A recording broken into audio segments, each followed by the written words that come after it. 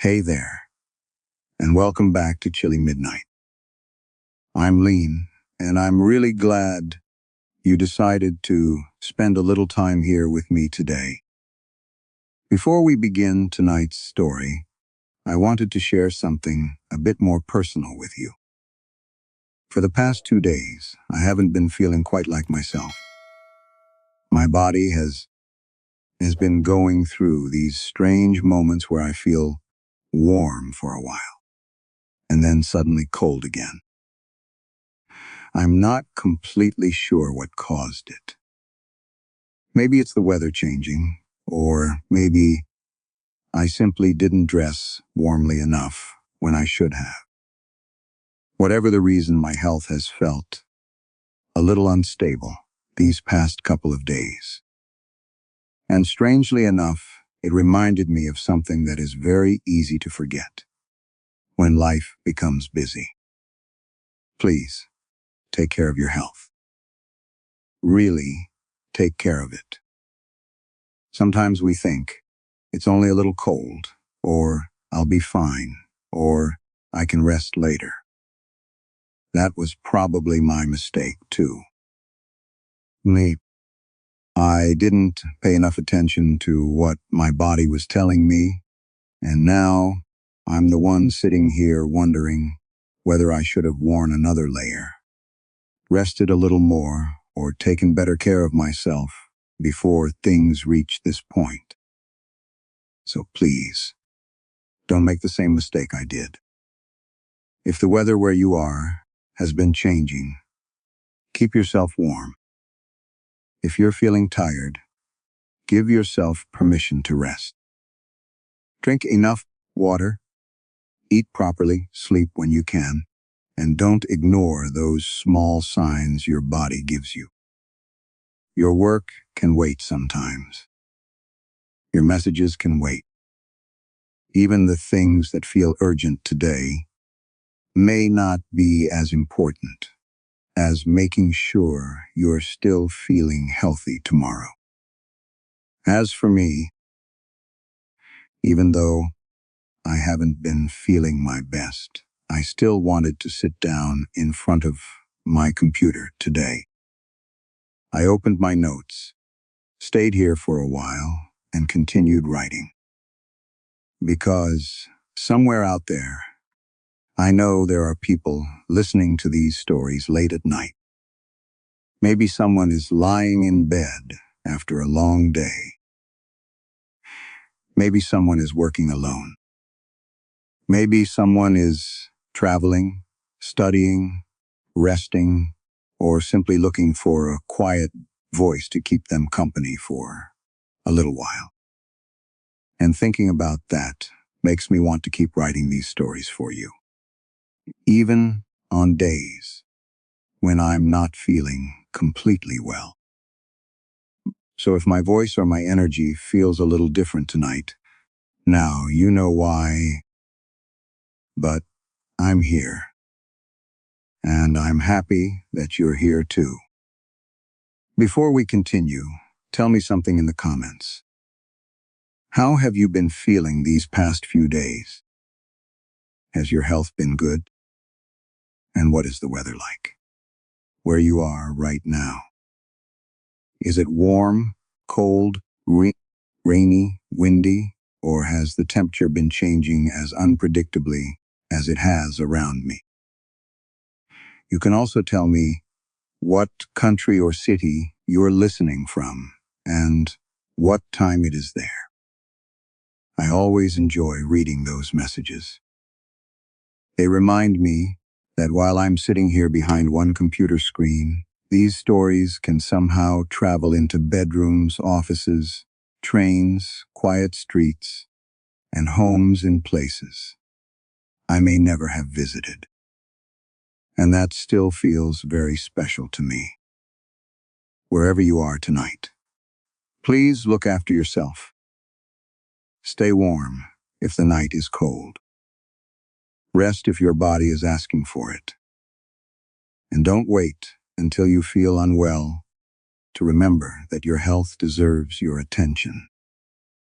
Thank you for being here with me. Now, I'm going to make myself comfortable, and I hope you will too. And let the unfinished work wait. Let the noise of the day become a little quieter. And for the next little while, let's simply stay here together. Now let's begin tonight's story. Story 1. The first camp was waiting for them beneath an overhang of Navajo sandstone, less than 3 miles from where Luke Harris had watched their own tents disappear behind a bend. At first, he thought someone from the sheriff's office had beaten them into the canyon. It was not impossible. Search teams had entered Black Knife Canyon from 3 access points before sunrise. And radio traffic had already become unreliable between the narrow walls. The place swallowed distance. Voices bounced strangely. GPS drifted whenever the rock closed overhead. But Luke recognized the green tent. He stopped so abruptly that Jessa Ford, the team medic, nearly walked into him. What? Luke did not answer. The camp sat in a pocket of pale sand beneath the shadowed wall. 3 tents, a blue water cube, a coil of orange rope, the aluminum cook pot. Eli Navarro had dented against a helicopter skid that morning. Their equipment. Not similar equipment. Neither's. Eli came up beside him, breathing through his nose after the last descent. He stared for several seconds, then said, "Somebody moved our cache." "We didn't leave a cache," Jessa said. No one spoke after that. Above them, the canyon narrowed to a blade of white sky. Heat pressed against the upper rim, but down. On the floor, the air remained cool enough that Luke could smell damp stone and the faint mineral scent of old rain. He hated that smell. 7 years earlier, another canyon had smelled the same when he turned his rescue. Helicopter away from a cliff face after losing visual reference in blowing dust. The official report said, conditions had become unsafe. The report did not say that his hands had begun shaking before the dust reached them, or that he had heard his own breathing inside the headset and mistaken it for engine trouble. 2 climbers died that afternoon. Luke had never corrected the report. He crouched beside the nearest tent. The fabric was sun-bleached along the ridge. One seam had torn and been repaired with silver tape. Their actual tent, the one they had packed, less than an hour ago, had no repair. Jessa touched the tape. "It's old." Ellie opened the cookpot. Inside was a gray crust of oatmeal dried hard enough to crack. "We haven't cooked oatmeal," he said. Luke looked back the way they had come. The canyon behind them curved out of sight in less than 30 yards. Their boot prints ran into the bend, sharp-edged in the sand. No prints came out. The missing family had been in Black Knife for 4 days. Adrian and Melissa Vale, their teenage daughter, Corinne, and an 8-year-old son named Wes.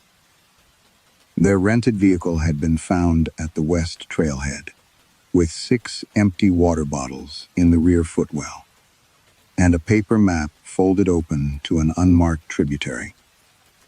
Luke had joined the ground team because the canyon was too tight for aerial searching.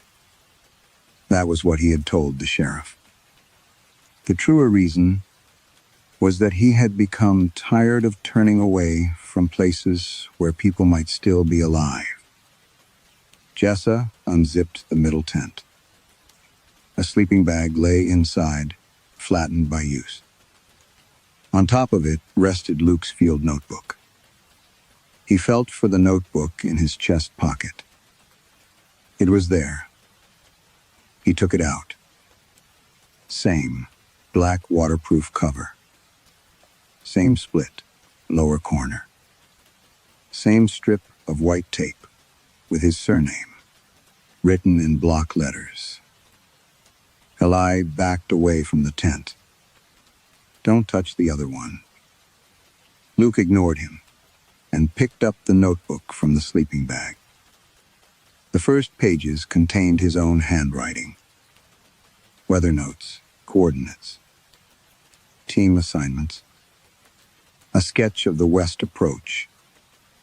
Everything matched what he had written that morning. Then the entries continued. The next page described a fork they had not yet reached. Laft branch too narrow.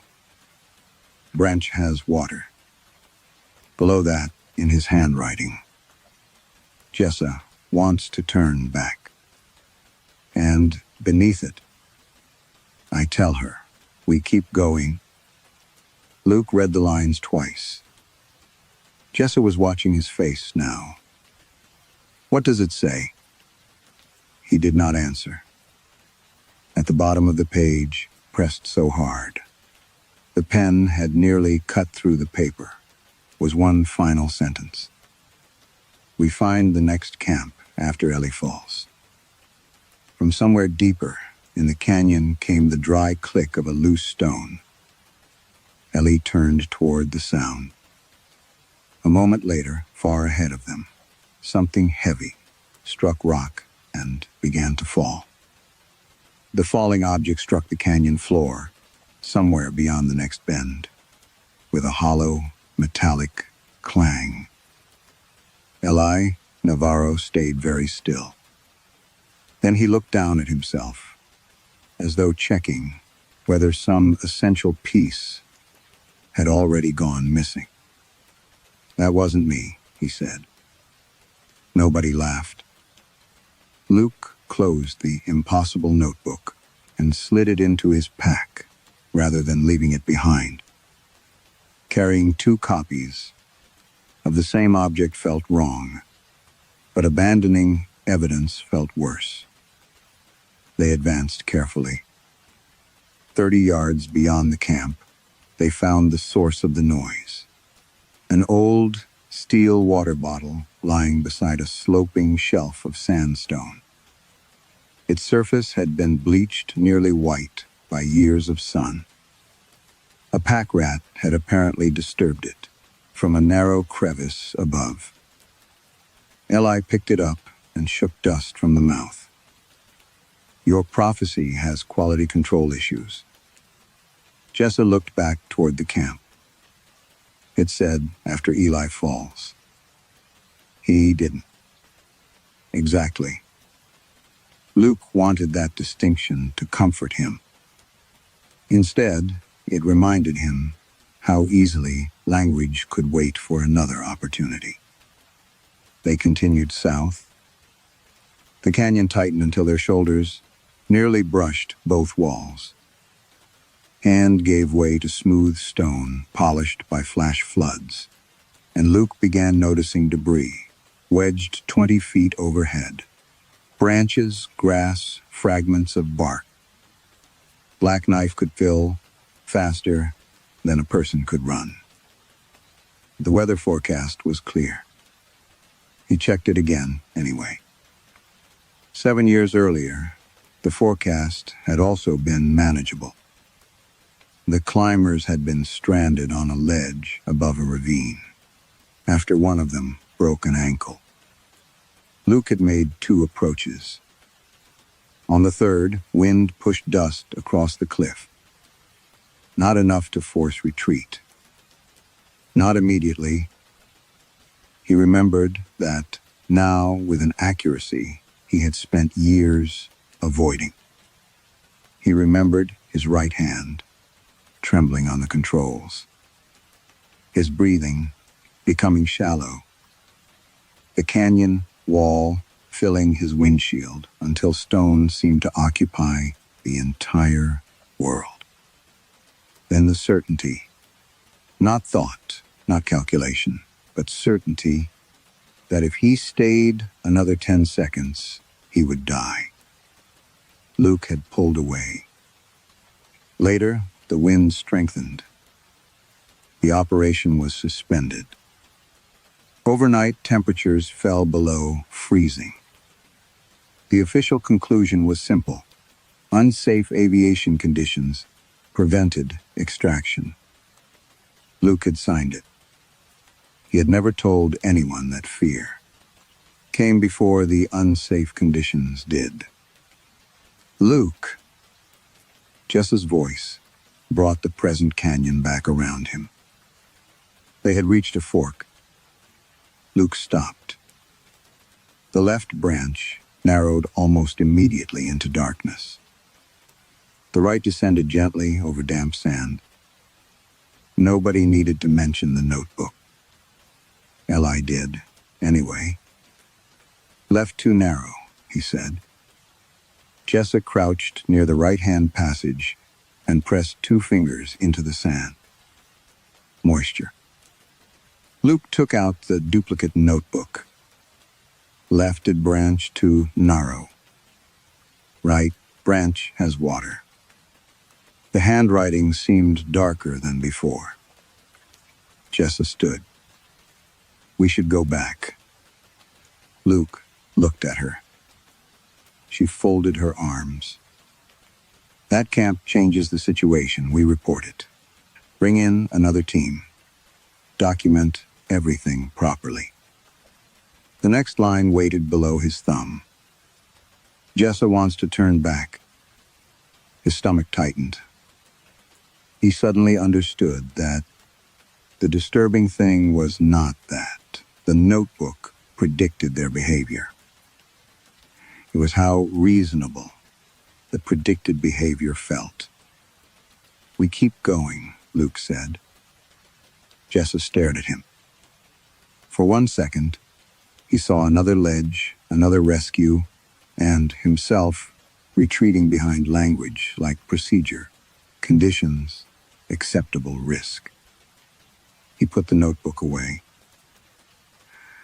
We still have missing people. They took the right branch. Water appeared 20 minutes later, exactly as predicted. A shallow ribbon seeping beneath the sandstone. Beyond it, the canyon opened into a wide chamber. Another camp stood there. This one was theirs, too. But several days seemed to have passed over it. Tent, fabric sagged beneath accumulated dust. Their orange rope had faded almost pink. Food wrappers lay flattened beneath wind-blown sand, and flies crawled inside an open packet of dried meat. Jessa approached slowly. My medical bag. Her bag lay beside one tent.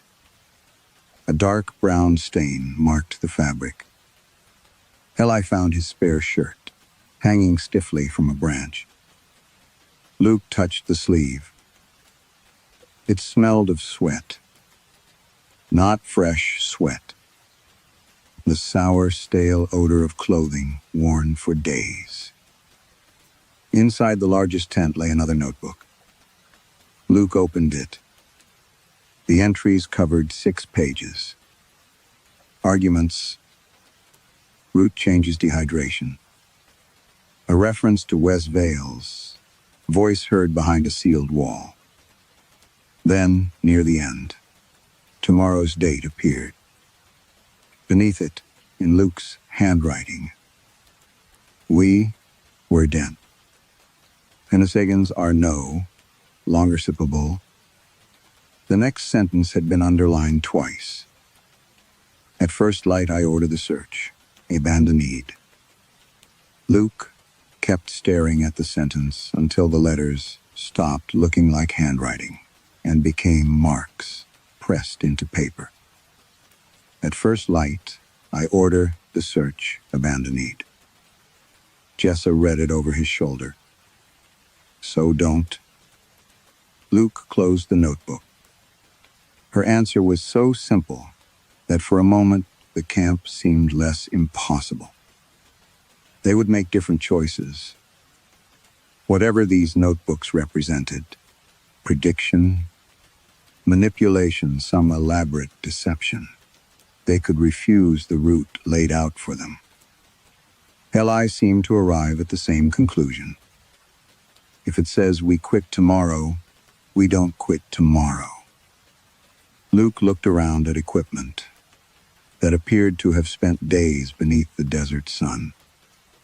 That assumes tomorrow is what it's predicting.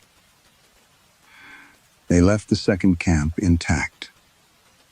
For the next 2 hours, Black Knife descended through alternating chambers and tight slots. The seep of water disappeared behind them. Sand returned beneath their boots, patterned in thin ripples where air moved through the canyon.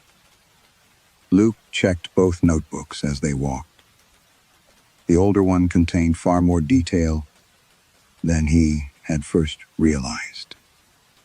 Most entries were practical. Estimated distances, remaining water, descriptions of obstacles. On one page, beside a rough map, someone, himself, had drawn a junction shaped like a tuning fork. The western branch curved beneath a broken sandstone shelf. The eastern branch contained a waist-high cairn. Beside the sketch, take EST. West dead ends after 3 hours. Luke stopped reading. Ahead, the canyon divided. On the eastern side stood a waist-high cairn. To the west, a slab of broken sandstone, projected from the wall. Leanh swore quietly. Jessa looked between the passages. Well, she said, there's our experiment. Luke studied the western branch. No footprints marked either route. If that notebook records what we do, Leanh said, we do the opposite. Maybe it records what another version of us did. Same difference. No, Luke said. It isn't. But he understood Eli's point. Following the journal felt like surrendering agency to something they did not understand. Luke removed his compass. The western branch initially turned southwest, still roughly toward the unmarked tributary shown on the Vale's map. We take west. Jessa nodded. Nobody mentioned that choosing the opposite route because a notebook instructed them not to was still allowing the notebook to decide. The western slot narrowed steadily. After the first hour, Luke began expecting a dead end. After the second, he began hoping for one. A dead end would mean the journal was wrong. Instead, the canyon kept going. They climbed fallen blocks, squeezed beneath a wedged tree trunk, silvered by years of drought, and descended through a chimney where Leanh briefly lost his footing. His boots slipped. Stones scraped beneath him. Luke caught the shoulder strap of his pack. For half a second, Leanh hung sideways, above an 8-foot drop. Then Jessa grabbed his arm and they pulled him upright. Nobody spoke afterward. The first notebook had said they would find another camp after Leanh fell. Luke told himself slipping was not falling. 3 hours. After choosing the western branch, they rounded a sandstone pillar. A tent stood beyond it. Leanh made a sound that was almost laughter. No. The campsite occupied a shallow alcove. Again, everything belonged to them. This version looked newer than the previous one, but older than the first, perhaps 2 days of use. Jessa's boots sat beside a rolled sleeping pad. Eli's pack leaned against the wall, with a fresh tear near the shoulder strap. Luke looked at Eli's actual pack. The same place where Luke had grabbed it, minutes earlier, was beginning to split. Inside the tent waited another notebook. Luke opened directly to the most recent entry. The handwriting was his. We took the West Fork deliberately. He felt Jessa move closer.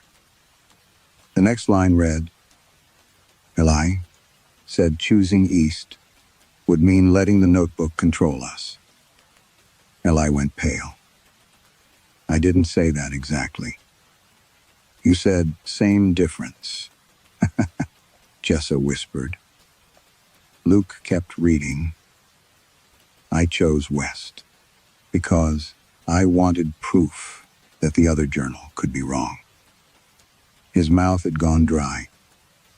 Below it, but choosing the opposite of a predicted decision is still a decision made because of the prediction.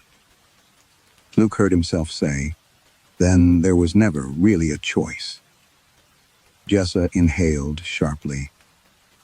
Luke looked down. A new line sat beneath his thumb. The ink was dark and wet. Then there was never really a choice. He stopped breathing. Another sentence began appearing beneath it, one letter at a time. And Luke realized the notebook was writing faster than he could speak. The sentence continued forming beneath Luke's hand. He slammed the notebook shut. For several seconds, nobody moved. Eli finally said, "Open it again." Luke did. The page was dry. No fresh ink. No spreading stain. No indentation from an invisible pen. But 3 new lines had appeared. Eli tells me to open it again. Jessa says someone is messing with US. Jessa read the words and immediately closed her mouth. Luke looked at her. Were you going to say that? She nodded once. Eli stepped away from the notebook. All right, hoax. Neither of them answered. Somebody got ahead of us, he continued. Sheriff's team, Park Service, whoever. They duplicated our gear, copied Luke's handwriting, planted camps. Before we packed this morning, Jessa asked. Then they had access earlier. To my medical bag. Eli looked toward the duplicate bag. To my clothes. No answer. Luke forced himself to inventory possibilities.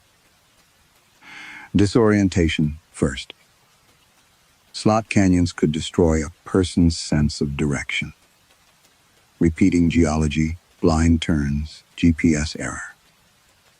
Perhaps they had unknowingly circled back. He checked his compass. Then, his recorded track. They had traveled steadily southwest.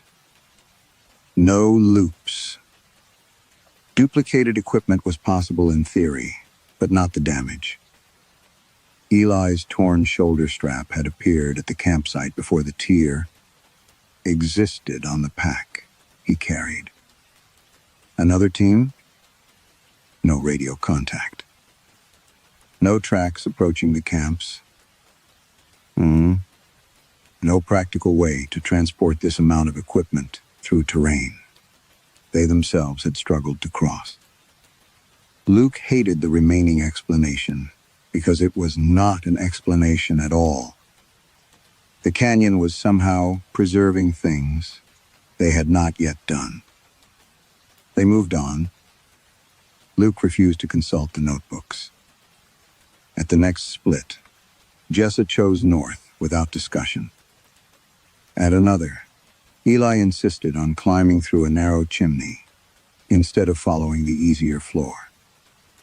They began making decisions, almost aggressively, choosing routes for no reason except that no written version of themselves had instructed them to.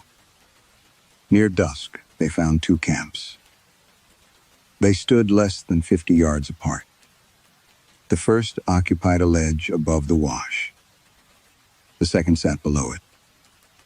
Luke climbed to the upper camp first. Its journal said, they had chosen the canyon floor because Jessa's ankle hurt. Luke looked at her. My ankle is fine. At the lower camp, the second journal described them, taking the ledge because Eli feared flash flooding. Eli stared at the dry sky. I never said that. You didn't have to, Luke said. The camps contradicted each other. Not sequential futures. Alternatives. Two decisions both somehow preserved. Jessa sat slowly on a rock. So, neither one predicts us. Luke looked between the camps. No. Then, what are they?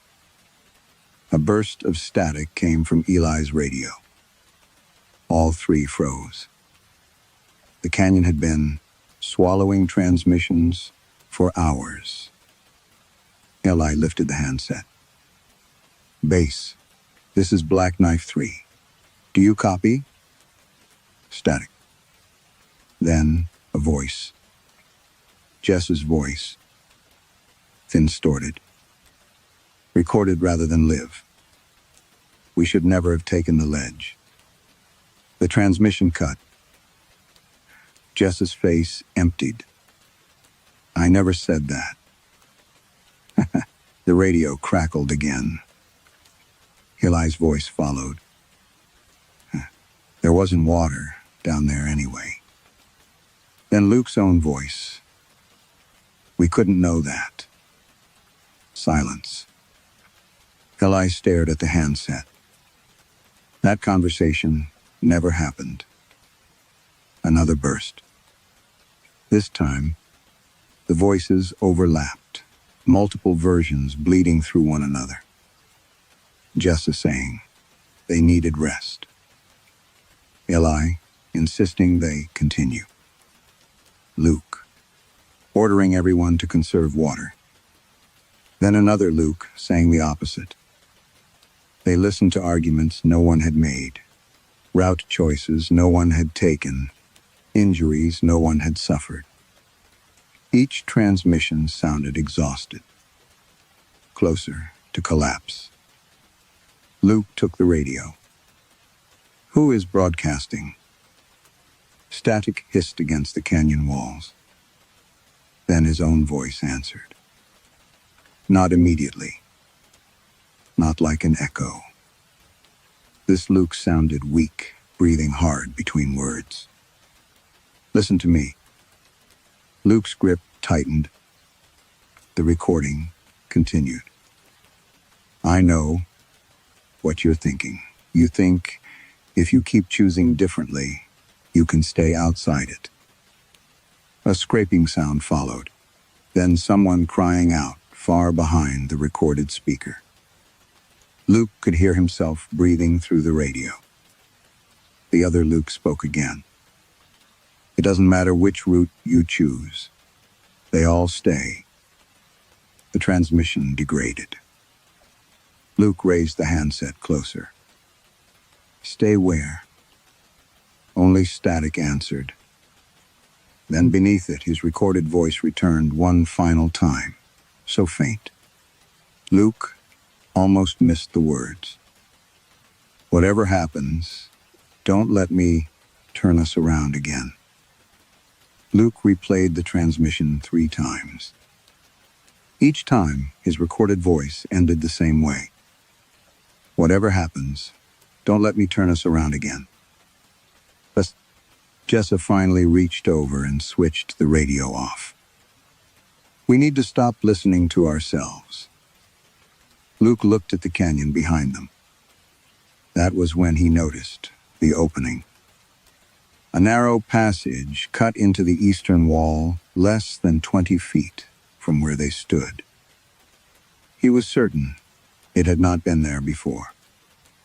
Not because the canyon walls were memorable. Most of Black Knife was variations of the same iron-red stone. Water-polished curves, cracks filled with shadow. But Luke had leaned against that exact wall while listening to the transmission. It had been solid. Now a passage entered it. Leanh approached without stepping inside. That wasn't there. "No," Luke said. Jessa rubbed both hands over her face. Maybe we missed it." Luke did not answer. Missing it would have been comforting. They packed quickly and continued south. The canyon no longer behaved like terrain. At each junction, Luke found himself seeing not only the routes available, but the routes they had discussed and rejected. When Leanh suggested climbing above a choke point, a shelf appeared farther up the wall, broad enough to walk. When Jessa said, "The lower wash looks safer," Luke turned and saw a corridor, descending beneath an arch he could have sworn had been unbroken rock moments earlier. They chose neither. 10 minutes later, both passages remained behind them. The possibilities were staying. By afternoon, Black Knife had become a branching maze. Some routes were only cracks. Others were full canyons. One contained boot prints identical to theirs, leading inward. Another carried the smell of smoke. Luke marked junctions with chalk. When he looked back, some marks had multiplied. 3 arrows. 5. A dozen. Each pointing toward a passage he remembered considering. They found camps everywhere. Not identical anymore. Variations. In one, Eli's tent had burned down to twisted poles. In another, Jessa's medical bag had been emptied beside a blood-soaked sleeping pad. A third contained no tents at all. Only their packs arranged neatly against the wall, and 4 sets of footprints leading away. Every journal ended differently. Search suspended due to injury. Water insufficient. Return in north. Flood, risk unacceptable. Team condition deteriorating. No confirmed sign of the veils. Different reasons. Same decision. Turn back. Luke began reading them obsessively. Jessa told him to stop. He ignored her. One version described Leanh breaking his wrist. Another said Jessa developed heat exhaustion. Another contained 2 pages, explaining why continued. Searching after losing radio contact would violate basic rescue protocol. Luke recognized the language. His language. Calm, measured, defensible. Every version of himself had found a reason. Every version had eventually made the decision. Luke was most afraid of making. Leanh watched him. Close another notebook. You know, these aren't necessarily you. They're written by me. They're possibilities. That's worse. How? Luke looked toward the multiplying canyon. Because, apparently, I always find a reason. Jessa stepped between them. You're treating caution like a moral failure. Luke laughed once without humor. Sometimes it is. Neither of them answered. The temperature dropped as the passages deepened. Light no longer reached some of the new corridors. Cold air moved through them, carrying the smell of old campfires, damp clothes, human breath. At the next camp, Luke found a notebook buried beneath several inches of sand. The cover had cracked with age. He opened it. The early pages were unreadable. Water had blurred the ink into pale veins.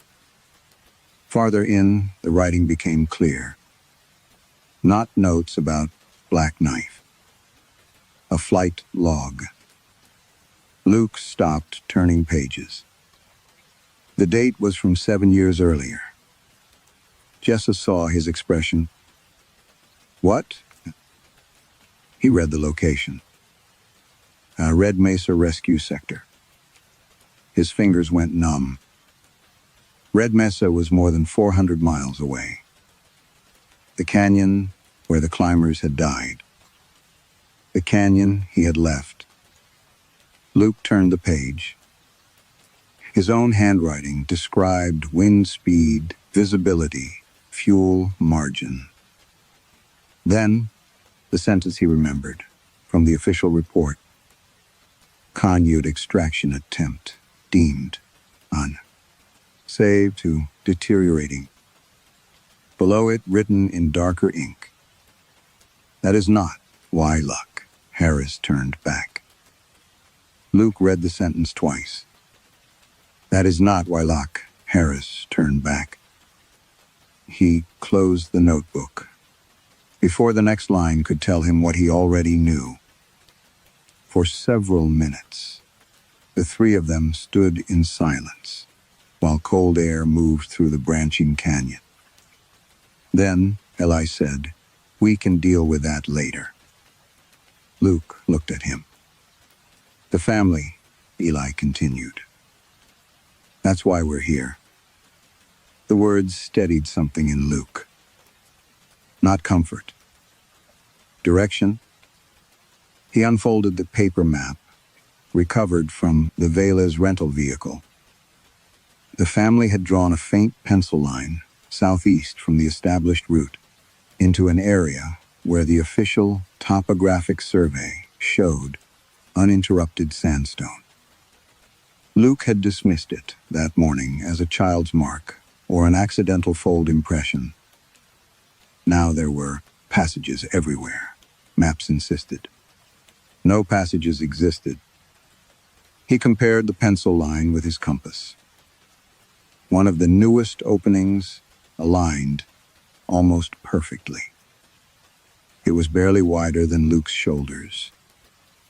"That one," he said. Jessa examined the map. "There's nothing there." "Exactly." She understood immediately. The documented canyon had produced only abandoned versions of their search. If the Vales had wandered somewhere that should not exist, then, following official terrain, would never reach them. They entered single file. The passage descended sharply, swallowing daylight within 50 yards. Luke led with his headlamp. The walls were strangely smooth. Not flood, polished, smooth, but unfinished. As if the canyon had been cut according to an idea of a passage, rather than through centuries of erosion. There were no debris lines, no mineral stains, no lizard tracks, no insects. Even the air lacked dust. Jessa touched the wall. cold. Luke did the same. The sandstone felt almost damp. They pushed deeper. After perhaps half a mile, Luke found a climbing carabiner lying in the sand. Red aluminum. Scratched near the gate. Eli picked it up. "That's mine." Luke turned. Eli pulled an identical carabiner from his harness. The one on the ground had a deep gouge across its spine. The one still attached to him did not. 20 yards farther, they found Jess's trauma shears. One blade was bent. Her actual pair remained inside her medical bag. Then came Luke's sunglasses. One lens shattered. His remained hooked inside his shirt. They stopped talking. The passage was collecting consequences before causes. Luke began noticing smaller things. A torn strip from Eli's sleeve. A gauze wrapper from Jess's kit. The orange plastic cap from Luke's emergency flare. Every object was something they still possessed. Every discarded version showed damage, use, or loss that had not happened yet. The corridor widened. A pale glow appeared ahead. Not daylight. Reflected light from a chamber large enough for the ceiling to vanish into darkness. Their camp waited inside. Luke had expected that. What he had not expected was the precision. 3 tents stood beneath the wall, each assembled from pieces. Their current equipment was gradually missing, in the objects scattered behind them. Ellie's red carabiner hung from a guy line. Jess's bent. Shears rested beside a stained bandage roll. Luke's broken sunglasses lay on the sand beside his pack. Except his pack still sat on his shoulders.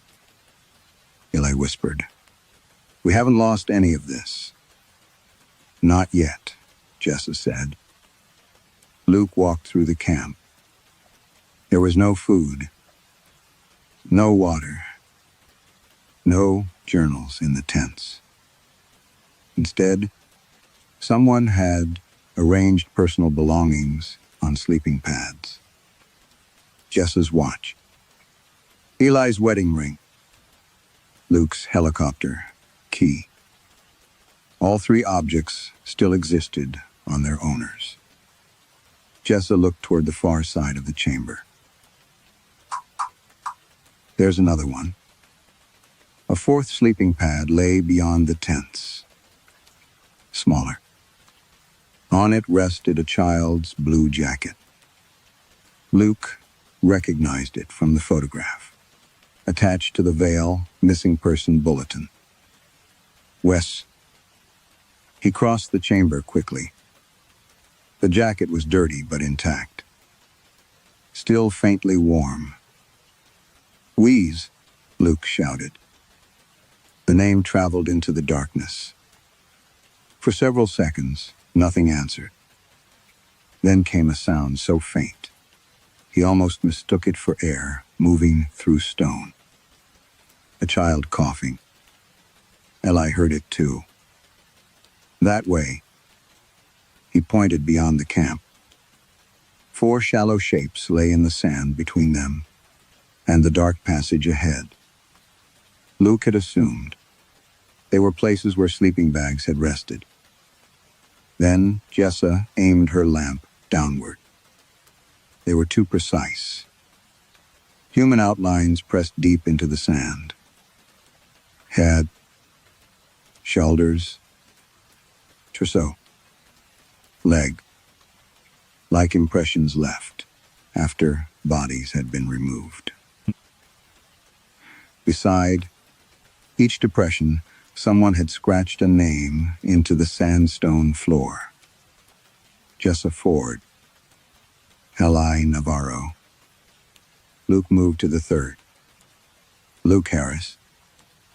His light shifted to the final depression. The name there belonged to the fourth member of their search team, the man who had remained at the canyon entrance, maintaining radio relay. Martin Cole. Luke stared at it. Martin had never entered Black Knife with them. Martin Cole's name should not have been in the chamber. Luke stared at the fourth depression until the letters blurred. Martin had remained at the canyon entrance with the radio repeater, spare water, and satellite beacon.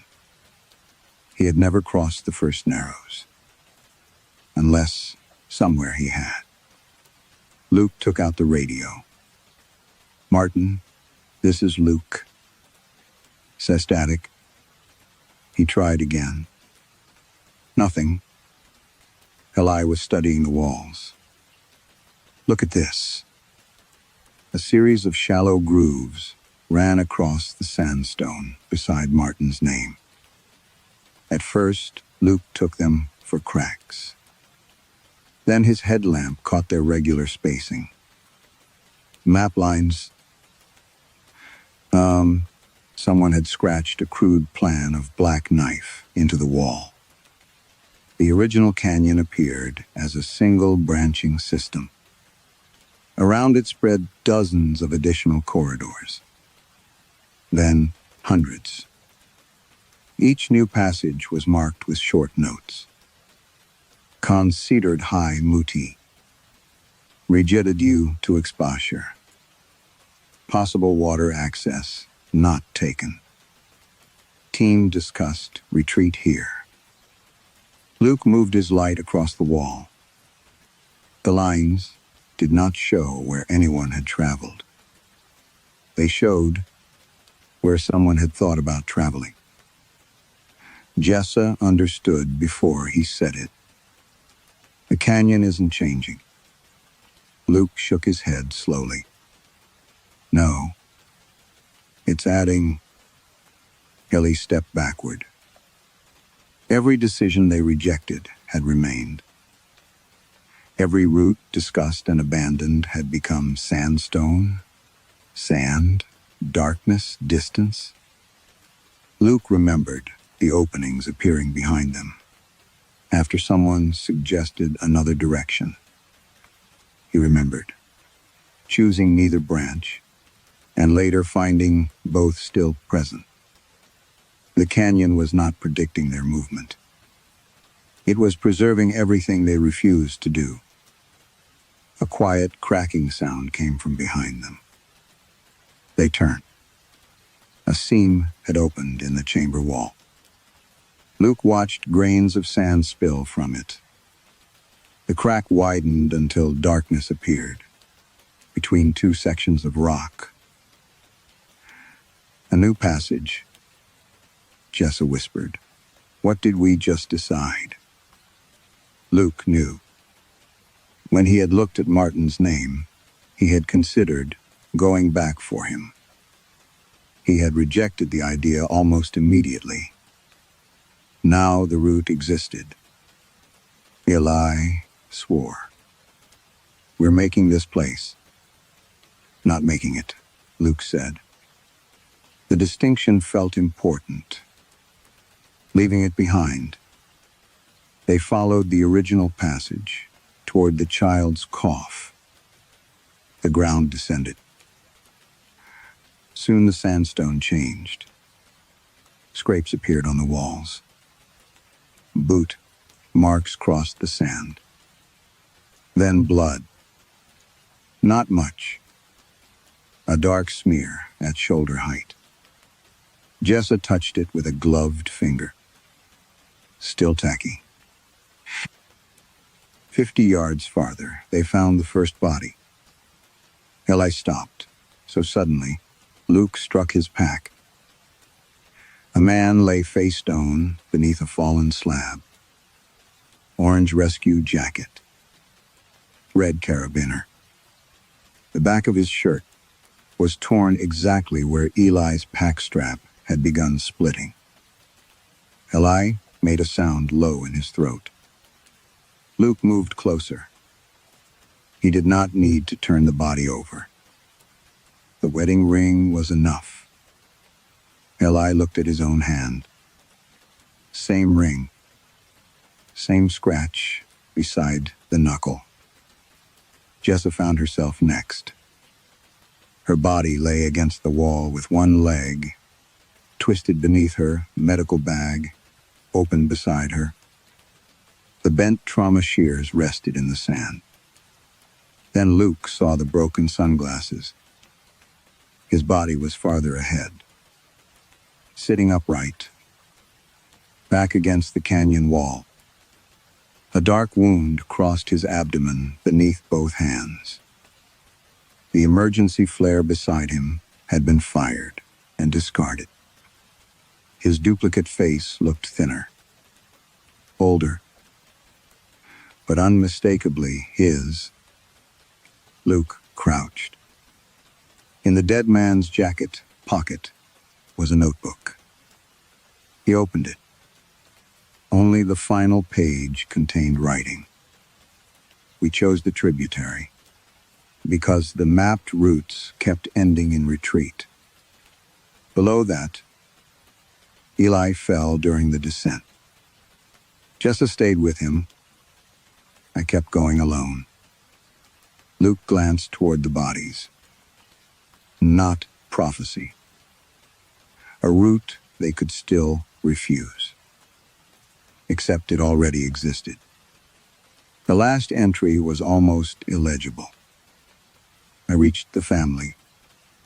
I could not bring them back by myself. Then, I should have taken Martin with us. Luke understood the fourth depression. One version of the search had returned for Martin. Another had not. Both remained. Every decision they discarded became somewhere a person could eventually stand. Every failure became geography. Jessa looked toward Luke's corpse. We can choose something else. Luke closed the notebook, and that choice will stay, too. For the first time, he understood the scale of Black Knife. It might not have begun with them. Every rescuer, every lost hiker, every person who had looked down one passage and taken another. Possibilities accumulated until the wilderness became larger inside than the desert containing it. Then a voice came from beyond Luke's dead body. Small, hoarse, terrified. Hello? The three of them froze. The voice came again. Is somebody there? Luke stood. Beyond the bodies, deeper in the impossible canyon, Wes Vale began calling for help. Wes. Vale kept calling from somewhere beyond Luke's body. Luke stepped around the dead version of himself. The passage narrowed immediately, forcing him sideways between the walls. Jessa followed, then Eli. Behind them, the chamber containing their bodies disappeared around a bend, so quickly that Luke could no longer see the flare beside his own corpse. Wheeze, he called. The answer came closer this time. We're here. Not just Wes. A woman. Melissa Vale. Luke moved faster. The slot opened without warning into a circular basin of sandstone flooded with pale, reflected light. The Vale family sat beneath an overhang on the far side. All four were alive. Adrian Vale stood first, thin and sunburned. one arm around his daughter Corinne. Melissa held Wes against her chest. Empty bottles and torn food wrappers lay scattered beside them. Luke felt relief, hit so hard that his knees weakened. Then he saw the canyon behind the family. Or rather, the lack of one. Every wall surrounding the basin was solid. No exit. No visible entrance except the passage Luke's team had just used. Wes stared at them. "You came back." Luke stopped. "What?" The boy looked confused. Adrian put a hand on his shoulder. "He's been saying strange things." Wes pointed at Luke. "You came before." Jessa crouched beside Melissa and began checking the family for dehydration and injury. Luke turned toward the basin walls. "Where did you enter?" Adrian pointed to solid sandstone. "Through there." "How long ago?" 4 days. "There's no opening." "There was." Luke felt the answer settle into place before he wanted it to. There had been an opening because, at some point, someone had considered one, then abandoned it. He took out the notebooks. Not predictions. Not futures. Residue. Each camp belonged to a route that had become real when someone imagined taking it and then chose otherwise. The damaged equipment, the different arguments, the injuries, the retreat orders. None of them waited ahead in time. They had already happened somewhere, the moment those possibilities were discarded. The canyon was made from refusals. Luke looked toward the passage they had entered through. "We're not walking into our future." Leanh understood. "We're walking through everything we didn't do." Jessa glanced up from Melissa. "And everything we still could." Luke opened the notebook taken from his dead duplicate. The last line remained. "I reached the family. I could not bring them back by myself."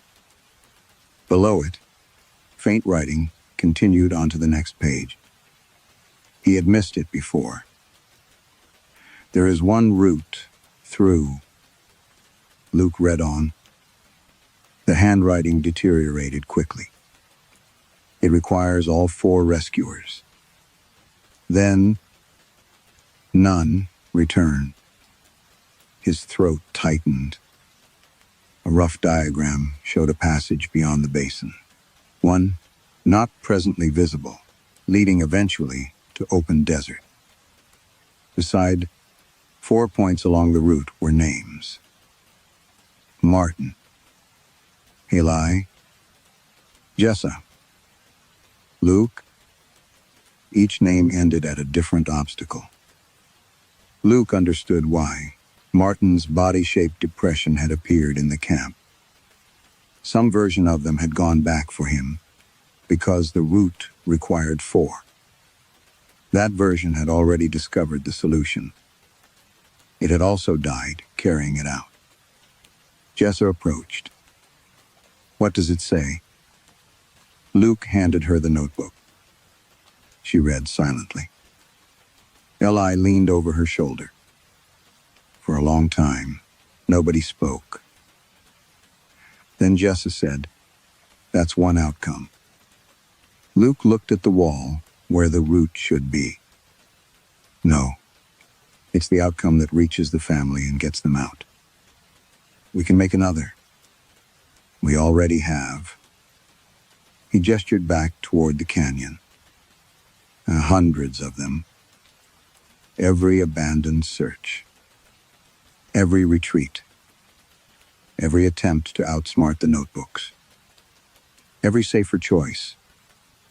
The wilderness behind them was evidence of how many alternatives existed, and none had saved the Vales. Luke suddenly saw his old rescue differently. For 7 years, he had treated the decision at Red Mesa as a moment permanently behind him. One route chosen, one abandoned.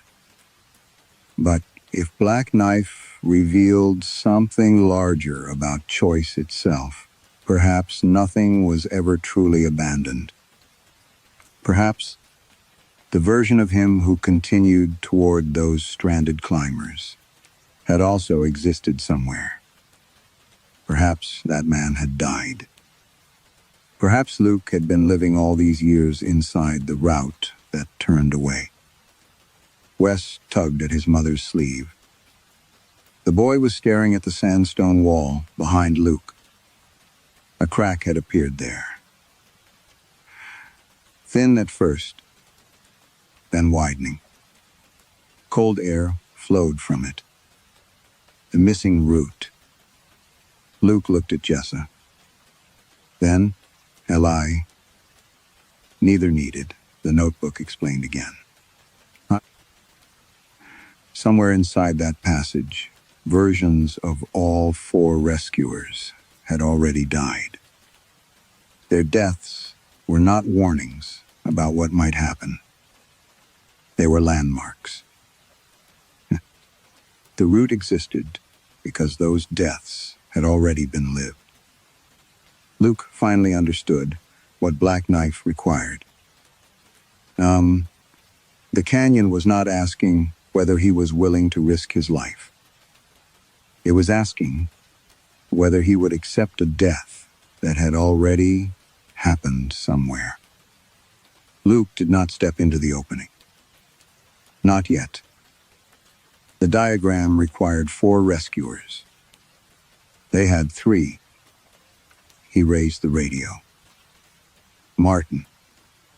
Static answered. Luke tried again. Martin Cole responded. For several seconds there was nothing. Then Martin's voice came through, broken but recognizable. Luke? Leanh almost laughed from relief. Where are you? Luke asked. A pause. That's what I was about to ask you. Luke gripped the handset. Martin explained that the canyon entrance had changed. After losing contact, he had followed their footprints inward.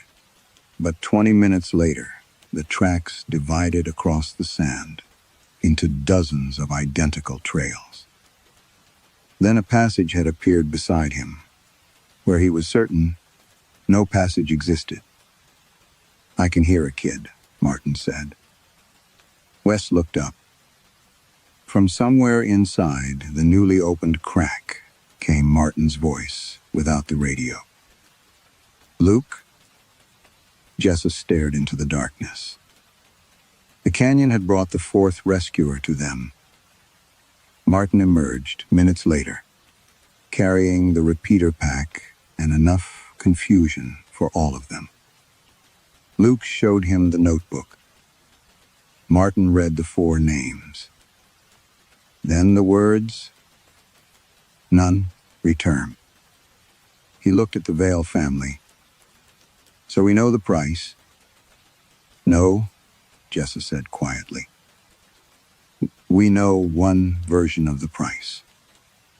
Luke turned toward the passage. And every version where we refused it is behind us. He entered first. The others followed. The Vale family stayed between the rescuers. Wes, holding Luke's pack strap, whenever the passage narrowed. The first landmark appeared less than half a mile in. Martin's radio repeater lay smashed beneath a collapsed shelf. Beside it was Martin himself. His duplicate had died, face down, neck bent at an angle. Luke refused to examine closely. Martin stopped. A dark bruise appeared, suddenly, across the living man's throat. He touched it. His fingers trembled. What the hell? The dead Martin's body vanished. Not gradually. One moment, it occupied the stone. The next, there was only dust. Martin staggered, but remained standing. They continued. At the next descent, Eli found his body below a drop. Broken wrist, crushed ribs.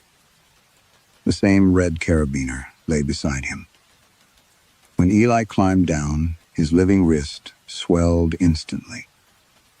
He gasped and nearly fell. Jessa wrapped it without speaking. The corpse disappeared. Farther on, they reached Jessa. Her duplicate lay against the wall, exactly as before, one leg twisted beneath her. The moment Jessa stepped beside it, something cracked inside her knee. She screamed. Luke caught her. Her dead version faded from the sand.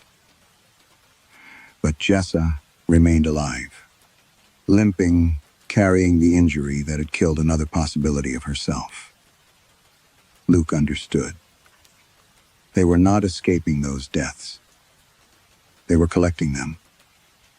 The canyon demanded that the fatal route be completed, but apparently death itself did not need to occur twice. The injuries had already happened. They only needed someone to carry them forward. Daylight appeared ahead. A narrow white slit. Adrian Vale began crying. Melissa pushed Wes forward. Luke stayed behind everyone. He knew what remained. The wound across his duplicate abdomen. He felt the first pressure before reaching the final bend. Then heat. Then pain. Luke folded against the wall. His hands came away wet. Jessa turned. Luke, keep moving. She started back. No. His voice sounded strangely calm. He remembered Red Mesa, the cliff, the dust, his shaking hands. For 7 years he had told himself the worst thing about that day was fear. It wasn't. Fear had been human. The lie came afterward.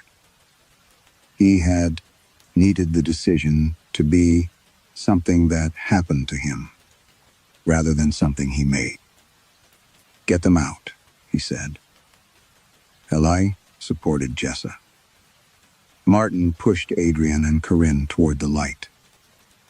Melissa carried Wes. Luke followed. Every step opened the wound farther. The slit of daylight became sky. Desert wind touched his face. He crossed the threshold. Pain erased everything. For one impossible instant, Luke felt himself falling through countless versions of the same decision. Turning back, continuing, dying, surviving, refusing, choosing. Then, nothing. Luke opened his eyes. Blue sky filled his vision. He was lying on warm desert sand, outside Black Knife Canyon. Jessa sat nearby. Eli was standing. Martin was shouting into the radio. The Vale family was alive. Luke pressed both hands to his abdomen. There was no wound. Luke opened his eyes to hard sunlight and the smell of hot sage. For a moment, he thought he had awakened in some ordinary stretch of desert, far from Black Knife. Then he turned his head and saw the canyon entrance half a mile away. A clean slit in the sandstone, narrow and unremarkable, as if the wilderness that had swallowed them were nothing more than a difficult but ordinary route. Jessa was kneeling beside Melissa Vale, checking her pulse. Eli stood with both hands on his hips, staring down at his own uninjured wrist, as though he no longer trusted his bones. Martin was already in contact with the sheriff's command post, speaking in a clipped professional voice, Luke's, recognized from every ordinary rescue. Yes, Martin was saying. All 4 subjects recovered alive. Repeat, all 4 recovered alive. No one on the radio sounded surprised that Martin was with them. That detail chilled Luke more than anything else. He sat up too quickly. The place where the wound had opened across his abdomen remained whole beneath his shirt. No blood, no torn fabric. When he pressed harder, he found only soreness, like the memory of pain, rather than pain itself. Wes Vale broke away from his mother and came over. "You did come back," he said. Luke looked up at him. The boy's face was sunburned, dirty and solemn, in a way that children's faces should never be. He seemed less relieved than satisfied, as if some private expectation had finally been met. "Do you remember being inside there?" Luke asked. Wes glanced toward the canyon. "I remember lots of camps." Melissa called his name sharply. Wes returned to her without arguing.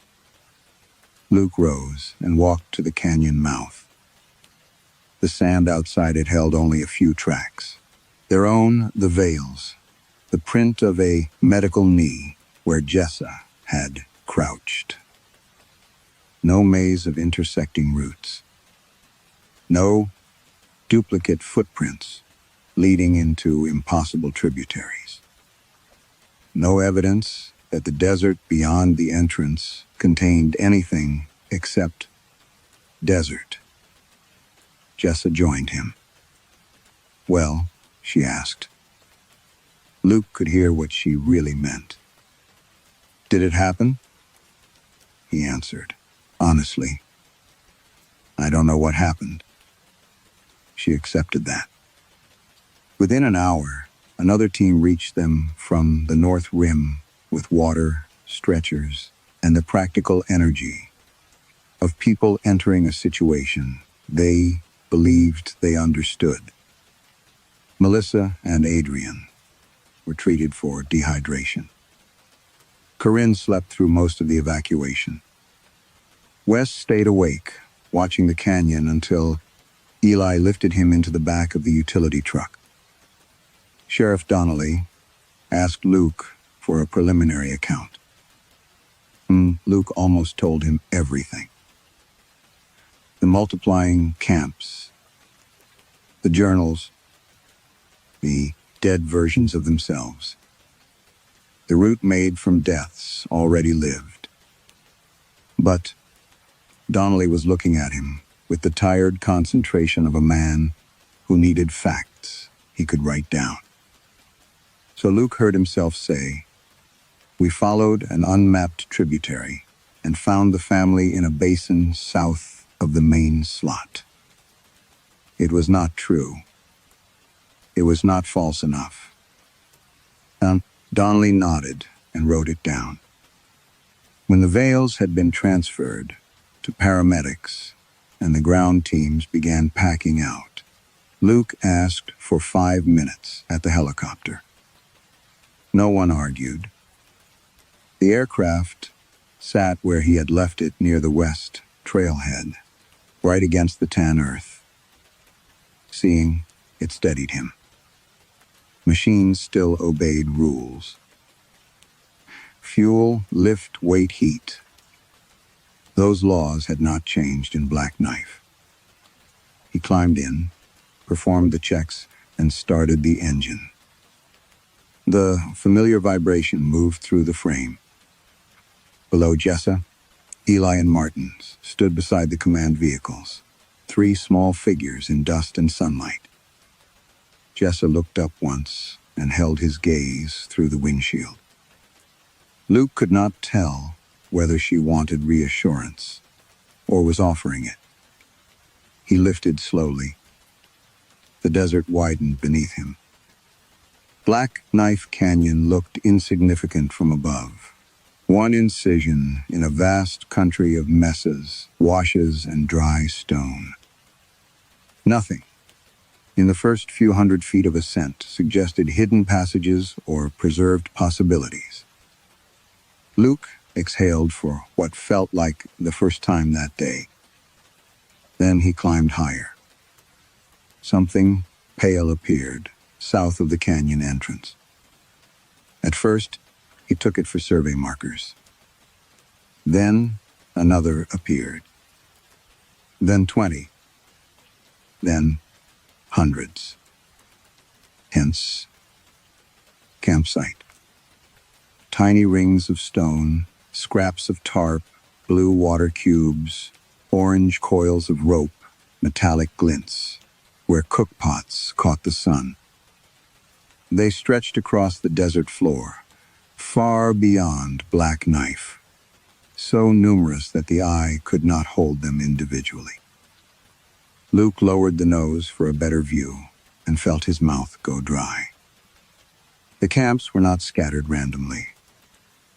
They formed lines, curves, clusters arranged with impossible intention. From the air, the whole network resolved into a single shape, vast enough to contain multiple canyons, dry basins, ridges, and access roads within it. A human body. Head to the north. Feet toward the south. Arms slightly bent at the elbows. Ribbling bands of camps crossing the torso in dense parallel arcs. A long spine of fire rings and tents descending through the center. Black Knife Canyon lay not at the center, but along the lower abdomen, where the camps thickened around a dark oval of stone, exactly where Luke had felt the wound. He hovered there, unable to breathe. Each campsite might have been a route, abandoned by a searcher, a hiker, a pilot, a lost child, anyone who had looked one way and chosen another. Each possibility preserved, each refusal inhabiting space. And if all those choices together made only one body on one piece of desert, then Black Knife was not the thing that had trapped them. It was only a mark within something larger. Far below, the camps shone softly, in the noon light, patient and innumerable, outlining a colossal figure laid across southern Utah as though it had fallen there long ago, and the desert had been slowly learning how to remember its shape.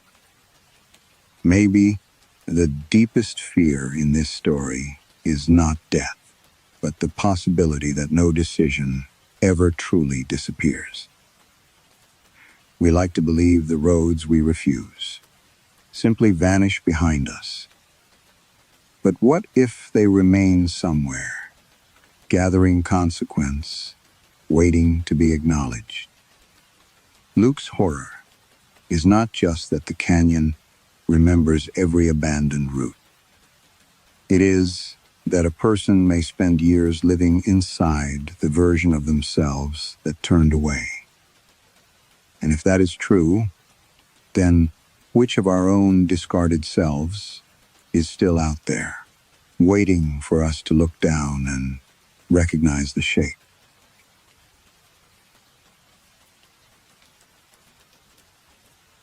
Story 2.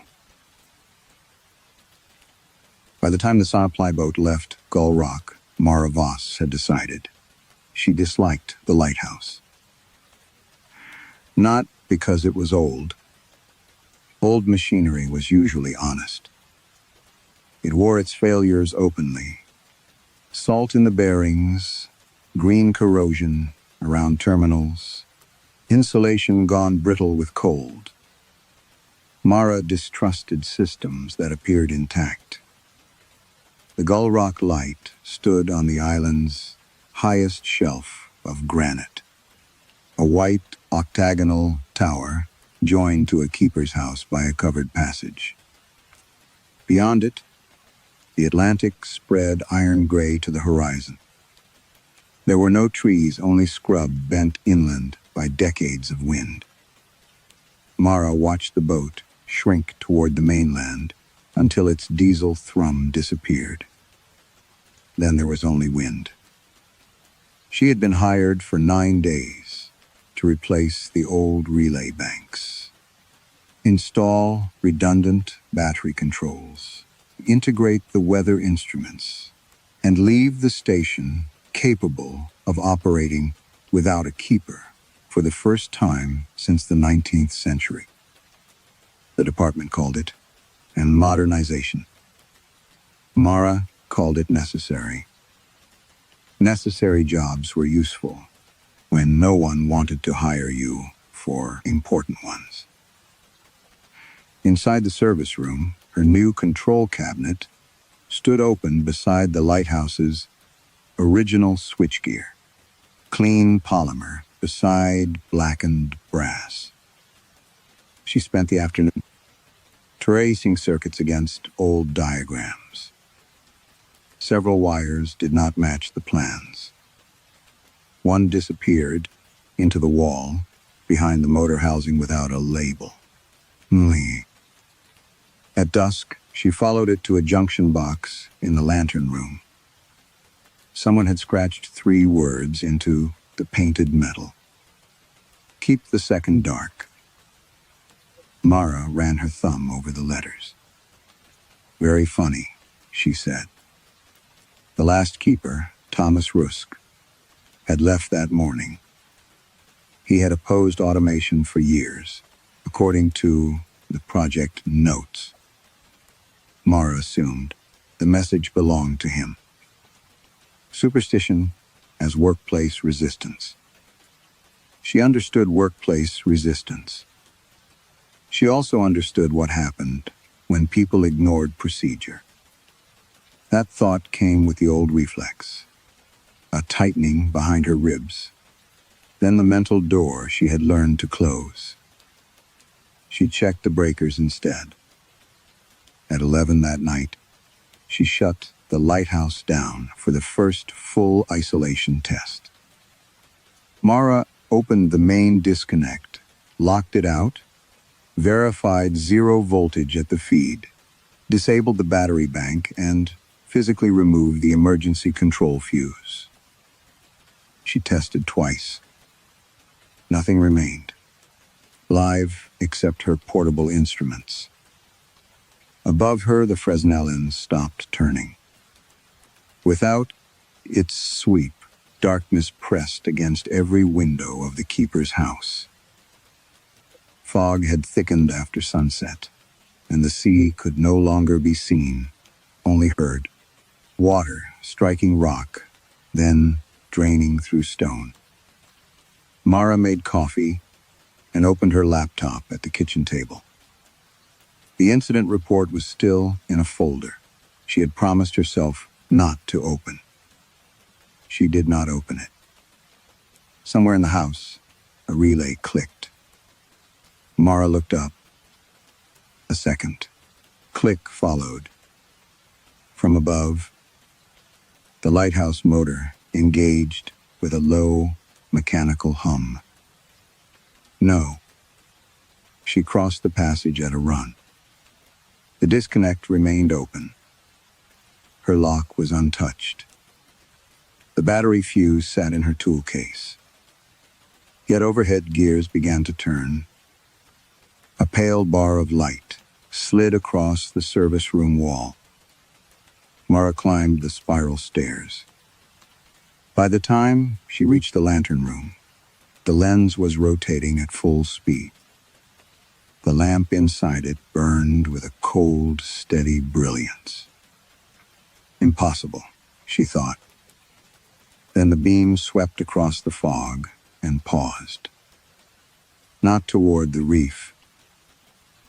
Not toward the shipping lane. It held on a patch of empty water, northeast of the island, as if illuminating something waiting there.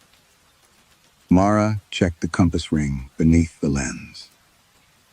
The heading was wrong by nearly 30 degrees. Behind her, the old radar console, disconnected that afternoon, gave a single chirp. Its black screen flickered green. One contact appeared. Then another. Then 12. Mara watched the marks advance through water, where no vessel had any reason to be. At the bottom of the screen, a name resolved in trembling phosphor. SS Arcadia. Mara knew the name. She had seen it that afternoon, on a brass memorial plaque downstairs. Lost with all hands, February 1896. Outside, the lighthouse beam continued to shine into the fog, and from somewhere below the cliffs, a ship's bell began to ring. The bell rang 7 times. Mara counted, because counting was easier than admitting she was listening. Each note came through the fog, slowly separated by several seconds of ocean noise. It was not the sharp electronic warning of a modern buoy. The sound was deeper bronze and hollow, the kind of bell that belonged beneath a ship's forecastle. Then it stopped. The radar contacts vanished with it. The lamp went dark. Mara stood in the lantern room with one hand against the cold metal housing, feeling for vibration. Nothing. No residual heat in the motor. No current in the conductors. She tested everything again. Main feed, dead. Emergency bank, isolated. Control circuit, open. Motor windings, no voltage. There was no technical explanation for what she had watched happen. So she began looking for one. By morning, she had dismantled half the junction assembly.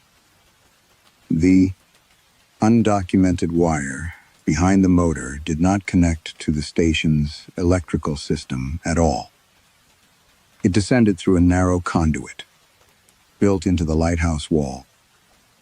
Her cable tracer followed it down 3 floors before the signal disappeared somewhere beneath the service room. The original blueprints showed nothing there, except granite foundation. At breakfast, her satellite phone rang. Mara. She recognized Alan Keene from Maritime Infrastructure. Everything operational. Mostly, the word came too quickly.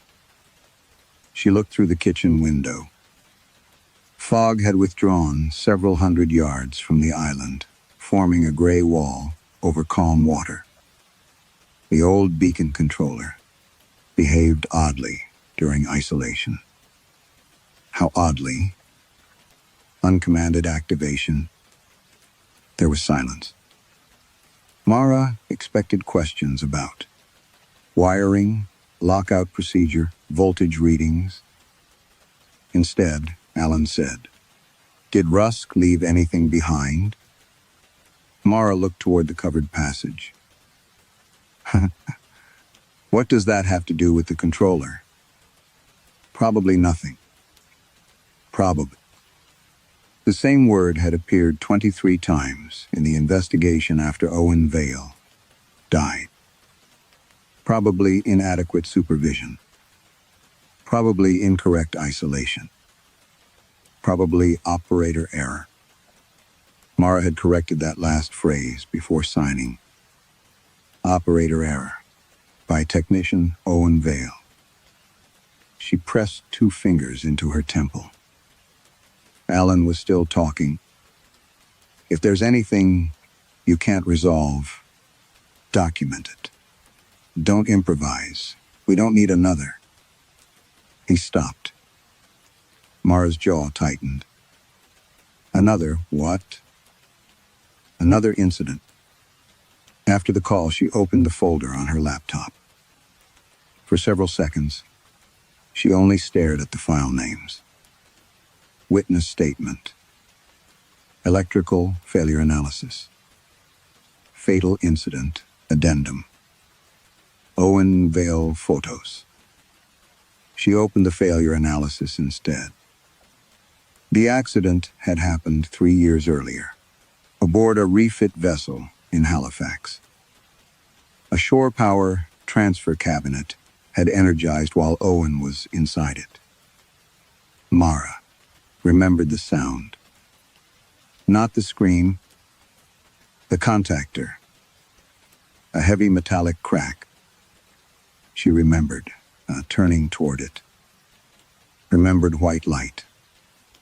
Remembered Owen falling, and oh, there should have been more between those moments. There wasn't. The report said Owen had bypassed an interlock. Mara had written that sentence herself. She closed the laptop. Outside, something struck the rocks below the lighthouse. Once, then again. Not a wave. Wood. By late afternoon, the fog returned. Mara positioned portable meters throughout the lantern room and ran an independent camera from a battery pack. If the system activated again, she would have evidence. At sunset, the air temperature dropped sharply. Condensation formed inside the windows. Then the radar chirped. Mara froze halfway up the stairs. A green contact moved toward Gull Rock. SS Arcadia. The beacon ignited without power. Its beam entered the fog. This time, Mara went outside. Wind dragged at her coat as she followed the rotating light across the island. The beam passed over the sea, disappeared into grayness, returned. Something stood near the cliff path. A man. Mara stopped. He wore a dark wool coat, reaching almost to his knees. Waters streamed from the hem. His beard was stiff with salt, and one side of his face was badly bruised. His clothes belonged in a museum. He looked at the lighthouse, then at Mara. Relief softened his expression. "Thank God," he said. Mara could not answer. The man glanced behind him toward the ocean. "Have you sighted the Arcadia?" Water ran from his sleeves onto the stone. Mara heard herself say, "Who are you?" Elias Bell, second engineer. His voice was calm, courteous. Confused, perhaps, but not frightened. Mara backed toward the lighthouse door. The Arcadia sank. Elias frowned. No, it sank more than a century ago. For the first time, fear entered his face. Not fear of Mara. Fear for the ship. He turned toward the black water. When? Mara swallowed. February 18th, 1896. Elias stared at her. Then slowly, impossibly, he shook his head. No, Mom. His eyes returned to the fog. That's tomorrow. Mara did not sleep. She brought Elias Bell into the keeper's house, because leaving him outside seemed cruel, though she could not have explained why cruelty mattered to a man who had been dead for 130 years. He stood just inside the kitchen. Water gathered beneath his boots. "Sit down," Mara said. Elias looked at the chair, as though uncertain whether the invitation included him. Eventually, he sat. Mara placed a towel on the table. He did not touch it. Under the electric light, he looked less spectral than exhausted. His knuckles were split. There was dried blood beneath one nostril. Salt had crusted white across his coat collar. "What happened to your ship?" "We struck nothing." "That's impossible." "I'm an engineer. Mame, I know what striking something feels like." His gaze drifted toward the wall, whenever the lighthouse beam passed outside. "We were making good speed when the sea went dark." Mara almost laughed. "Instead," she said, "the sea was already dark." "No." Elias looked directly at her. "I mean beneath us." Something in the quiet certainty of his answer made her stop, asking questions. Before dawn, he disappeared. There was no flash, no sound. Mara turned away to retrieve her laptop, and when she looked back, the chair was empty. The puddle remained. By morning, it had not evaporated. Mara collected a sample in a sterile bottle. Then she searched the archives. The station computer held scanned copies of 19th century shipping records, rescue reports, lighthouse logs, and coastal survey charts. SS Arcadia had been a British cargo steamer bound from St. John toward Liverpool, carrying timber, preserved fish, and 28 crew. Second engineer, Elias Bell, age 32. No survivors. The official wreck coordinates made Mara sit straighter. They matched the radar contact from the previous night, almost exactly. Yet, the coordinates lay well north of the established route.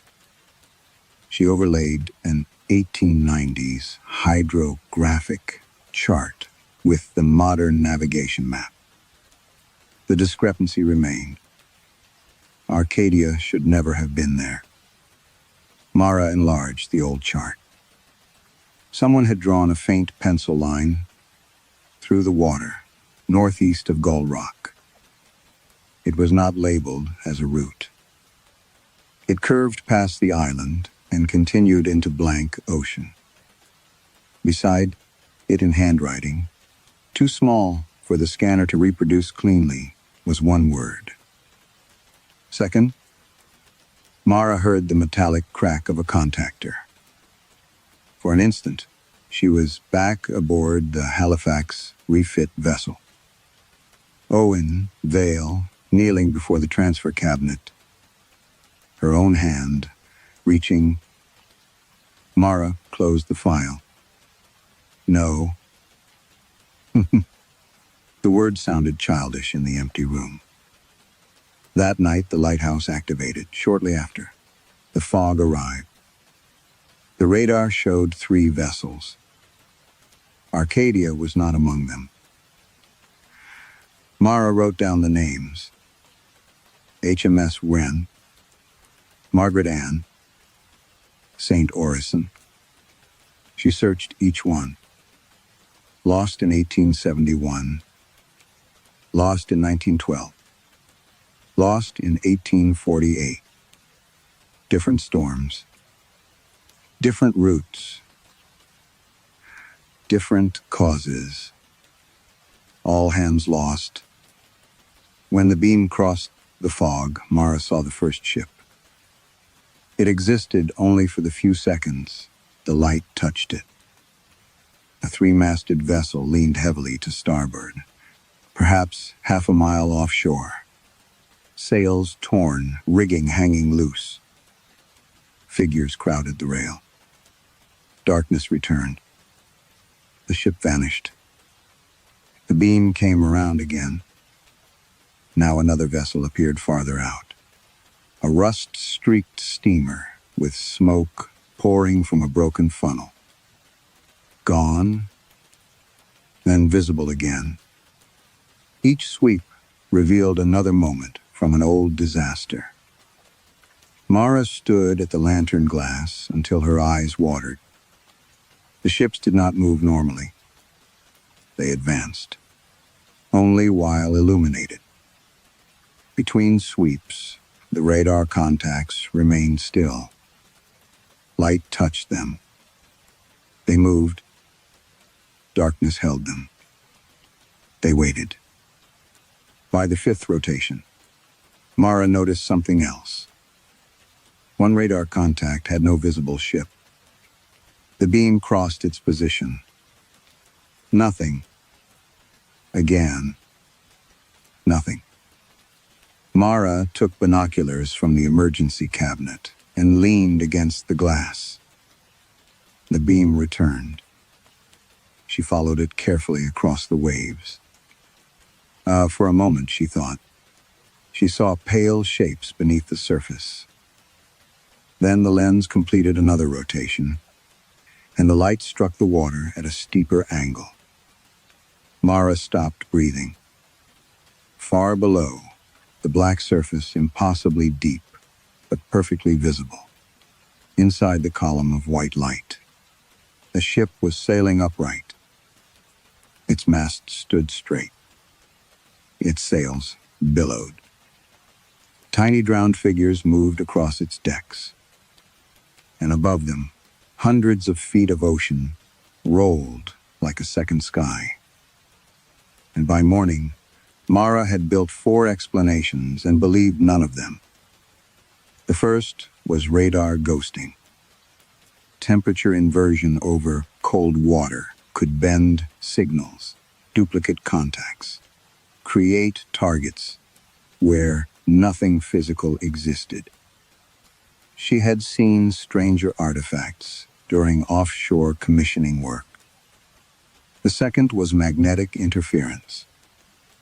The Lighthouse sat on old granite, veined with iron. A corrupted compass reference might explain the wrong bearing. The third was electrical induction. Some forgotten backup system, perhaps buried inside the original construction, could be feeding the lantern, independently of the modern circuits. The fourth explanation was exhaustion.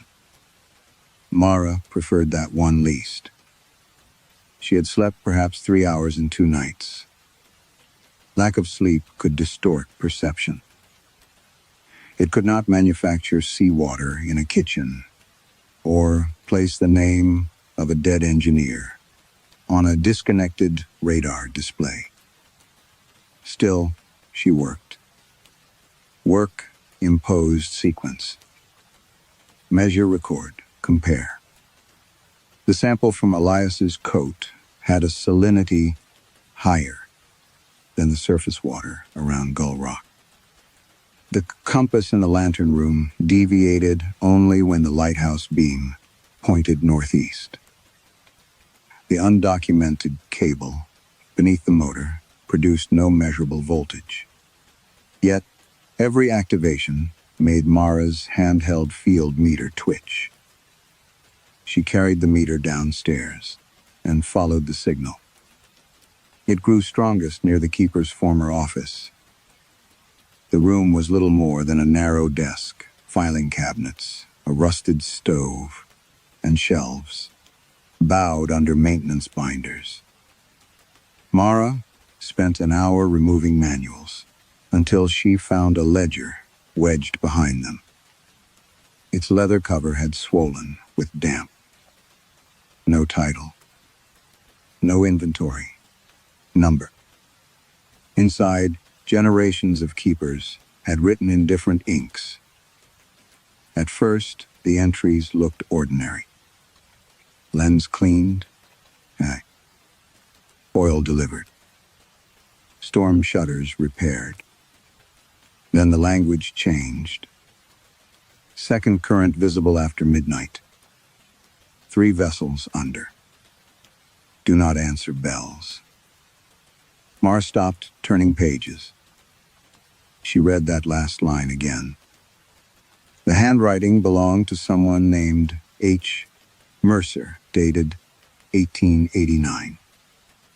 Another keeper, 20 years later, had written, living current, eastward.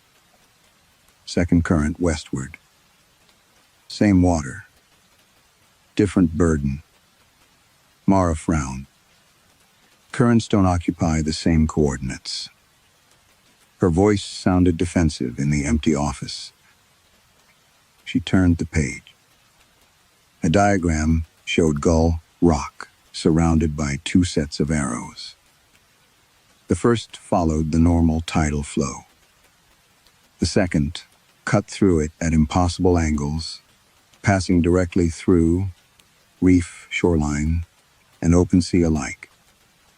Beside the second set of arrows, someone had written, "Not what a consequence." Mara's mouth went dry. She kept reading. The keepers did not describe ghosts. Not exactly. They described ships repeating moments that had already ended. A brig lost in 1862, seen again every winter for 9 years. A passenger steamer that struck thrice hundreds of miles away, but appeared beneath Gull Rock whenever the lantern turned north. A fishing schooner whose crew could be heard singing from under the island. One entry said, the vessels were not returning. They had never left. According to the ledger, disasters created a second route through the ocean. A current formed not by tide or wind, but by events that could no longer be changed. Yet the light changed them. That was the part Mara could not understand. Several pages had been removed. Others were stained with seawater. On one intact sheet, a keeper named Thomas Russ had written in unusually careful block letters. The light does not warn in them. It keeps them separate. Mara sat very still. Outside, waves dragged stone across the shore with a long grinding sound. She remembered Elias asking whether his ship survived. Not whether he survived. His fear had been for Arcadia, because to him the wreck had not happened yet. Mara closed the ledger, then opened it again.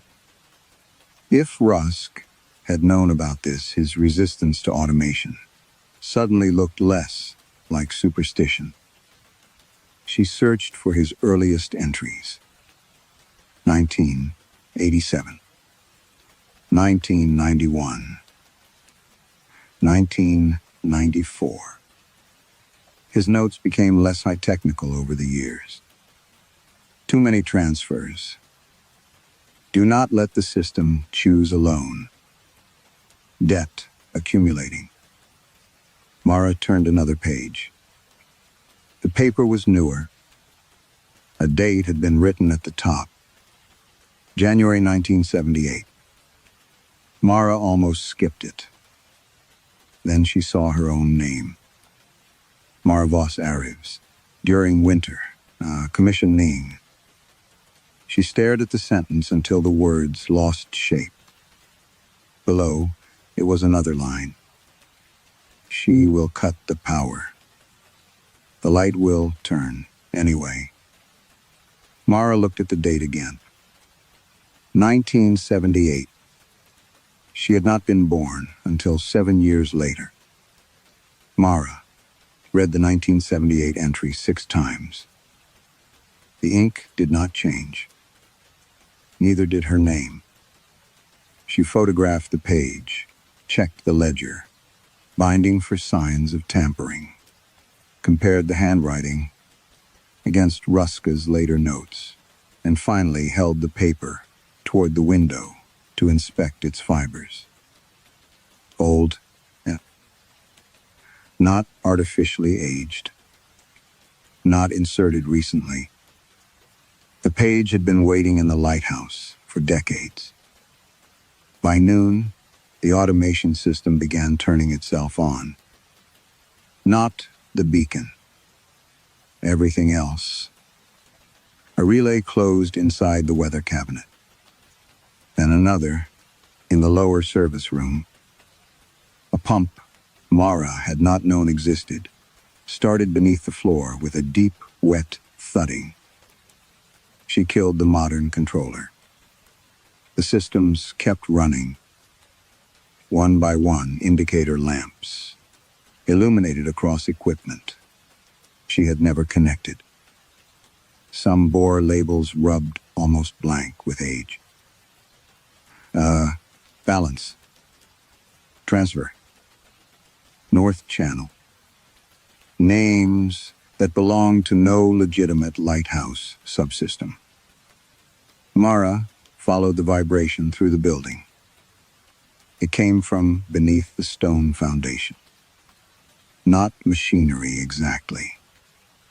More like machinery remembered through several floors of rock. That afternoon, the first drowned woman arrived.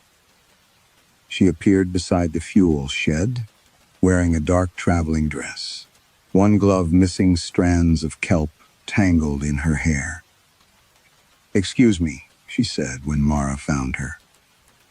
"Is this Halifax?" Before Mara could answer, another figure emerged from the fog near the cliff path. A boy in a sailor's uniform. Then an elderly man with a split scalp. Then 2 deckhands carrying an invisible weight between them. All of them were wet. All of them asked about ships. Some knew they had been in storms. None understood. They were dead. Mara stopped, trying to explain. She wrote down their names instead. That evening, she matched 9 of them to historical wreck records. 9 people from 7 vessels. 7 disasters, separated by nearly a century. The lighthouse had begun drawing them in, faster. The ledger explained, why though not cleanly. Mara found the relevant pages near the back. Rusk called them balances. Early keepers used other words. Exchanges. Offsets. Payments. One entry stated, "A warning given here requires loss elsewhere." Another said, "No disaster is prevented, an entry. It is displaced." Mara sat at the kitchen table with the ledger open beside her laptop. Outside, wet footsteps moved along the covered passage. She did not look up. The logic was obscene, but it was still logic. The lighthouse did not save ships. It moved catastrophe. A vessel spared from reef or storm in the living current transferred its destruction into the second current, where the wreck continued without reaching completion. Some tragedies had been shifted once. Others, repeatedly. The keepers had intervened for generations, borrowing against deaths that still had to occur somewhere. Then the lighthouse had accumulated the difference. A century of postponed endings. Rusk had written one final warning across 2 pages. The crank can hold depth only while a keeper chooses the transfers. Automatic operation will treat all outstanding. It ends ASDU. Mara felt cold despite the radiator. Her system was doing exactly what she had designed it to do. Removing human discretion. Standardizing operation. Eliminating delay. The lighthouse was not malfunctioning. It was automating the settlement. Night came early under thick cloud. The radar awakened before the lantern. Contacts crowded the screen. And 20 more appeared beyond its normal range. Mara watched names resolve one after another. Dead freighters, fishing vessels, naval ships, passenger steamers. Some she recognized from the ledger. Others were too old, even for that. The beam ignited. Outside, ship bells answered from every direction. The island filled with voices. A child crying near the cistern. Men shouting orders from the rocks. Someone hammering desperately on the lighthouse door. Mara gripped the radar console. This is because of me. The admission came quietly. For once, she did not correct it. Then, a new contact appeared at the bottom edge of the display. It did not have an old ship's name. It had an alphanumeric designation. Mara knew immediately. MV Caldera, Refit Platform 3. Her breath stopped. The Caldera had never sunk. It had been in dry dock when Owen Vale died. And yet, the radar showed it, approaching Gull Rock through the second current. The Caldera remained on the radar until dawn. It never reached the island. Each time the lighthouse beam crossed its contact, Mara heard the same sound through the tower walls. A contactor closing. Heavy, metallic, exact. She had heard it 3 years earlier, a fraction of a second, before Owen Vale died. By morning, the drowned visitors were gone. Their footprints were not. Wet tracks crossed the keeper's house, climbed the spiral stairs, and ended at the lantern room floor. All of them stopped beside the undocumented cable. Mara knelt there with a screwdriver. The cable descended into the wall through a conduit older than the lighthouse's modern electrical system. She traced its path downward again, past the service room, until her field meter began pulsing beside a steel cabinet, bolted against the foundation. She emptied the cabinet. Behind it was stone, except one granite block had a narrow iron ring set into its face. Mara pulled. Nothing happened. Then the lighthouse rotated overhead. The instant, the beam passed northeast. Something unlocked beneath her hand. The granite shifted inward. Cold air breathed through the gap. A staircase descended below the lighthouse. The official plans showed solid bedrock. Mara switched on her headlamp. Of course they do. The steps were narrow, carved directly into granite, and slick with condensation. The undocumented cable ran beside them, joined by dozens more wires wrapped in cloth insulation. She descended. The sound of the sea faded. Another sound replaced it. Ticking, hundreds of small mechanical movements, all slightly out of time. The staircase ended in a circular chamber, directly beneath the tower. Mara stopped in the doorway. Machines covered the walls. Not electrical machines. Brass wheels turned behind glass. Pendulums swung inside wooden cases. Tide gauges marked heights on paper drums that had yellowed decades ago, though their pens were still moving. At the center stood a table, supporting a mechanical calculator, the size of a stove. 2 columns of numbers advanced across rotating cylinders. Rentang. Second trang. No power cables entered the machine. Mara approached it. The air smelled of salt and hot metal. Names had been written everywhere.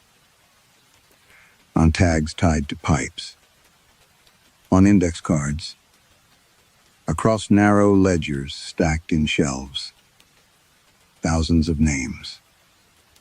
Beside each was a vessel, a date, and sometimes a second location.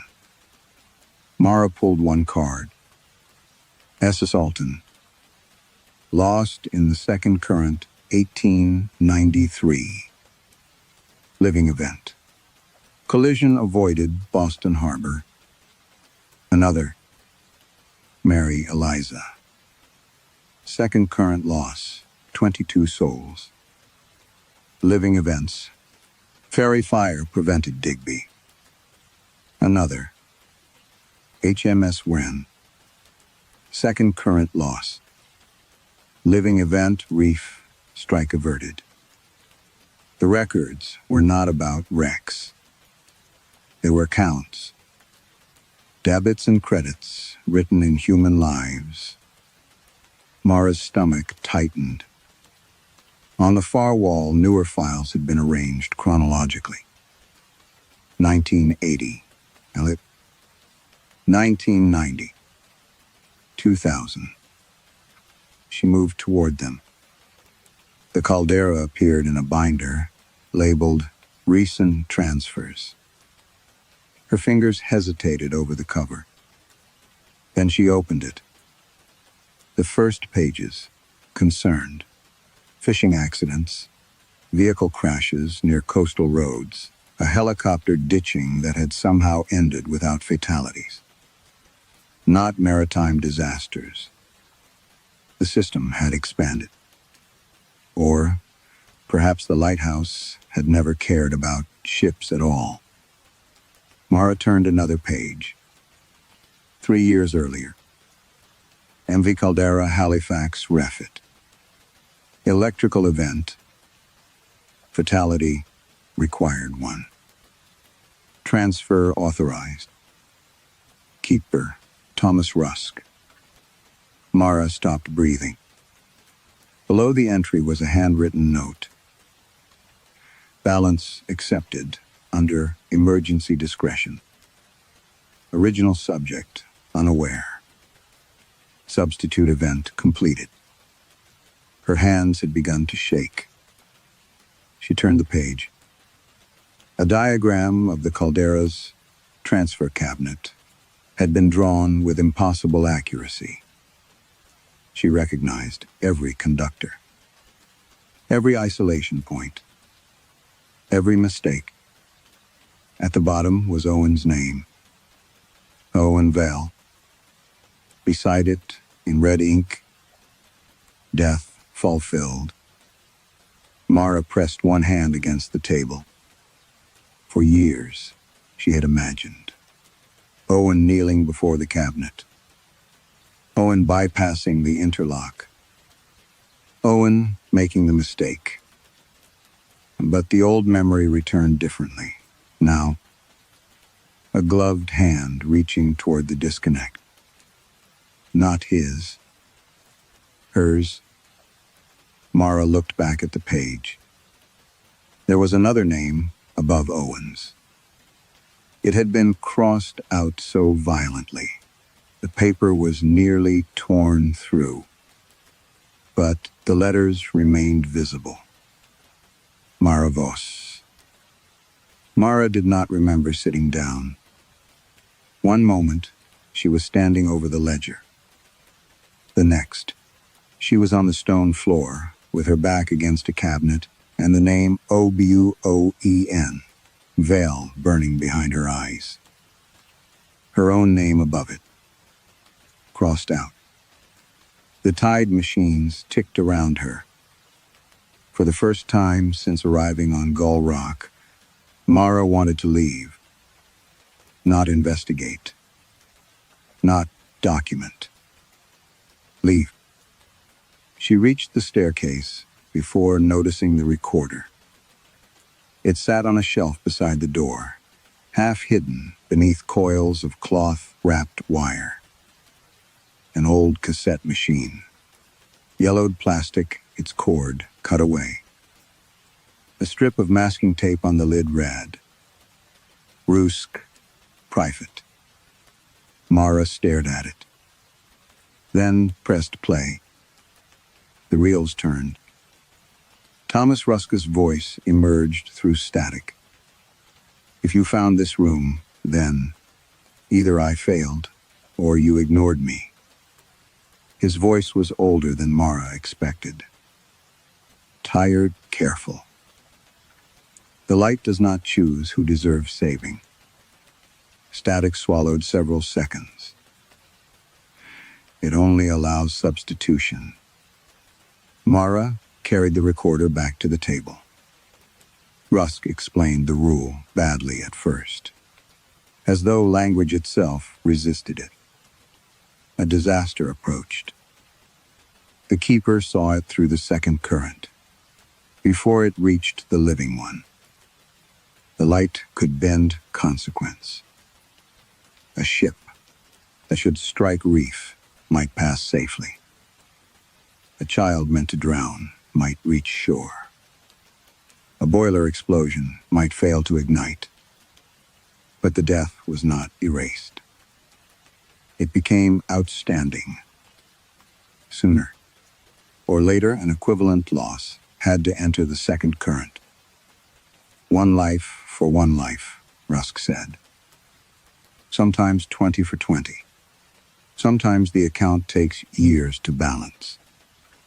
Mara stopped the tape, restarted it.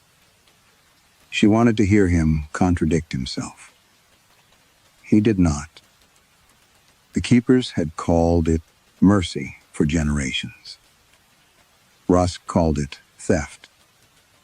The recording changed. A different cassette had been spliced onto the first. Mara heard wind. Then Rusk said her name. Mara Voss, Halifax. Her hand froze over the recorder. The event presents strangely, not maritime. Electrical transfer cabinet. One fatal path. The tape clicked. I saw her in the second current 3 nights running. Mara's stomach tightened. Rusk described details of the caldera accident. No outsider should have known. The isolation sequence. The damaged interlock. Mara, standing beside Owen. Her left glove removed because she had torn the fingertip earlier that shift. The moment she reached toward the wrong conductor. Then Rusk said, "She dies instantly if I do nothing." Mara closed her eyes. On the tape, Rusk breathed for a long time. I did not do nothing. The next words came almost too quietly to hear. I moved it. Mara opened her eyes. Rusk said, Owen's name. Not with satisfaction. With shame. I chose the nearest viable substitute young man. Same event. Same proximity. I told myself I was saving someone I had already seen in the current. The tape hissed. I did not know who either of them was. Mara's hands were numb. A memory surfaced. Owen, kneeling beside the cabinet. Not reaching inside, looking at her. Mara, don't. Then white light. Afterward, interviews. Lawyers. Insurance investigators. Her own statement. Mara had written that Owen bypassed the interlock. But now she remembered the first draft. I initiated manual verification. She had deleted that sentence. Another memory. A supervisor asking, "You're certain he opened the circuit?" Mara answering, "Yes." Not because she remembered. Because Owen was dead. And she was not. She stood abruptly. The room tilted. "No." Her voice broke. The recorder continued. Rusk had discovered the official investigation months later. He had expected Mara to expose the truth. Instead, she had redirected the blame herself. "I transferred her death," Rusk said, "and she transferred her guilt." Mara shut off the cassette. Silence rushed into the room. Then, one of the mechanical calculators began striking. A narrow compartment opened beneath it. Inside lay a stack of cards. The top card bore Mara's name. Mara Voss. Event status displaced. Substitute fulfilled. Owen Vale. Balance state unresolved. Mara turned the card over.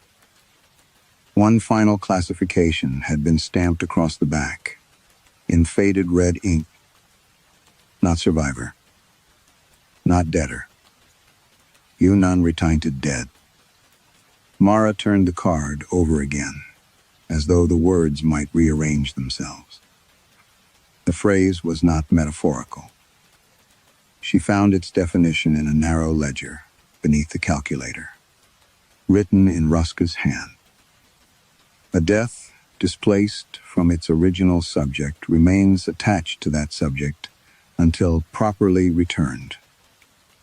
Substitution satisfies consequence, but not ownership. Mara read the sentence twice. Owen had died. The account still considered her death unpaid. Behind her, the recorder clicked. She had switched it off. Now the reels were turning again. Ruska's voice returned through static. "There is one thing I lied about." Mara did not move. I said, "I did not know who she was." A long hiss filled the chamber. "I did." Mara gripped the table. Rusk explained that 12 years before the caldera accident, his wife, Margaret, had been evacuated from Ghoul Rock during a winter stroke. The rescue helicopter could not land. A maintenance vessel had taken her through ice and heavy seas to Halifax. The marine electrician aboard that vessel had been Mara's father, Leanh Voss. Mara knew the story differently. Her father had once mentioned helping an old woman off an island. Nothing more. He had died of cancer before Mara turned 30, and she had never asked which island. Rusk had remembered the name. Voss. Years later, when the second current showed Mara beside the energized cabinet, he recognized it in the maintenance forecast, transmitted to Gull Rock. I told myself it was gratitude, Rusk said. The recorder crackled. Her father gave Margaret 6 more years. So when the current showed me his daughter dying, I decided the world owed him something. Mara whispered. No. Rusk continued. I thought I was repaying a life. But the Lighthouse did not understand repayment. It understood balance. Rusk had prevented Mara's death by turning the beam during the exact instant the transfer cabinet energized.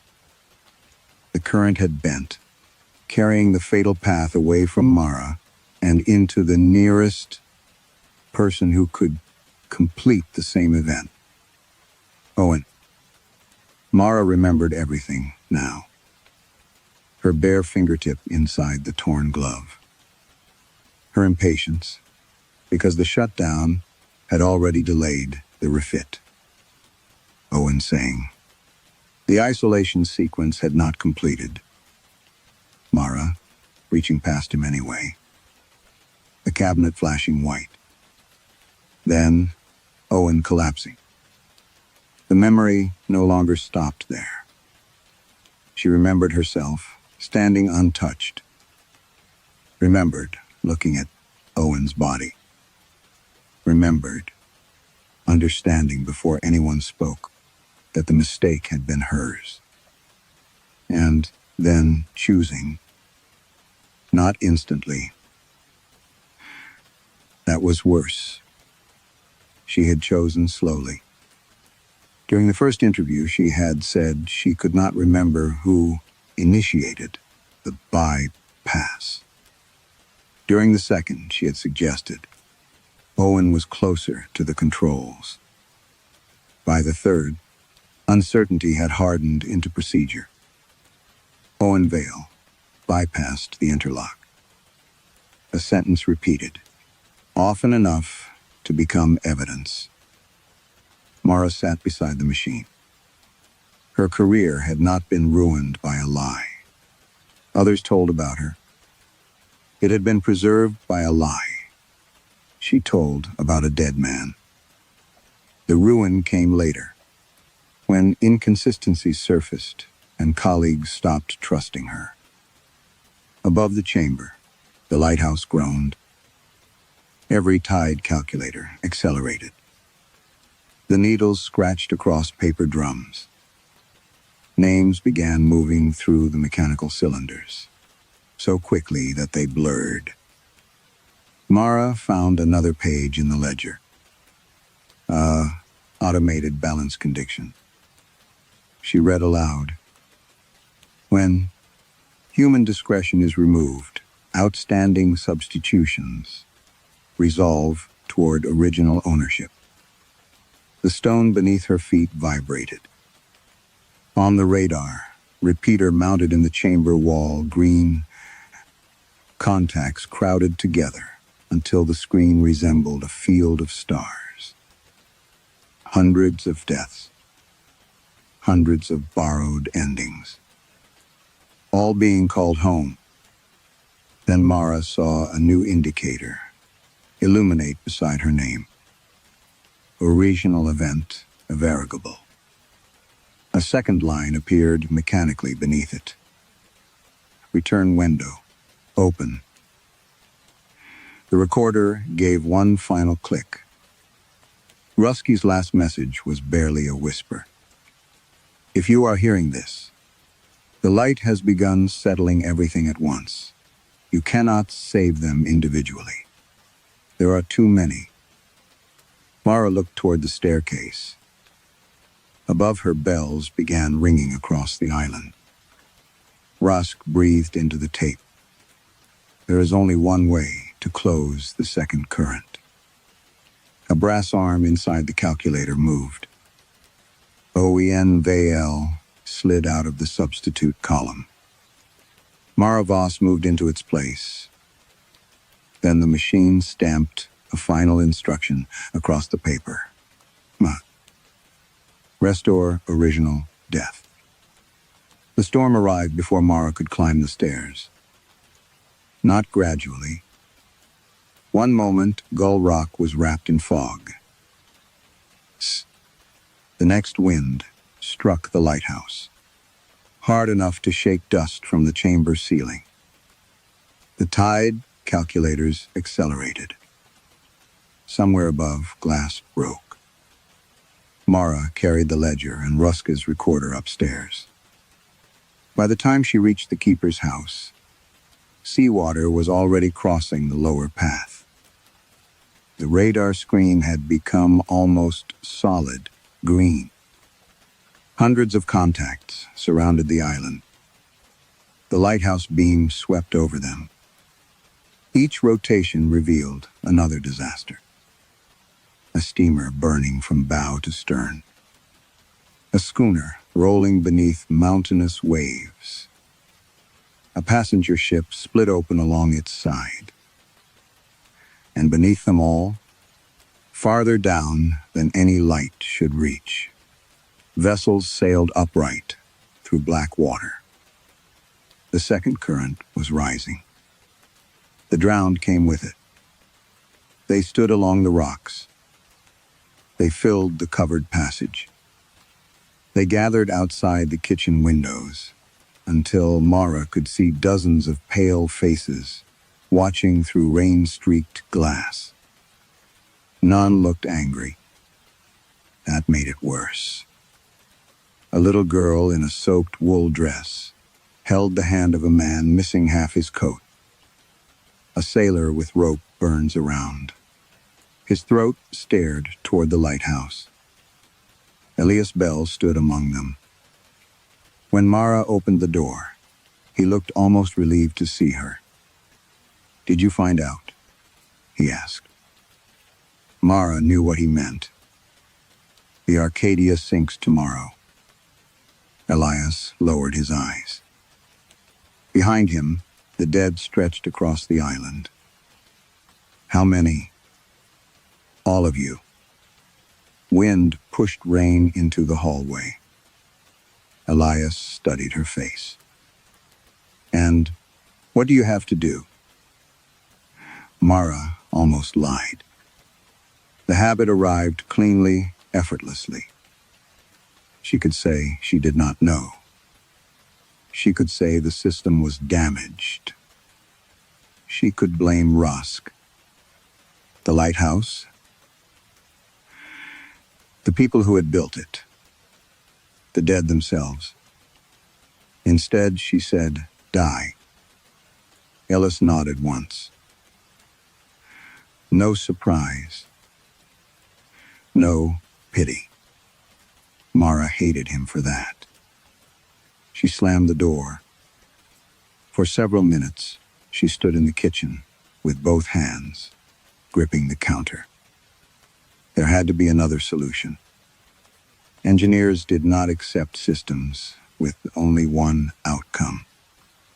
She opened the controller cabinet, routed the automation bus, bridged the manual circuit, tried to isolate the transfer mechanism from the lantern motor. Every intervention made the second current worse. The beam split. For 3 rotations, 2 bands of light crossed the sea simultaneously. The drowned screamed. Outside, one phantom vessel collided with another, without either breaking apart. The sky flashed white. A calculation printed from the old mechanism below. Outstanding, essence increasing. Mara tore the paper free. She could still leave. The emergency radio worked intermittently. A rescue vessel might attempt the crossing. After the storm eased, she could shut the door. Wait. Live. That thought should have felt like instinct. Instead, she saw Owen. Not as he had appeared in photographs after the accident. Alive, standing beside the caldera cabinet, with grease on his sleeve, telling her the Isolation sequence was incomplete. She remembered his funeral. She had attended. She had stood near his mother while colleagues repeated the explanation. Mara had given investigators. Procedural violation. Operator error. Owen's mistake. His mother had apologized to Mara. That memory broke something. Mara bent over the counter. For 3 years, she had told herself, survival proved innocence. But survival proved nothing. Someone else had simply reached the ending first. The lighthouse bell began ringing overhead. Not beneath the cliffs now. Inside the tower. Mara straightened. She took the red-handled, insulated jumper from her tool case. Then she opened the door. The drowned stepped aside. Hundreds of them. Elias watched her pass. "Will it change what happened?" Mara asked. He understood the question. "No," he said. Owen would remain dead. Her confession would not restore him. Her death would not erase what she had done. It would only stop the debt from spreading. Minimal redemption. Exactly what she deserved. Mara entered the tower.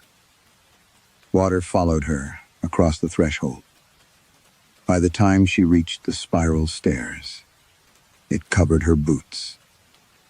The lantern above flashed with impossible brilliance. She climbed. Outside, phantom ships crowded the sea in every direction. Some on the surface, some beneath it, all moving toward Gull Rock. At the top, Mara opened the control housing. The undocumented cable waited inside. She stripped back its old insulation. There were 2 conductors. One marked Kran, the other seconds. Mara removed her left glove. The old scar across her fingertip had almost faded. She connected the jumper. The lighthouse shuddered. Sea rose through the tower below her.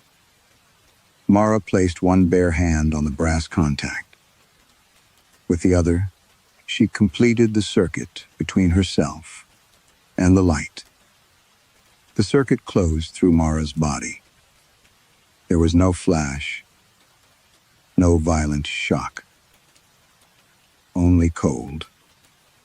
It entered through her bare hand and traveled slowly up her arm, not like electricity, but like seawater, finding a crack in stone. The lantern stopped rotating. Outside, every ship stopped with it. Hundreds of vessels hung across the storm. Some leaned into waves that no longer moved. Others burned without flame consuming them. Beneath the surface, the deeper fleet remained upright in the black water. Sails swollen by currents that belonged nowhere in the living sea. Then Mara heard Owen. "Mara." She turned. He stood on the other side of the lantern glass. Not drowned. He wore the blue coveralls from the Caldera refit, one sleeve marked with grease.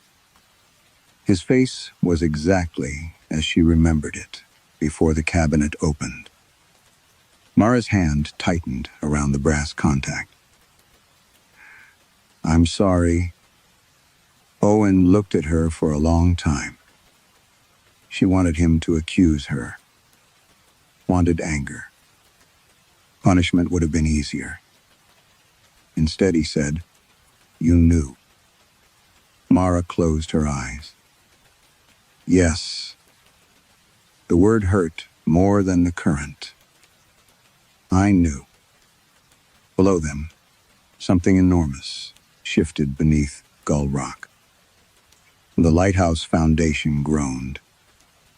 The second current was rising through the island. Water flooded the service room, climbed the spiral staircase, and struck the lantern chamber door. Mara kept her hand on the contact. The old mechanism beside her began changing. Filled, disappeared. Unveil vanished from the display. A no line formed. Original descipted. Owen looked toward the sea. What happens now? I don't know. It was the first answer Mara had given him in 3 years that contained no lie. Owen nodded. Then he was gone. The lantern began turning again. Once. Only once. Its beam crossed the ocean in a slow white arc. Wherever it passed, the dead ships changed. The burning steamer disappeared into darkness. The broken schooner rolled beneath the surface and did not return. A distant passenger liner sounded one final horn before dissolving into fog. On the island, the drowned began, walking toward the cliffs. Elias Bell passed below the tower among them. He looked up. Mara could barely see him through the rain. He touched 2 fingers to his forehead. Then he stepped into the sea. One after another, they followed. No screams. No struggle. Only wet figures entering black water and continuing forward until the ocean covered their heads. The radar contacts disappeared. Hundreds became dozens. Dozens became 3. Then 1. SS Arcadia. The beam found her beneath the waves. For the final time, Mara saw the ship sailing upright through the deep. Elias stood at the rail. Beyond him lay something that was not ocean. A pale horizon beneath the water. Arcadia turned toward it. The contact vanished. The lantern went dark.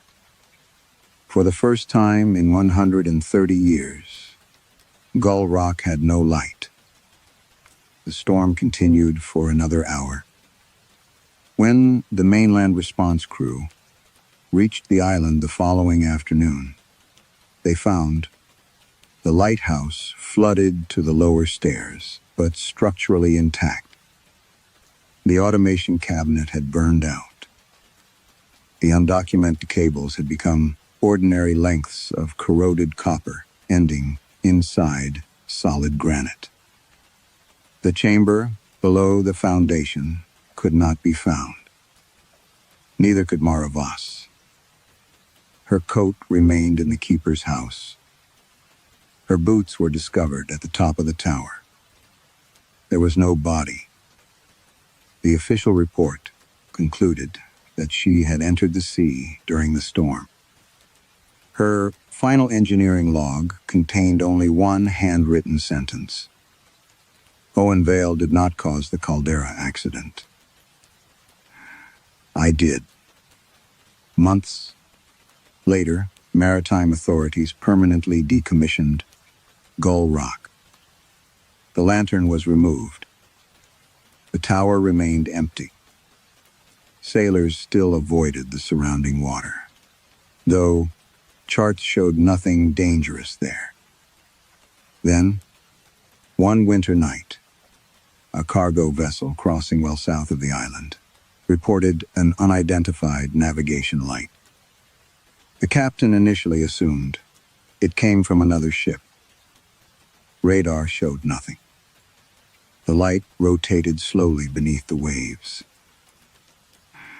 Once every several minutes, it swept upward from the black depths, illuminating the underside of the sea. And inside that pale beam, moving farther from Gull Rock, with every rotation, sailed a woman walking alone.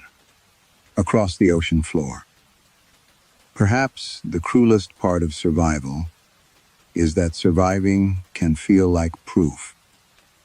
Proof that we were right. Proof that we deserved another chance. Proof that the person who did not survive must have made the fatal mistake. Mara's horror was discovering that life itself had helped her maintain that lie. Returning the debt could not resurrect Owen, erase her choices, or make her innocent. It could only prevent her stolen life from demanding more victims. Maybe redemption is not always being forgiven. Sometimes it is simply refusing to let someone else pay for us again. What would you surrender to return? A life that was never truly yours.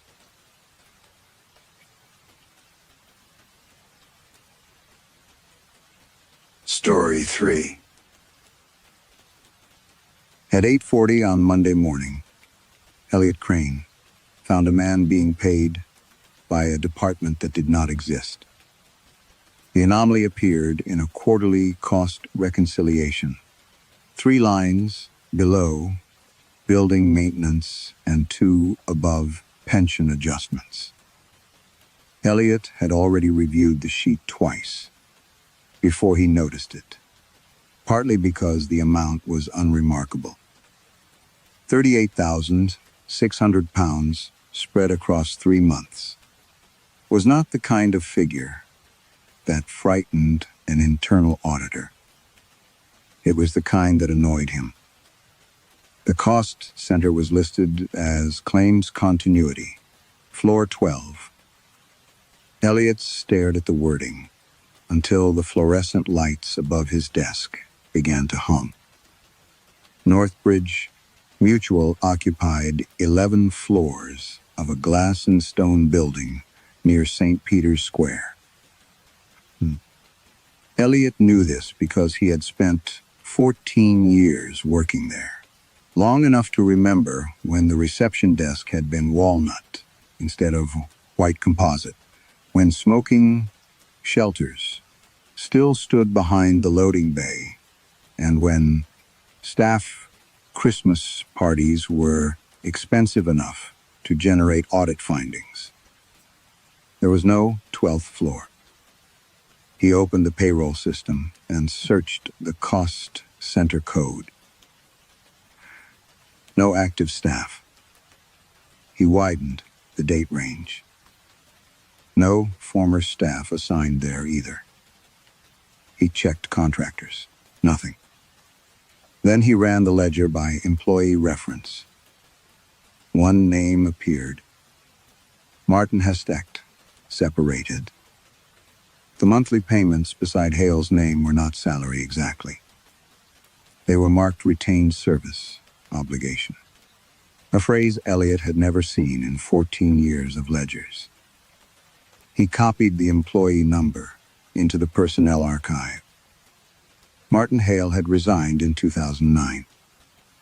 Elliot leaned back and rubbed the ache beneath his breastbone. It had been there since dawn, a hard little knot that usually meant too much coffee or too little sleep.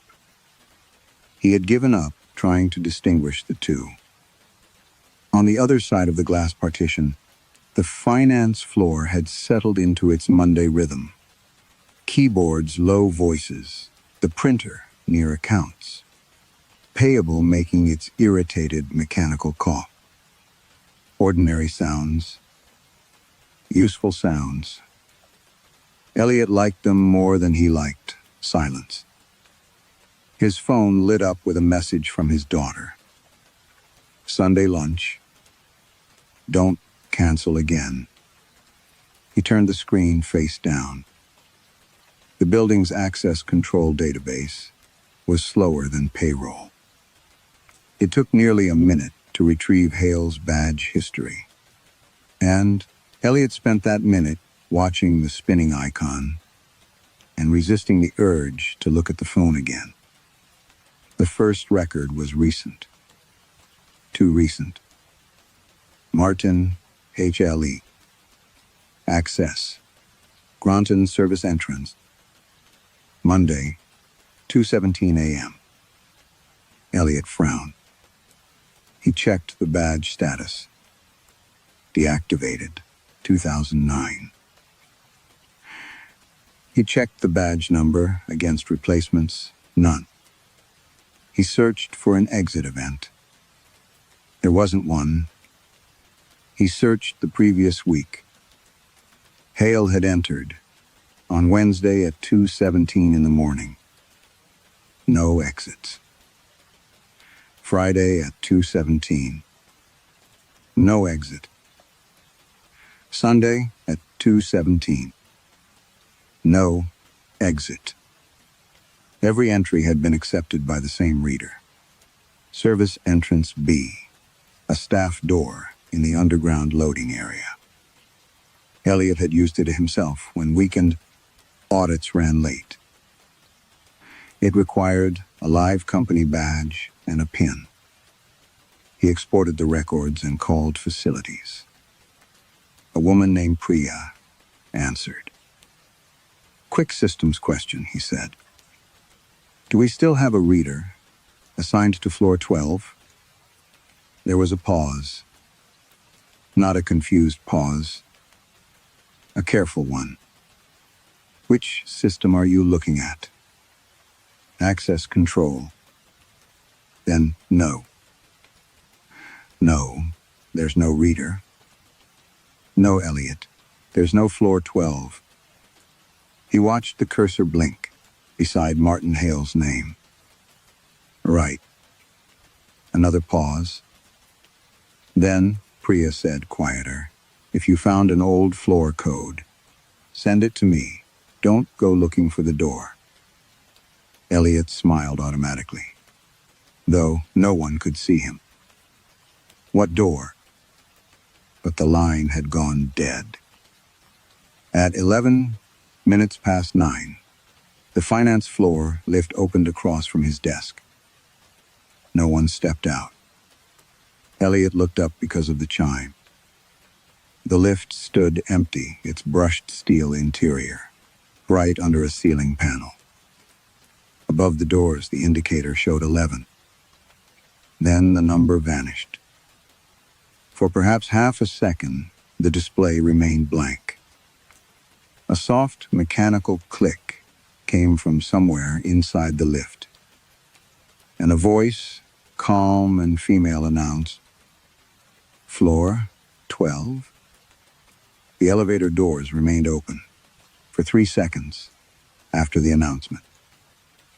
Elliot counted them. Counting had become instinctive over the last 4 years. Drinks refused. Days sober. Minutes spent waiting outside pubs while rain gathered on his coat. The number of breaths between anger and speech. Small arithmetic, privately maintained. Then, the doors closed and the indicator returned to 11. No one else on the finance floor looked up. Elliot spent the next hour pretending this mattered less than it did. He reviewed 2 procurement exceptions, approved a reconciliation note, and drank coffee that had gone cold enough to taste metallic. At 10:30, he opened the access control database again. Martin Hale was still there. Deactivated employee. Repeated entries. No exits.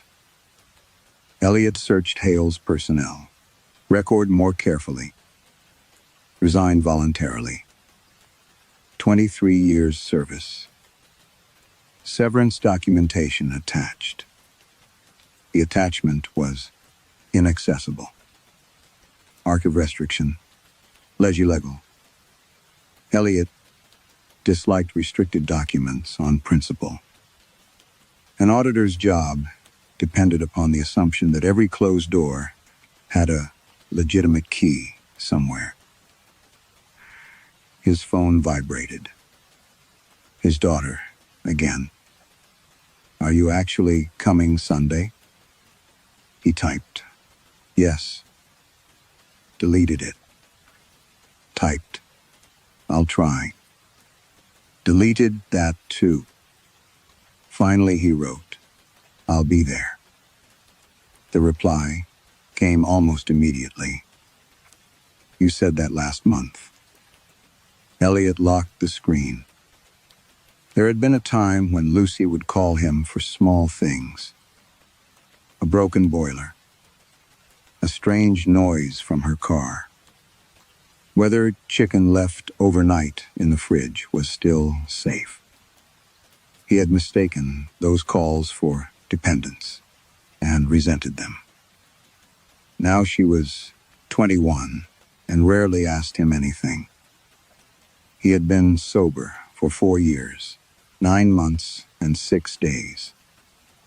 He knew the number because the alternative was not knowing. His wife Claire had once said that alcohol had not been the only reason she left.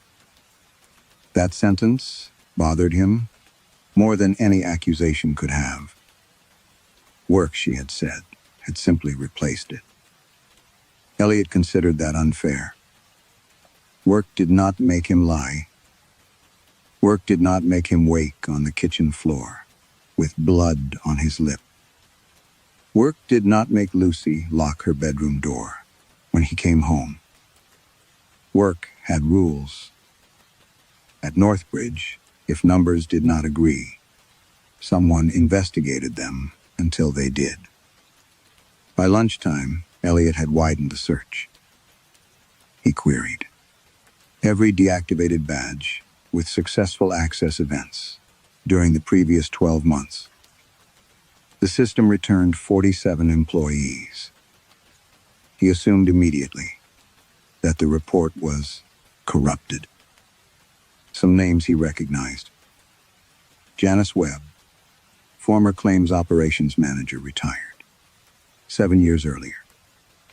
Graham Stokes, dismissed after a restructuring.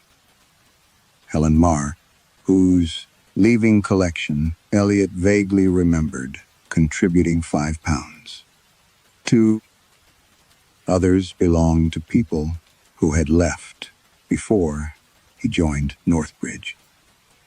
Every badge was marked inactive. Everyone had been accepted through service entrance B. Elliot sorted the entries chronologically.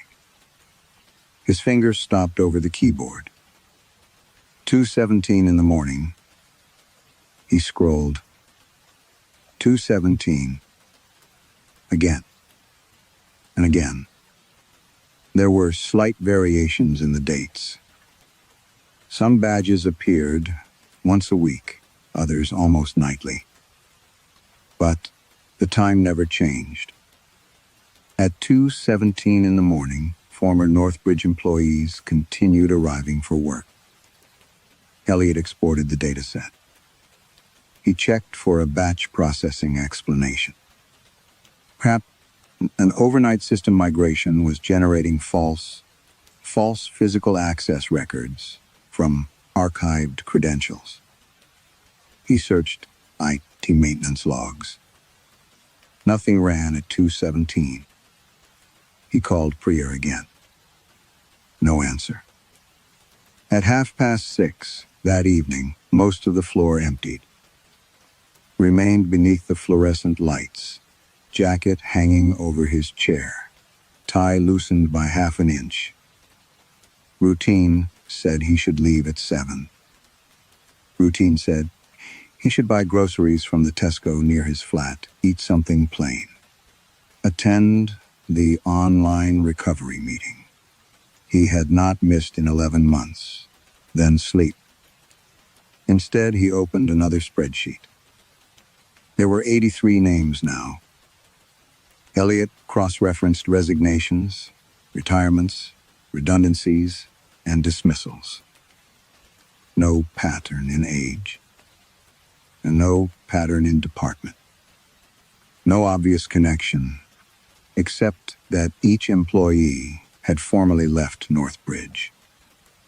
He began searching exit events, one name at a time. Martin Hale? None.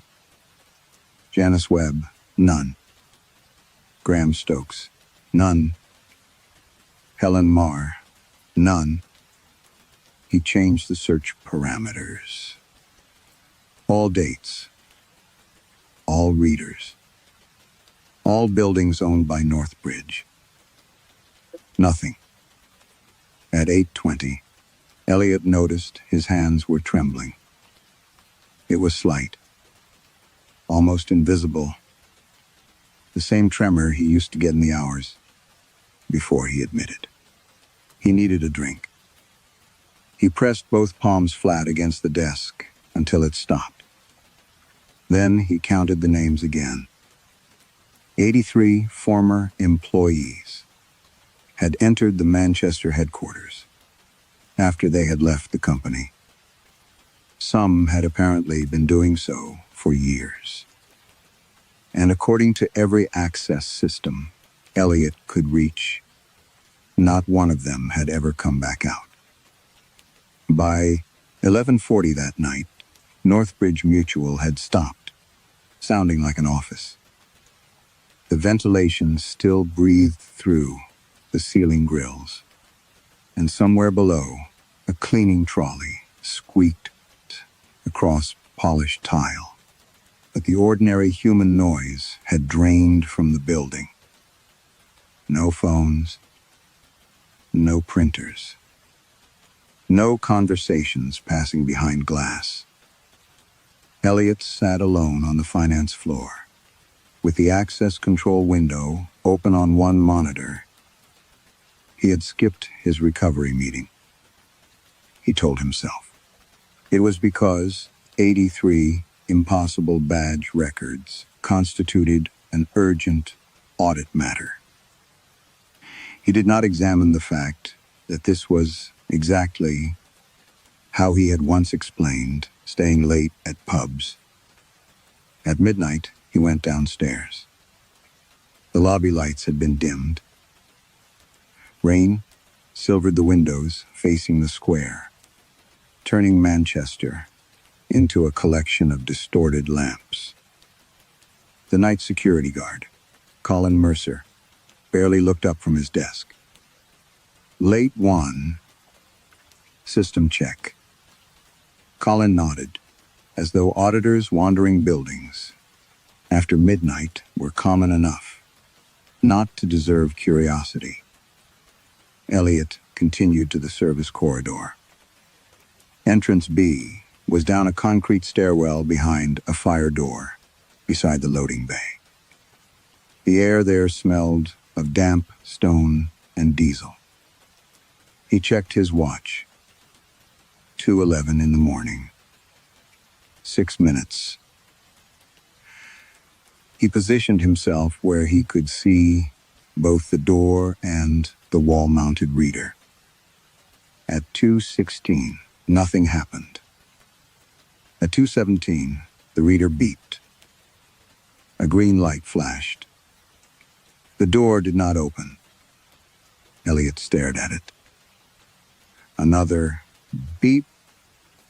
Green, then another. One after another, with pauses of several seconds. Between them, invisible credentials were being accepted. He looked at the access control application on his phone. Janice W.B. access granted. Martin Hell, access granted. Helen Marr, access granted. The names continued, but the corridor remained empty. No footsteps descended the stairs. No shadows crossed beneath the door. Only the reader acknowledged them, politely admitting people who were not there. Elliot moved closer. The metal door felt cold beneath his palm. From the other side came a faint sound. Not footsteps. Typing Hundreds of keys, pressed quickly and continuously, muffled by concrete. He pulled the door open. The loading bay beyond was empty. The typing stopped. Elliot stood there until his own breathing became embarrassing. Then the elevator behind him chimed. He turned. The service lift doors opened. No one was inside. Unlike the public lifts, this one had an old vertical panel with scratched metal buttons. Basement, ground. Then 1 through 11. Above 11 was a blank steel plate. Elliot stepped inside.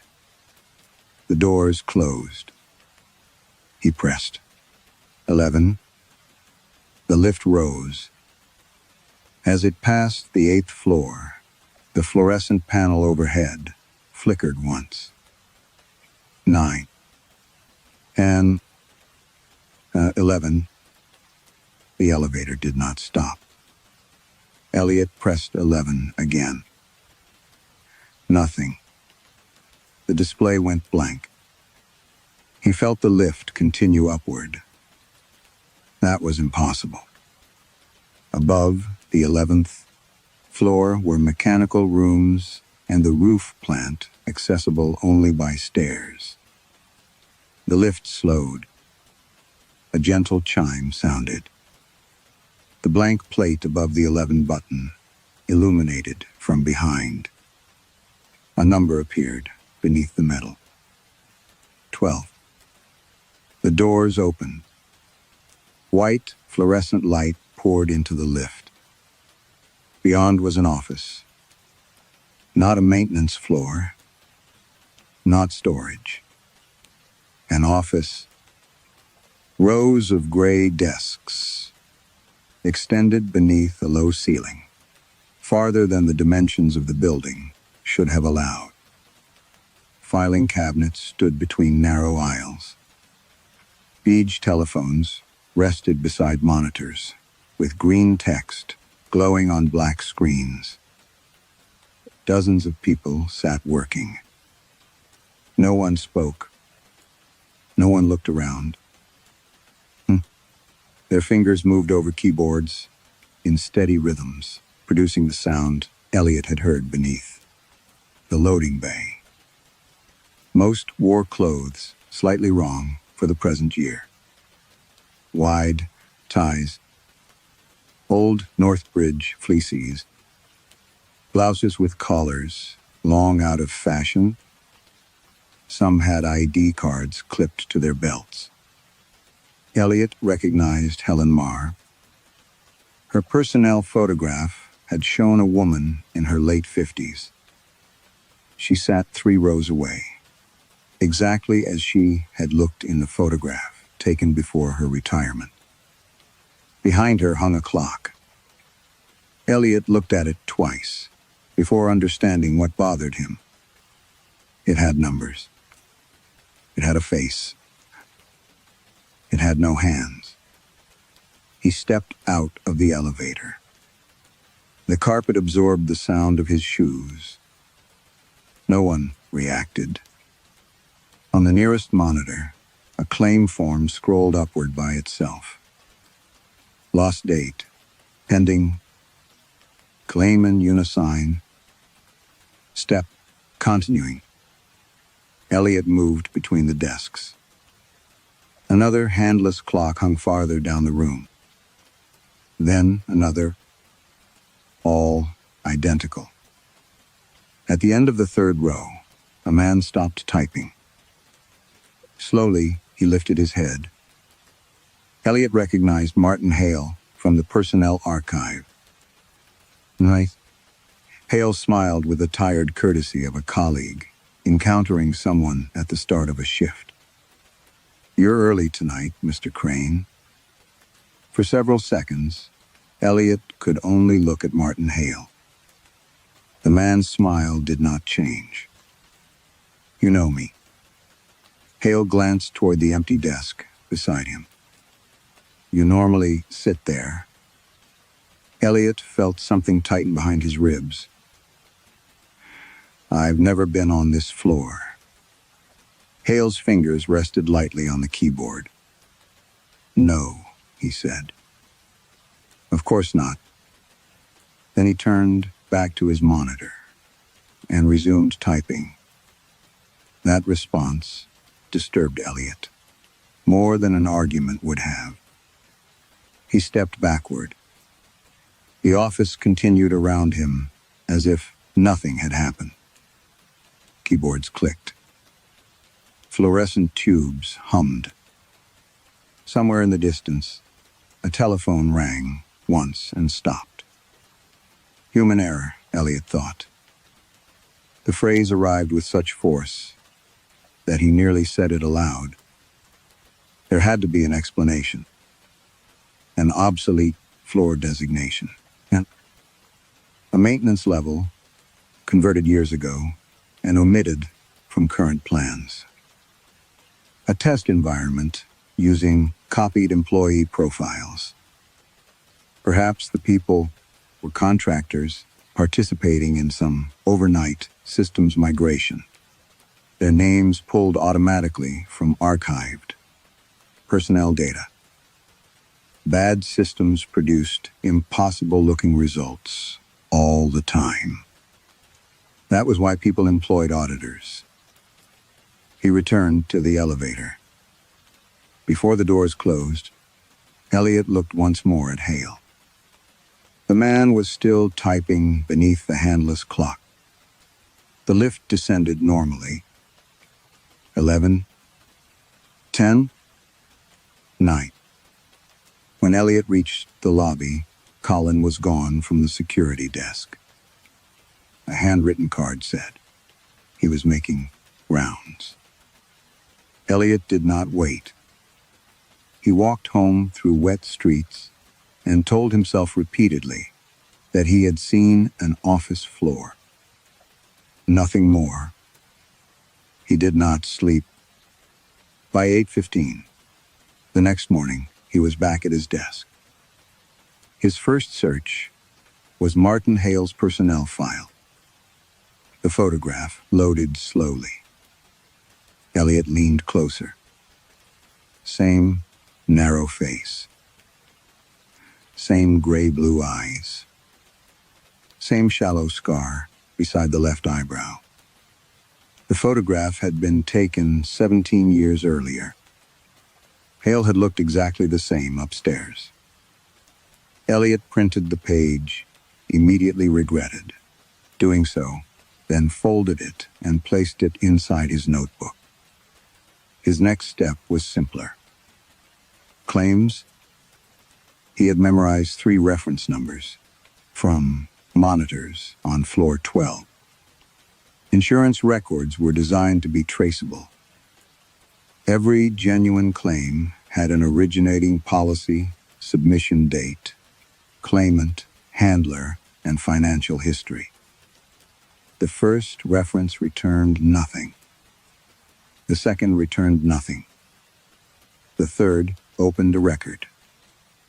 For a moment, relief loosened Elliot's shoulders. Then he read it. The claim concerned flood, damage to a terraced house in Salford. Estimated loss, £92,000. Policyholder, blank. Policy number, blank. Submission channel, none. Date received, none. Yet the record contained 26 years of processing notes. Assessments had been scheduled, reviewed, postponed, reopened and escalated, transferred, and repeatedly marked incomplete. Elliot scrolled to the first entry. Claim Croate, Sank obligation, unresolved. He checked the database architecture. The record should not have been possible. Northbridge's claims software would not accept a file without a valid policy number. He searched other references from the floor. A workplace injury belonging to no employer. A fire at an address that did not exist. A death benefit with no deceased person named. Hundreds of records. Then, thousands, all unfinished. All receiving administrative activity. And nearly every processing action had been performed by employees. Elliot knew to have left the company. Martin Hale had approved reviews last week. Helen Marr had updated reserves 3 days earlier. Janice Webb had closed an assessment that morning. Elliot sat very still. There was a rational explanation, he told himself. But the sentence had begun to sound less like reasoning and more like prayer. He returned to the access control system. If corrupted employee identities were feeding the claims database, then the same corruption could explain the badge logs. He searched active employees first, looking for similar overnight anomalies. Nothing. Then, almost absently, he entered his own surname. Crane, Elliot. Thousands of ordinary entries appeared.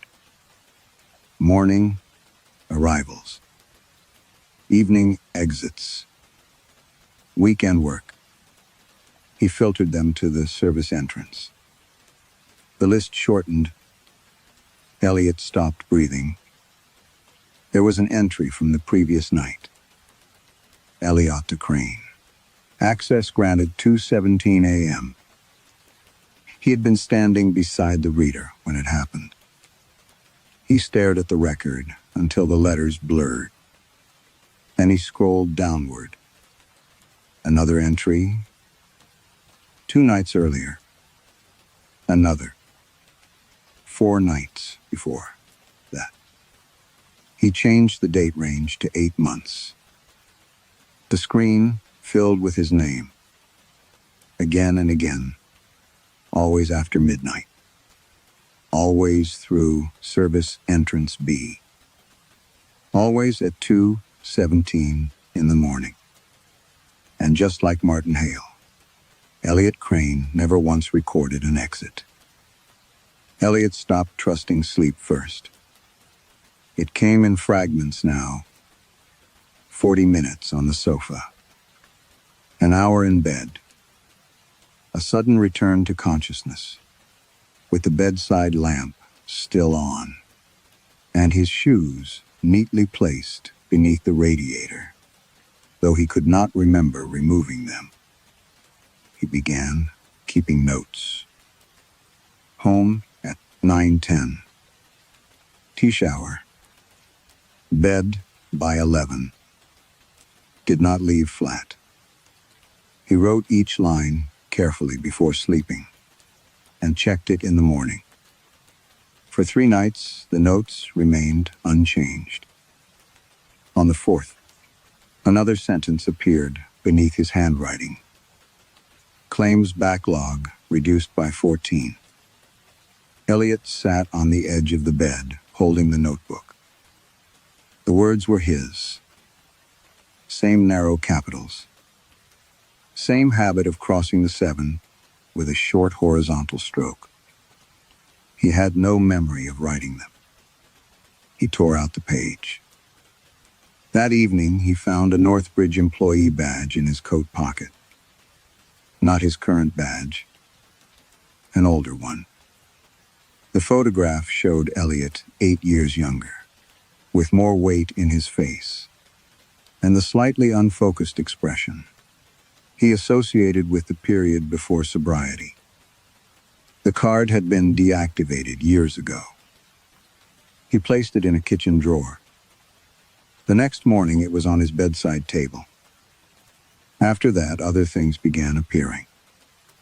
A yellow claims pencil he had never seen before. A packet of sugar bearing an old Northbridge logo. A paper clip twisted into the shape of a 12 Once a coffee cup sat beside his sink with a brown ring dried around the bottom. Elliot had not owned instant coffee in years. He began photographing his flat before bed.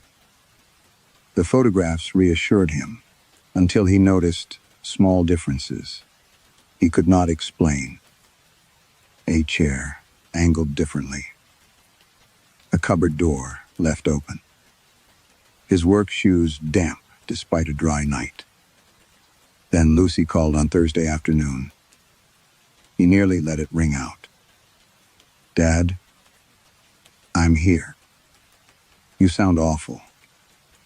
Busy week. You said that yesterday." Elliot frowned. "We didn't speak yesterday." There was silence.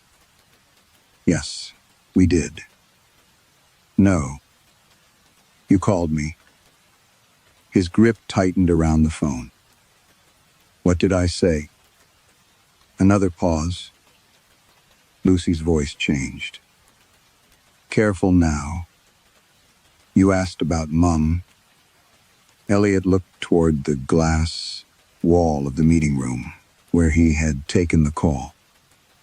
His reflection looked pale and oddly distant. "What about her? You asked if she still hated you." He closed his eyes. "I wouldn't ask that." "Well, you did." "What else?" "You kept saying you were tired." His stomach turned. Lucy continued quieter. "You said, you thought there might not be enough of you left to fix things." Elliot opened his eyes.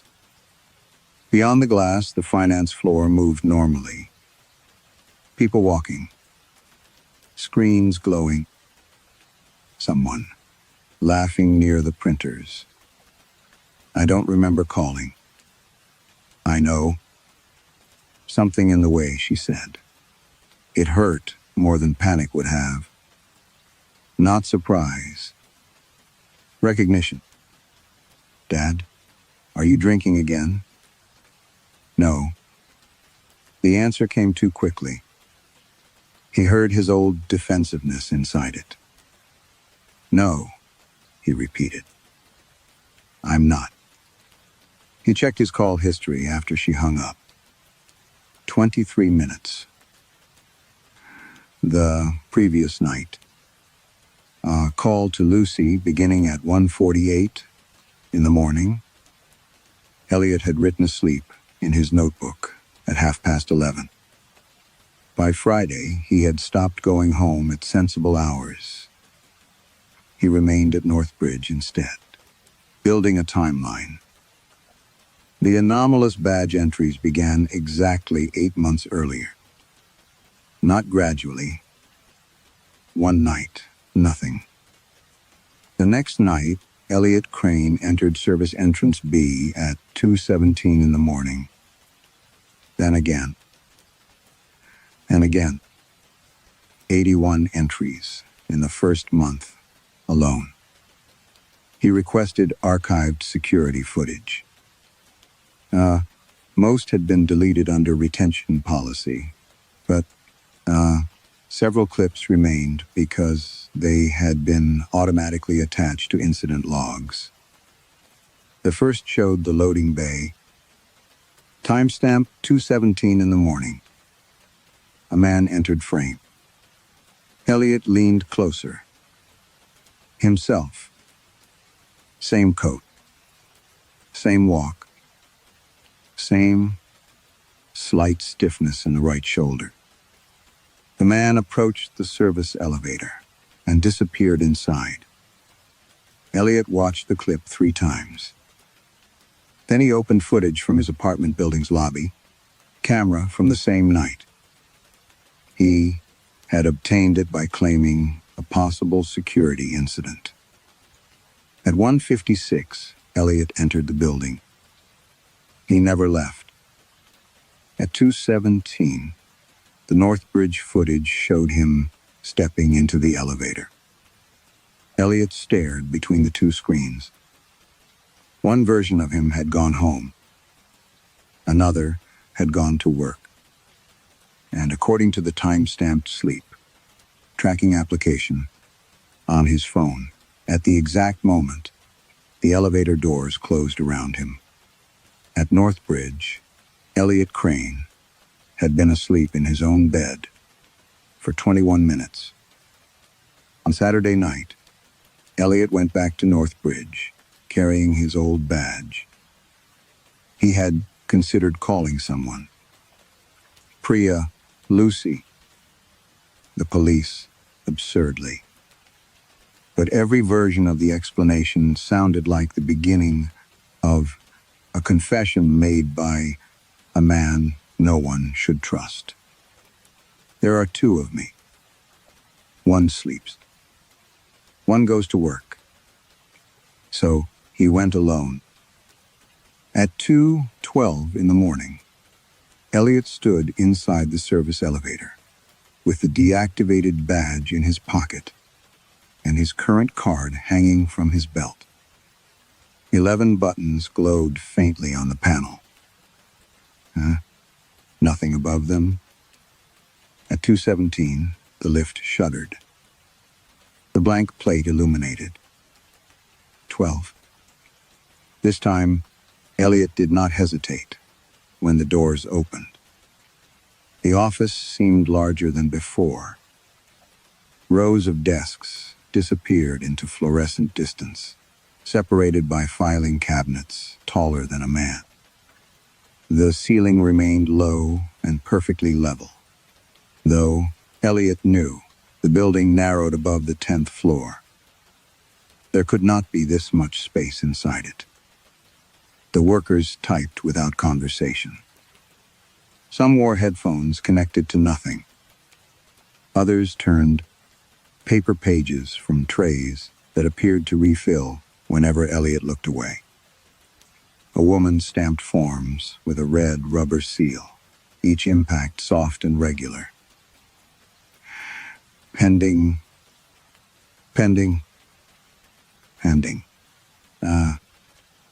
Elliot passed Martin Hale's desk.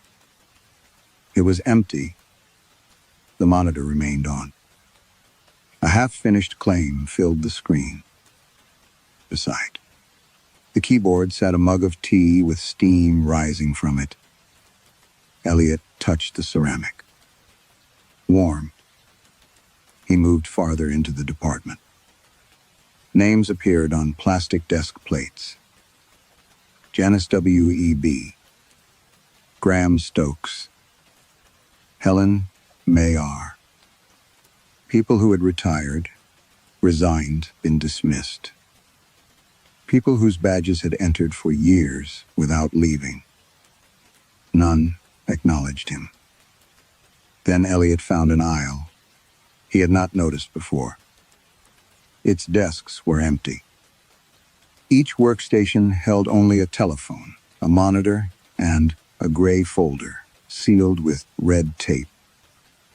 At the far end stood a door. Records, administrative retention. The phrase made his stomach contract. The handle did not move. Beside it was a badge reader. Elliot used his current card. Red. He tried the old badge. Green. The lock clicked. The records room smelled different from the office. Dust.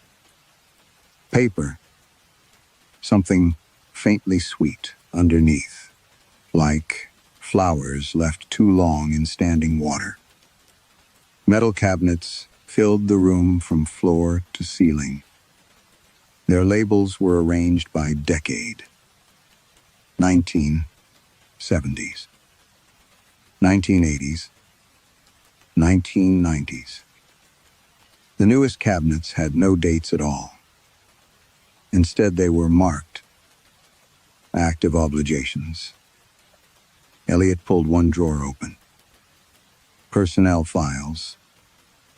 Hundreds of them. Each folder carried an employee name and a second number underneath. not an employee number. A claim reference. He found Martin Hale. Inside were ordinary documents at first. Performance reviews, pension calculations, copies of identification, a resignation letter. Then a cream-colored form headed Continuity and Administrative Retention. Addendum. Several paragraphs had been blacked out. At the bottom was Hale's signature. Beneath it, in smaller print, employment, separated, obligation, Steppen continuing. Elliot heard a telephone ring outside. Once, twice, then stop. He replaced the folder. At the back of the room stood another door. No sign. No lock. He opened it.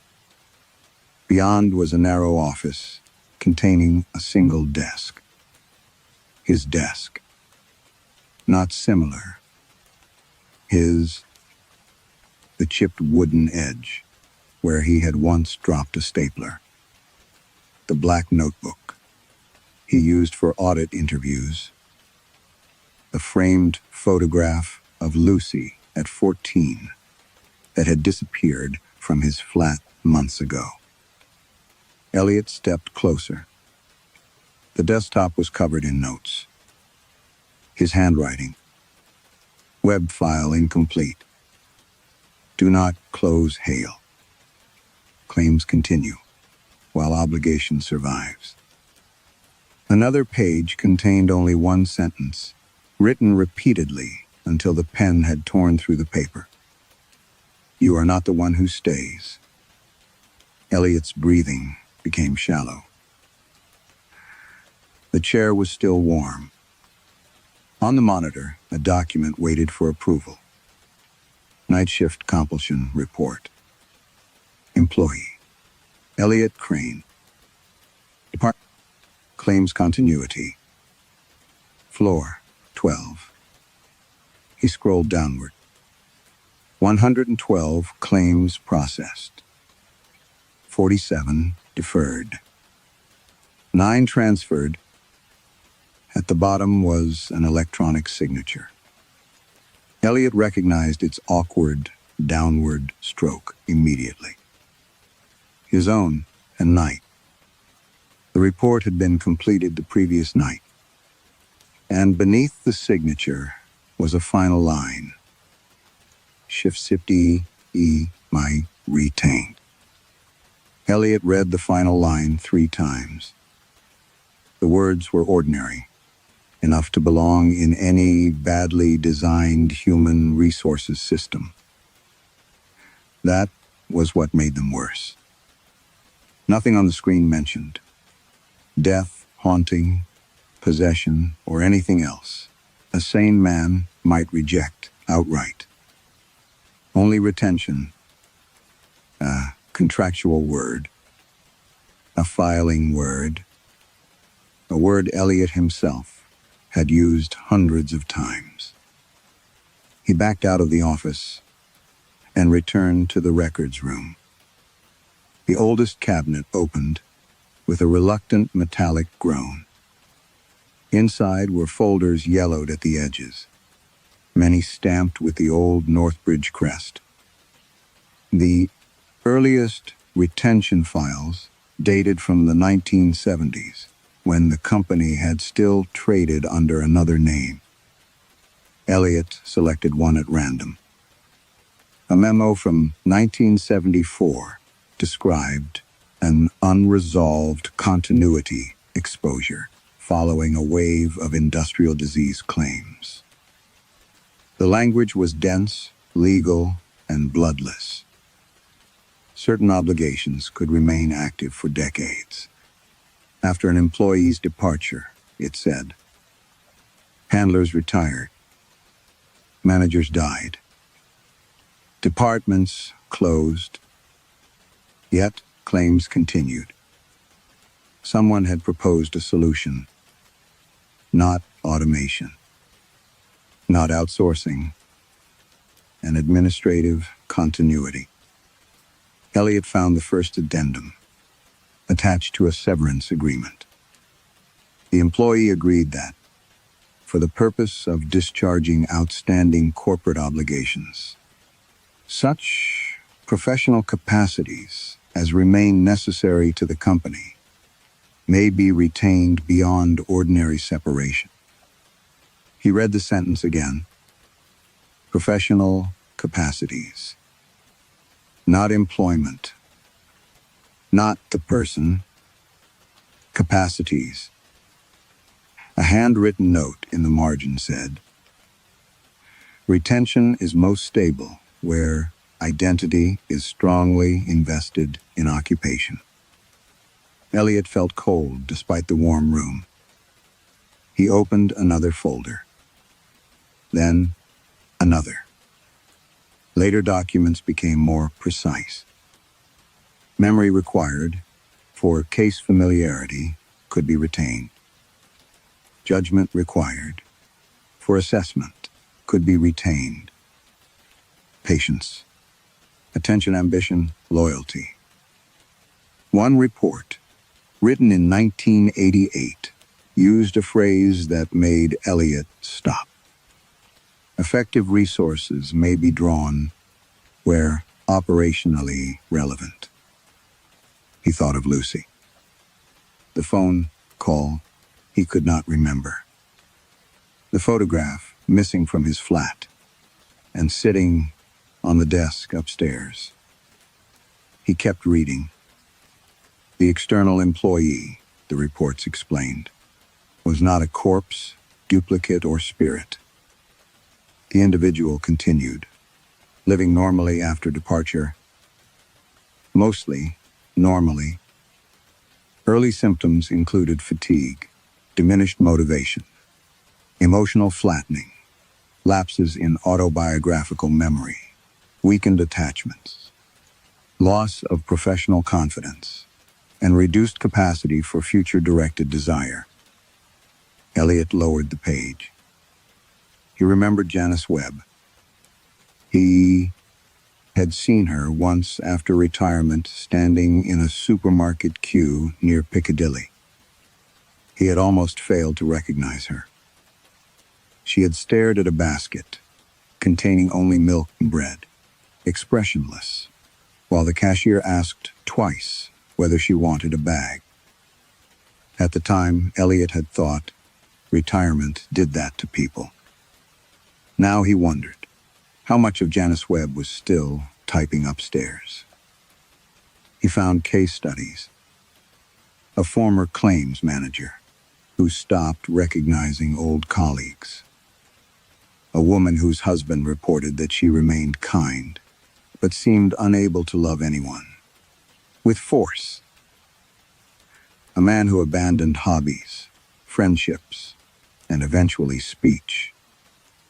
Medical examinations found nothing. Psychiatric referrals produced ordinary diagnoses. Depression, burnout, aging, stress. The company had continued paying each retained employee through hidden cost centers. Not as wages, Elliot realized, but as accounting consideration. As the contract had to remain supported by something of value. He sat on the floor between the cabinets. Northbridge had not discovered immortality. It had discovered how to prevent part of a person from leaving work. And the more useful that part was, the less of it remained outside. A sound came from the office beyond the records room.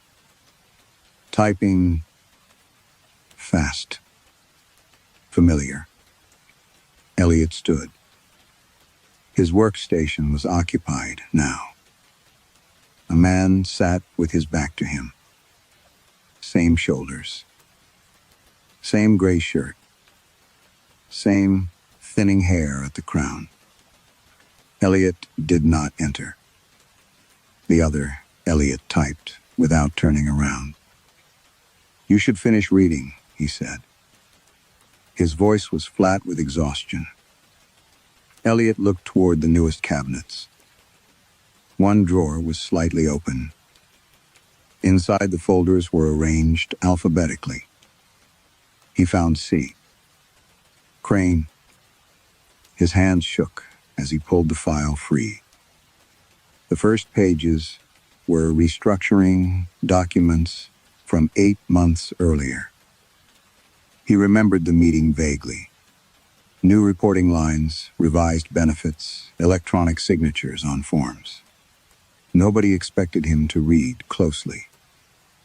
Then he reached the final page. Cream paper. Red. Heading. Continuity and administrative retention addendum. His name was printed at the top.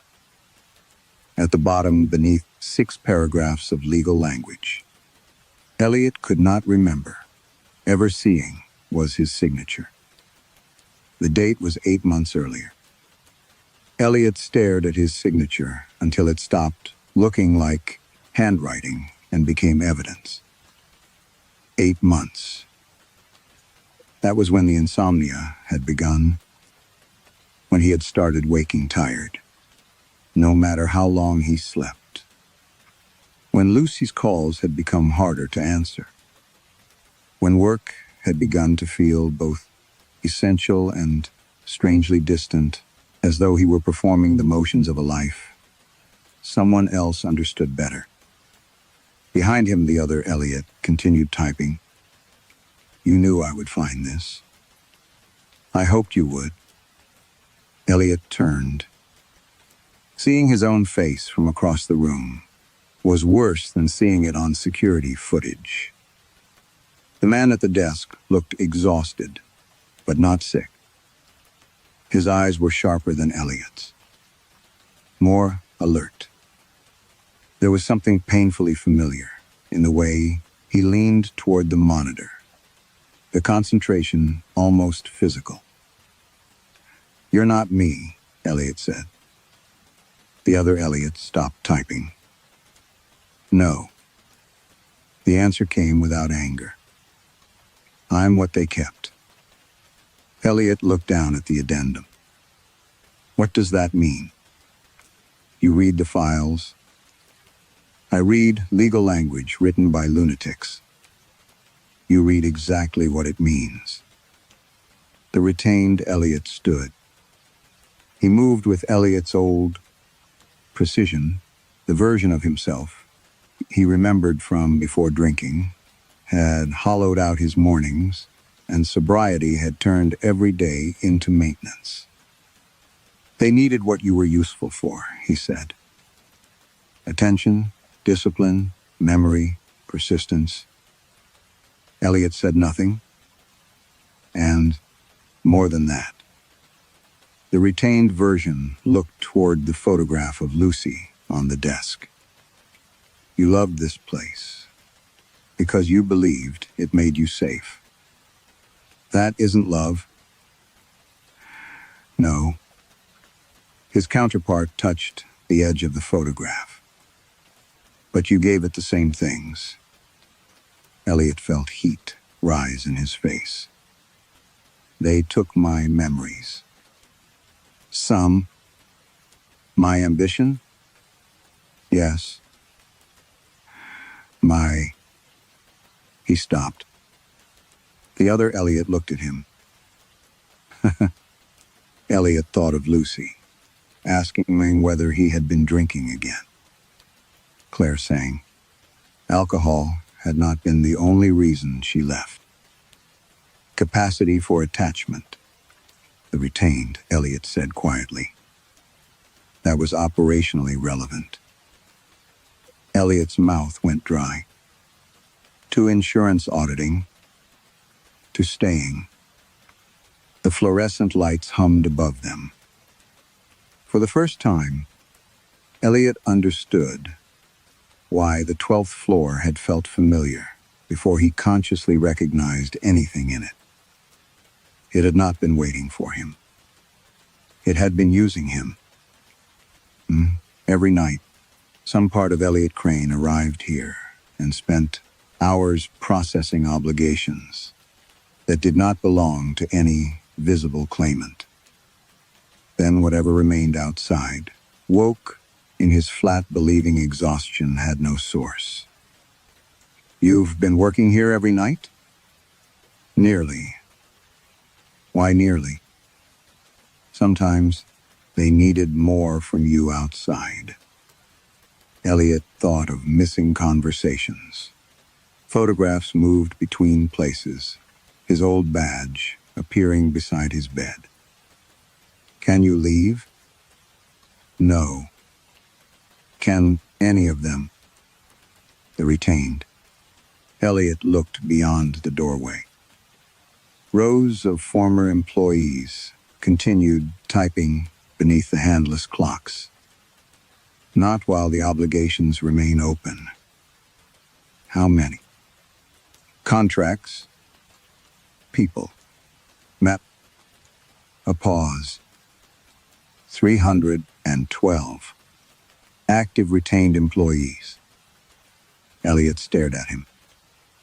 "And the claims?" "More." "How much more?" "Enough that Northbridge cannot survive their resolution." That sentence landed differently.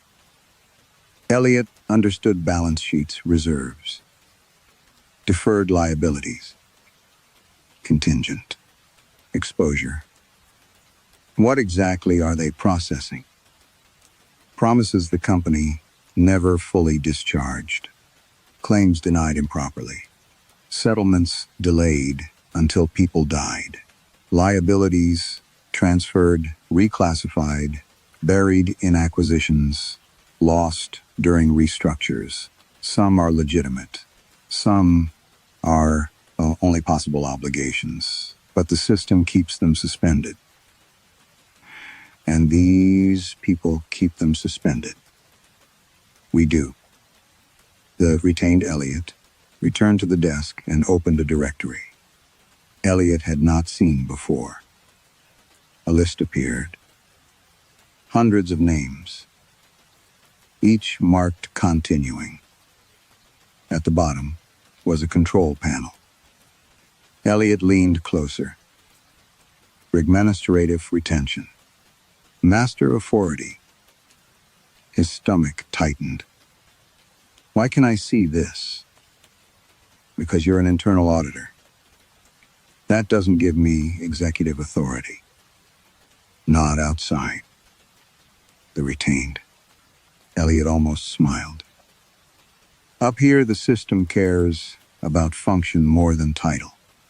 Your job is to determine whether obligations have been properly recognized."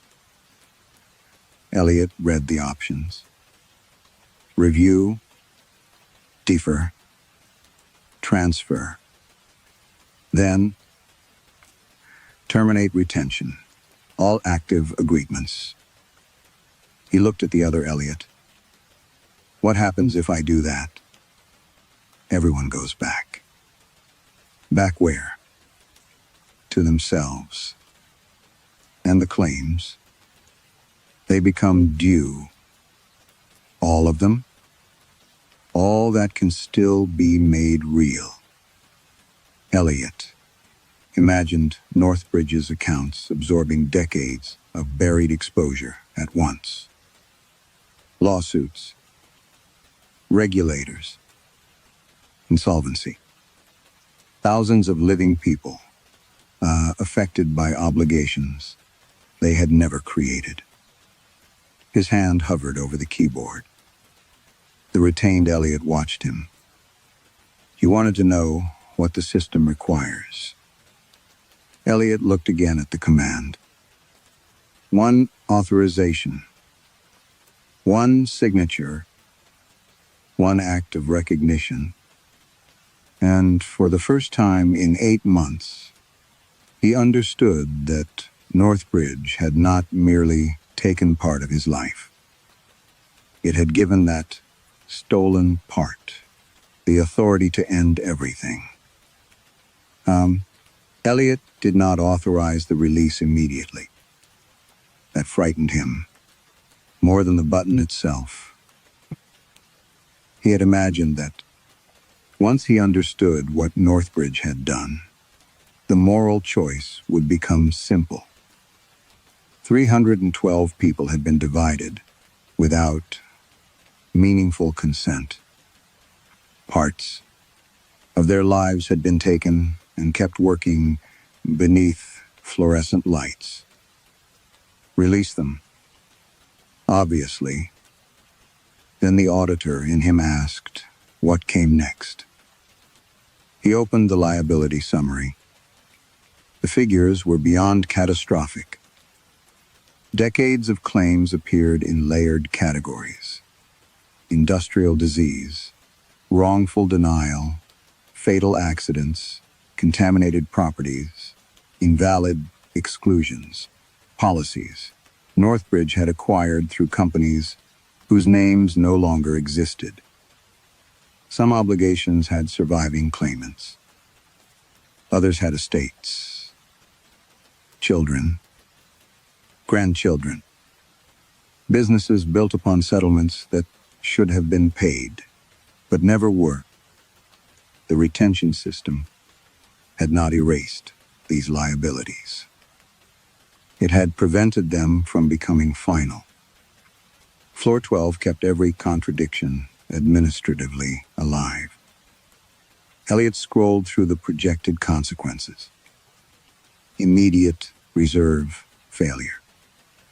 Regulatory breach. Criminal investigation.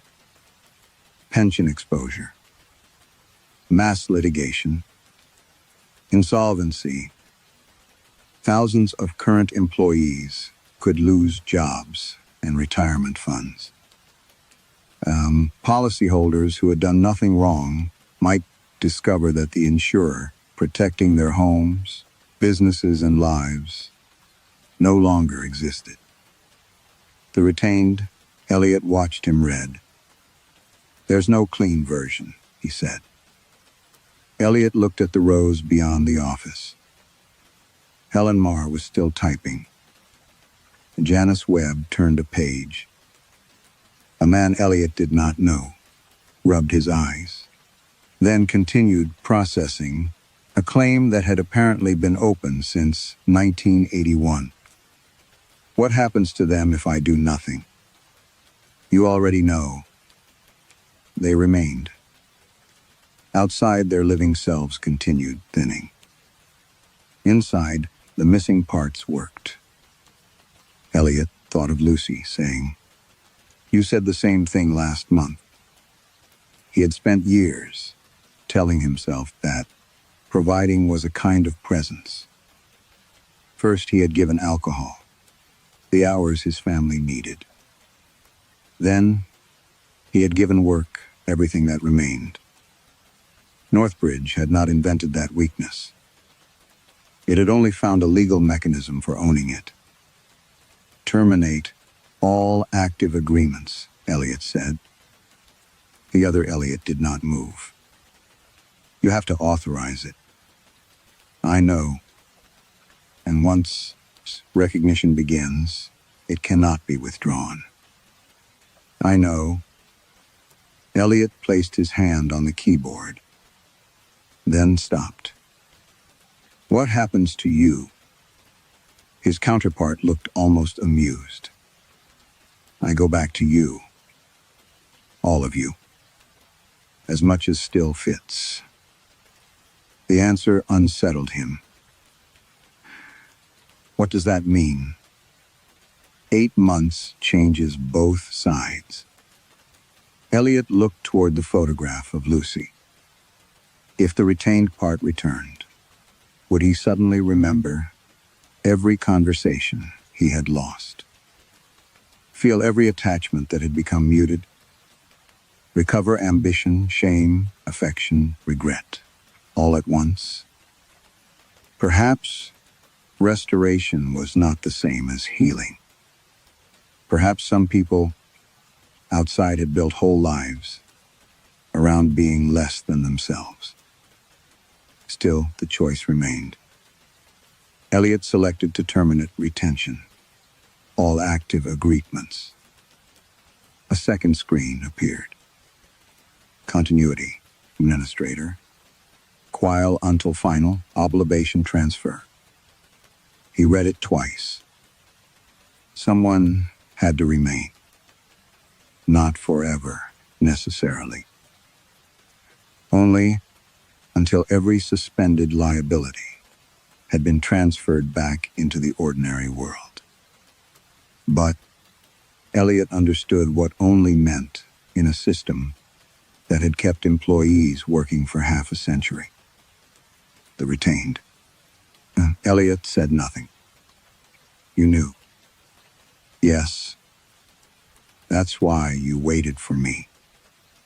Yes. Elliot felt anger rise, then collapse beneath recognition. No one had trapped him in that moment. For once, the choice was genuinely his. He opened the contract field. Voluntary continuity. Administrator. Name. Employee reference. Consent. No buried addendum. No misleading language. Elliot entered his details.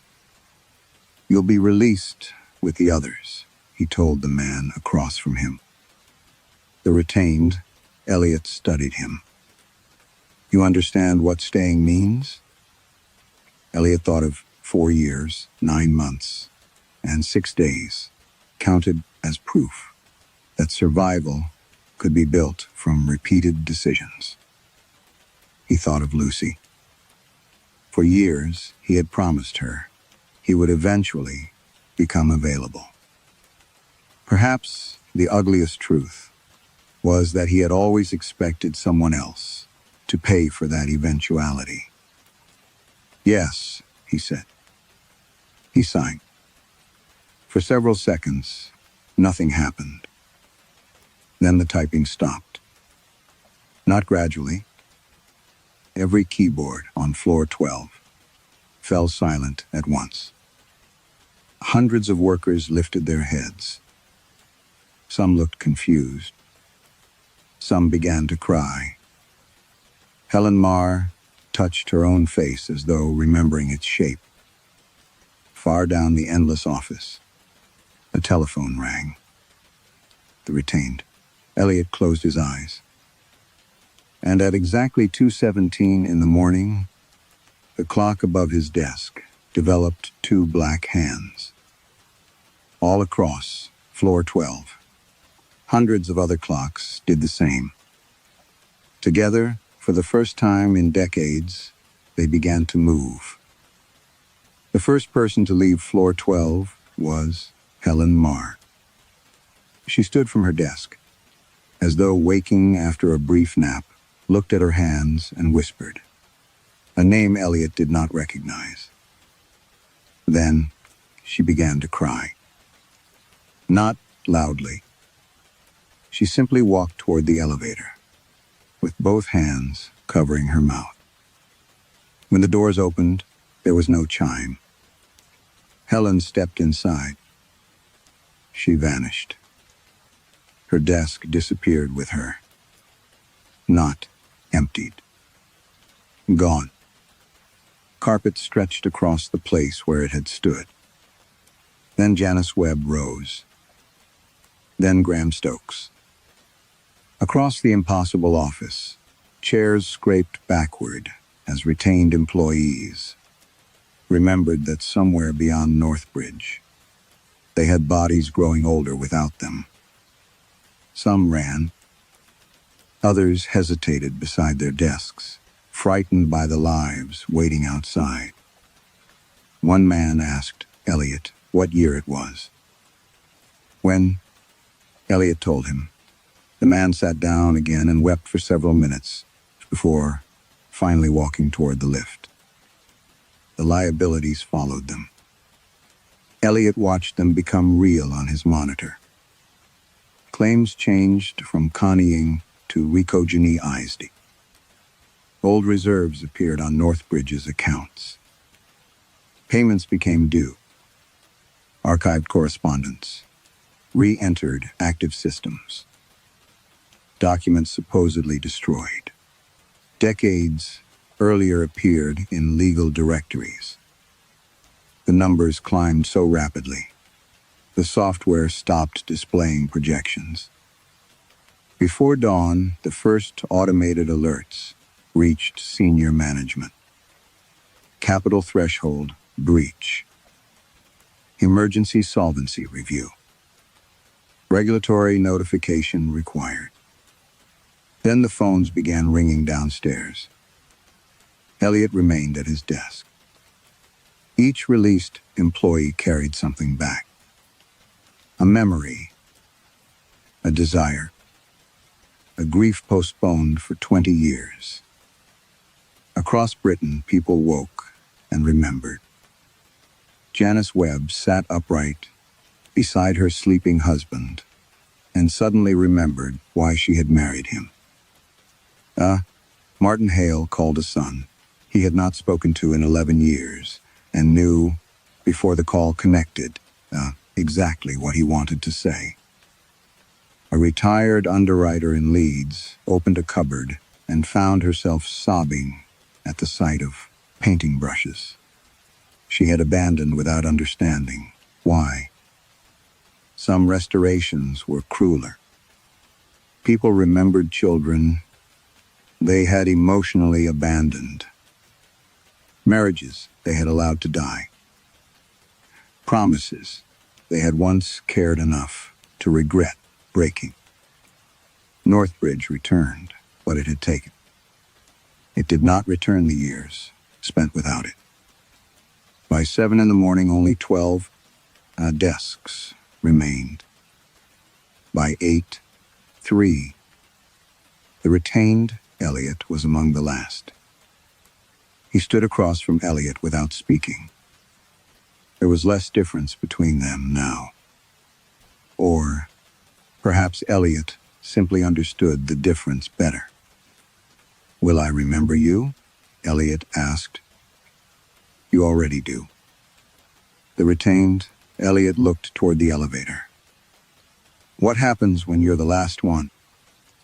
"I work." "For how long?" Elliot glanced at the claims counter.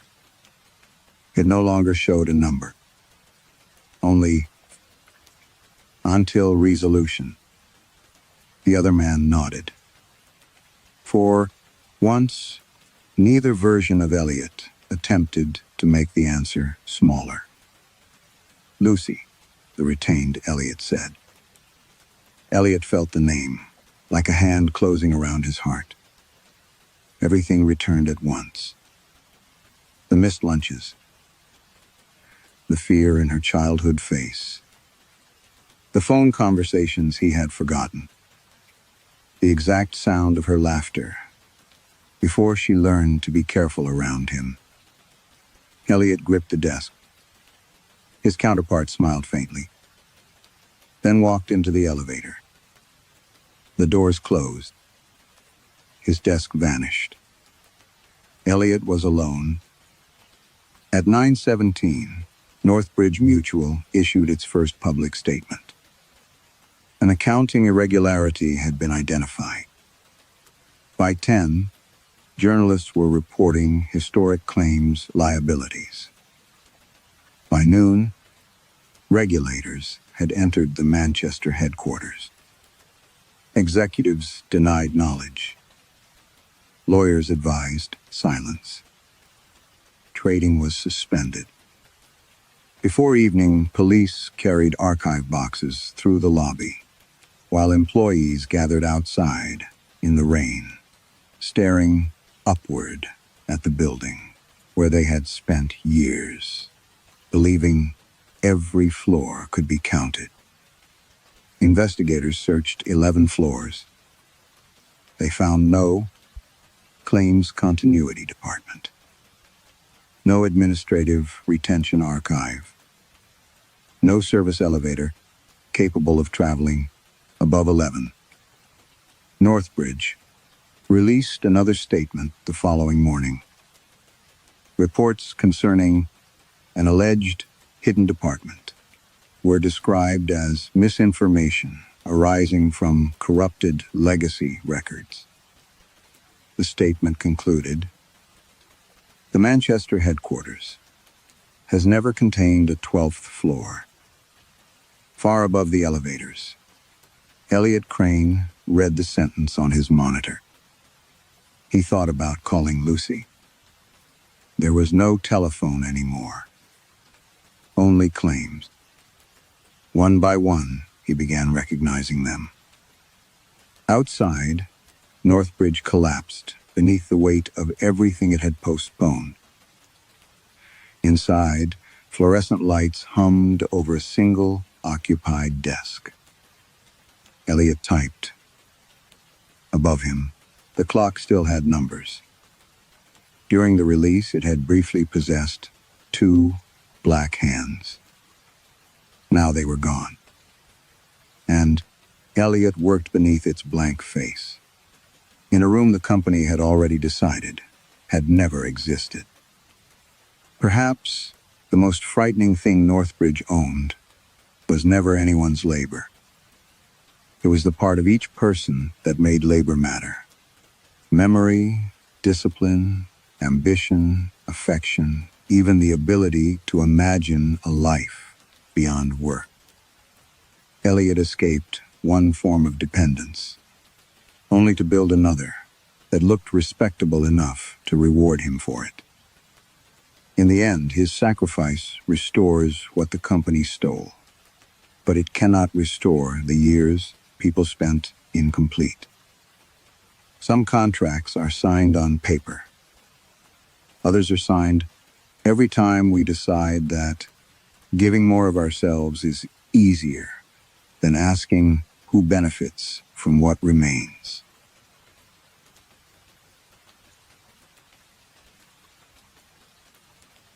Story 4. By the time Dr. Celia Harrow reached Combe Glass, the rain had polished the valley into shades of slate. The road dropped between black hedges and low stone walls, narrowing until her hired car seemed too modern for the place. Ahead, the village sat under the mountains, like something cupped in a hand.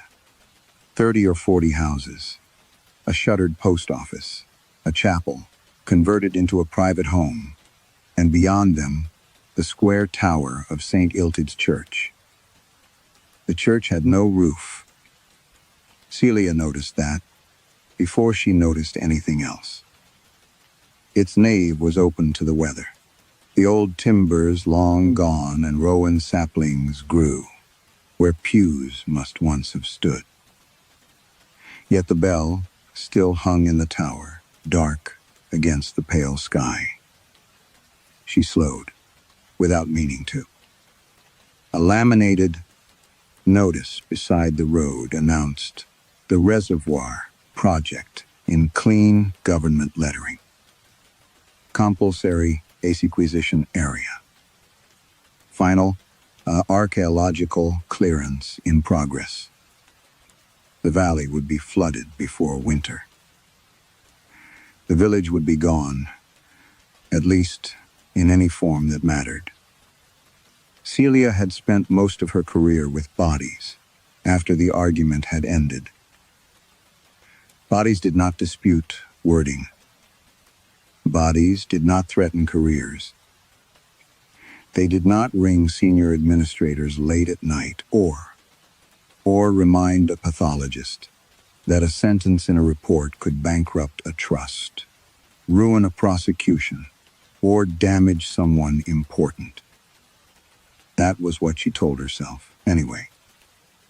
At the excavation field, she found 3 archaeologists under a canvas shelter and a local liaison officer named Owen Pritchard, who wore a waxed jacket, shiny at the shoulders and mud almost to his knees.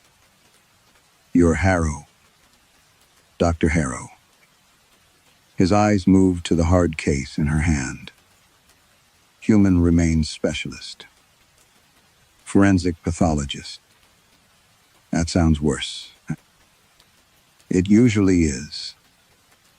He smiled politely, but not enough to soften his face. The first grave had been opened that morning near the southern boundary of the old churchyard. It was not ancient, despite what the project maps predicted. The coffin boards had collapsed inward, but enough remained to show iron fittings late Victorian or Edwardian, perhaps. Inside lay an adult skeleton wrapped in the brown lace of decayed cloth. Celia crouched beside the trench. The skull had tilted toward one shoulder. Several teeth were missing post-mortem. There was no obvious trauma. What interested her was the small oval plate lying against the sternum green with corrosion. "Identification tag?" she asked. Owen did not answer. One of the archaeologists, a young woman called Bethan Lloyd, looked at him before she looked at Celia. Celia picked up the plate with forceps. A name had once been engraved there, but the metal had been deliberately scraped. Not corroded, scraped. Someone removed the inscription. Owen rubbed rain from his mouth. Happened all the time? No, it didn't. People reused things. Not like this. From the church tower came a sound like iron breathing. Everyone stopped. The bell moved once. Celia saw it clearly through the open arch of the ruined belfry. A slow swing, though there was almost no wind. Then it struck. The note rolled over the churchyard, low and immense, and seemed to pass through the wet ground before reaching the ear. Somewhere beyond the houses, a dog began barking. No one in the trench spoke. Celia looked at Owen. "I thought the church was abandoned." "It is." "Then, who rang it?" "No one." Bethan lowered her eyes. Owen gave a short laugh. "Rope came down years ago. Storm must have shifted it." For several seconds, the note seemed to remain inside Celia's ribs. It reminded her absurdly of the vibration of a mortuary saw after the switch had been released. The machine silent, the hand still remembering it. Bethan crossed herself with a muddy thumb, then seemed embarrassed by the gesture. The bell did not move again. Celia stood and wiped her gloves on a cloth. "Who is buried here?" Owen looked toward the grave. For the first time, the color had left his face. "No idea," he said. "Nobody knows." Bethan whispered. "Owen." The bell swung once. Before it struck, Owen closed his eyes. The bell struck with enough force to make rain shiver from the canvas shelter. Owen kept his eyes closed until the sound had thinned into the valley. Then he opened them and looked not at the tower, but at Bethan. "You shouldn't have asked me that here," he said. Celia removed her gloves, one finger at a time. "I asked who was buried in an unmarked grave." "That's what I mean." He would say nothing more while they were in the churchyard. Celia spent the afternoon in the temporary project office, a converted schoolroom above the old village hall. The radiators clicked without warming the place. Damp had lifted the wallpaper near the windows, and every gust pushed water beneath the sill in a thin, dark line. There were burial registers. There were also gaps. The parish records for St. Ildid's were unusually complete until 1889, then erratic for nearly 20 years. Names vanished. Dates remained. One page listed 5 burials by age and sex, but gave no surnames at all. Clerical laziness. Celia asked. Bethan, sorting photographs, at the opposite table, shrugged. Could be. The answer was careful. Celia noticed that. By evening, she noticed more. At the pub, people spoke readily about the cemetery, until a specific corpse entered the conversation. Then language changed shape. A mason said a grave was said to belong to a farmer rather than saying it did. An elderly woman described her grandfather as the man buried under his stone, which Celia first assumed was local eccentricity. When she asked whether a child's grave near the yew tree belonged to the Evans family, the woman stared at the tabletop and said, "That's the name on it?" Nobody said yes. Nobody said no. The restraint irritated Celia because it resembled professional caution, stripped of professionalism. She had used the same kind of language herself. Years ago, in a post-mortem room in Birmingham, she had stood over the body of a man named Louis Vane, while a senior consultant explained what the hospital required. Not a fabrication, he had said. A clarification. The bruising was nonspecific. The cardiac findings were arguable. The delay in treatment might have mattered, but might was a large country. In medicine, and entire institutions could hide inside it. Celia had changed 3 sentences. 3. She had told herself for years that she had not altered the body, only the wording around it. The official report recorded sudden cardiac death, complicated by underlying disease. The draft she deleted had mentioned evidence consistent with prolonged restraint. She had never forgotten the difference. That night, in the room she had rented above the pub, she woke to rain tapping in the glass and found herself thinking of Vane's hands. The wrists had carried paired abrasions.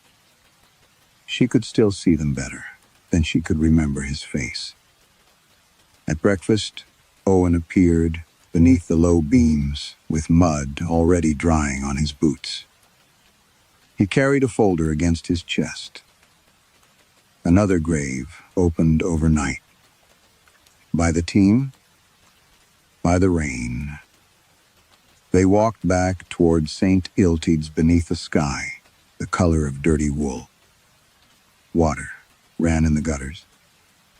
From the hillside came the grinding machinery of the reservoir, works distant but constant. Owen stopped before they entered the churchyard. "What happened yesterday?" he said. "You're going to hear stories." "I already have." "They're stories because people like having rules for things they can't control." "You mean the bell?" "I mean this place." Celia looked toward the tower. "Does it ring when people lie?" Owen gave a humorless smile. "No." The bell remained still. He seemed to breathe again. Then Bethan came hurrying from the excavation, pale and rain-spattered. "The coffin's exposed," she said. And there's writing. They found the grave half collapsed beside a leaning headstone.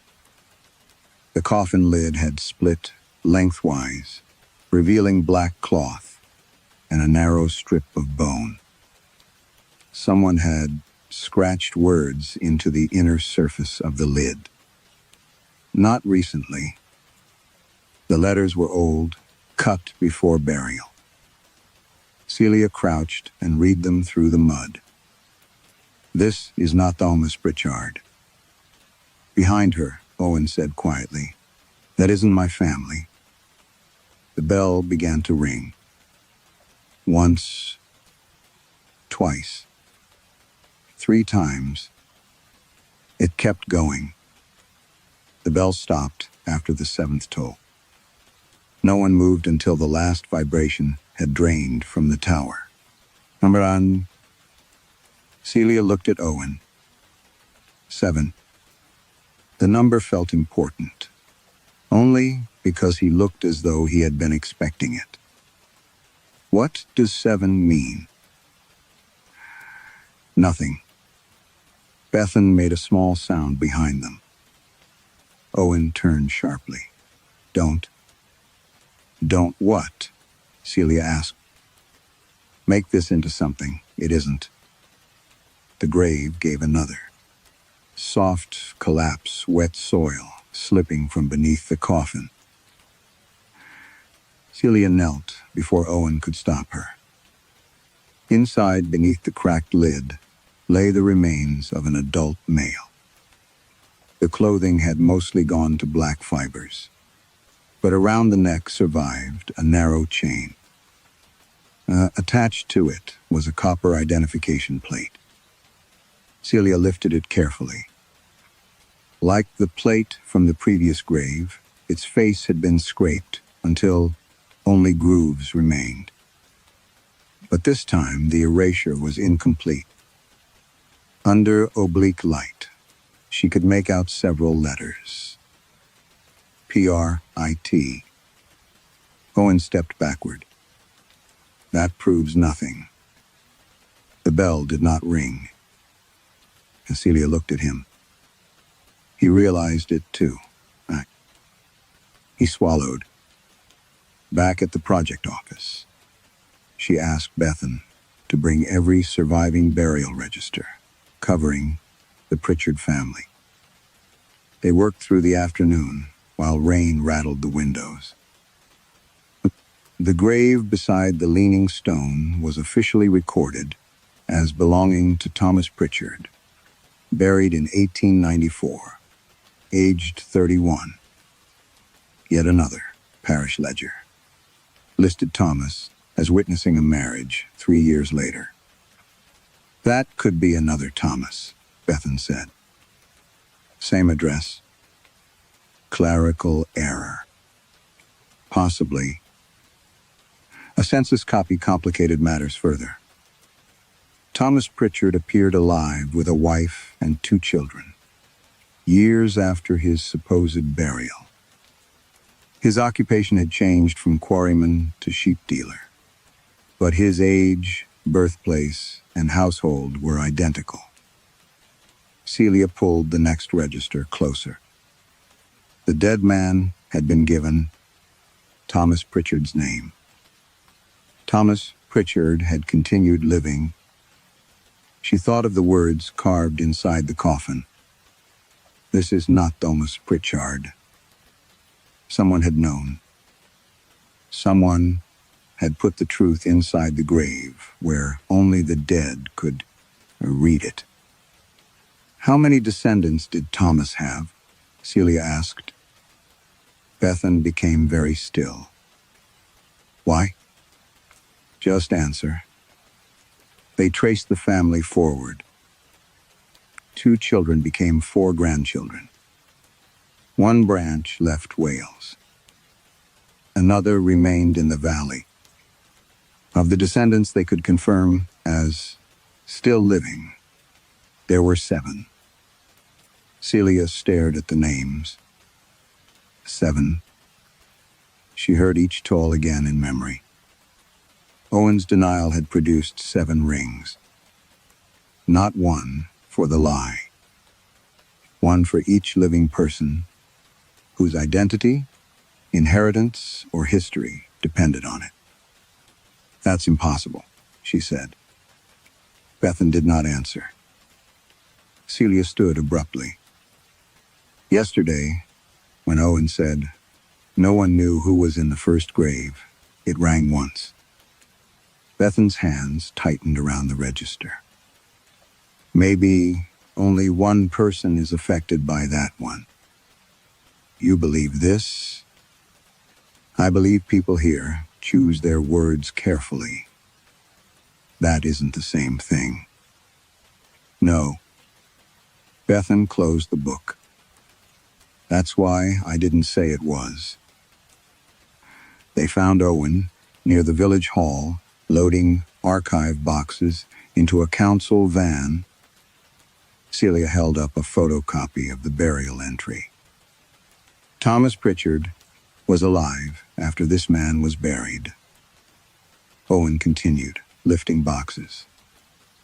And someone else was buried under his name. You don't know that." The bell remained silent. Celia felt cold despite her coat. "So, tell me who it was." "I can't." "Can't or won't?" His jaw tightened. Celia tried another approach. "This man died naturally." Owen froze. It was a guess. A harmless one, she thought. No evidence of trauma had yet been found. No accusation. No consequence. The bell struck. Once, then again. And again. By the 5th toll, Owen had dropped the box. By the 9th, Bethan was crying.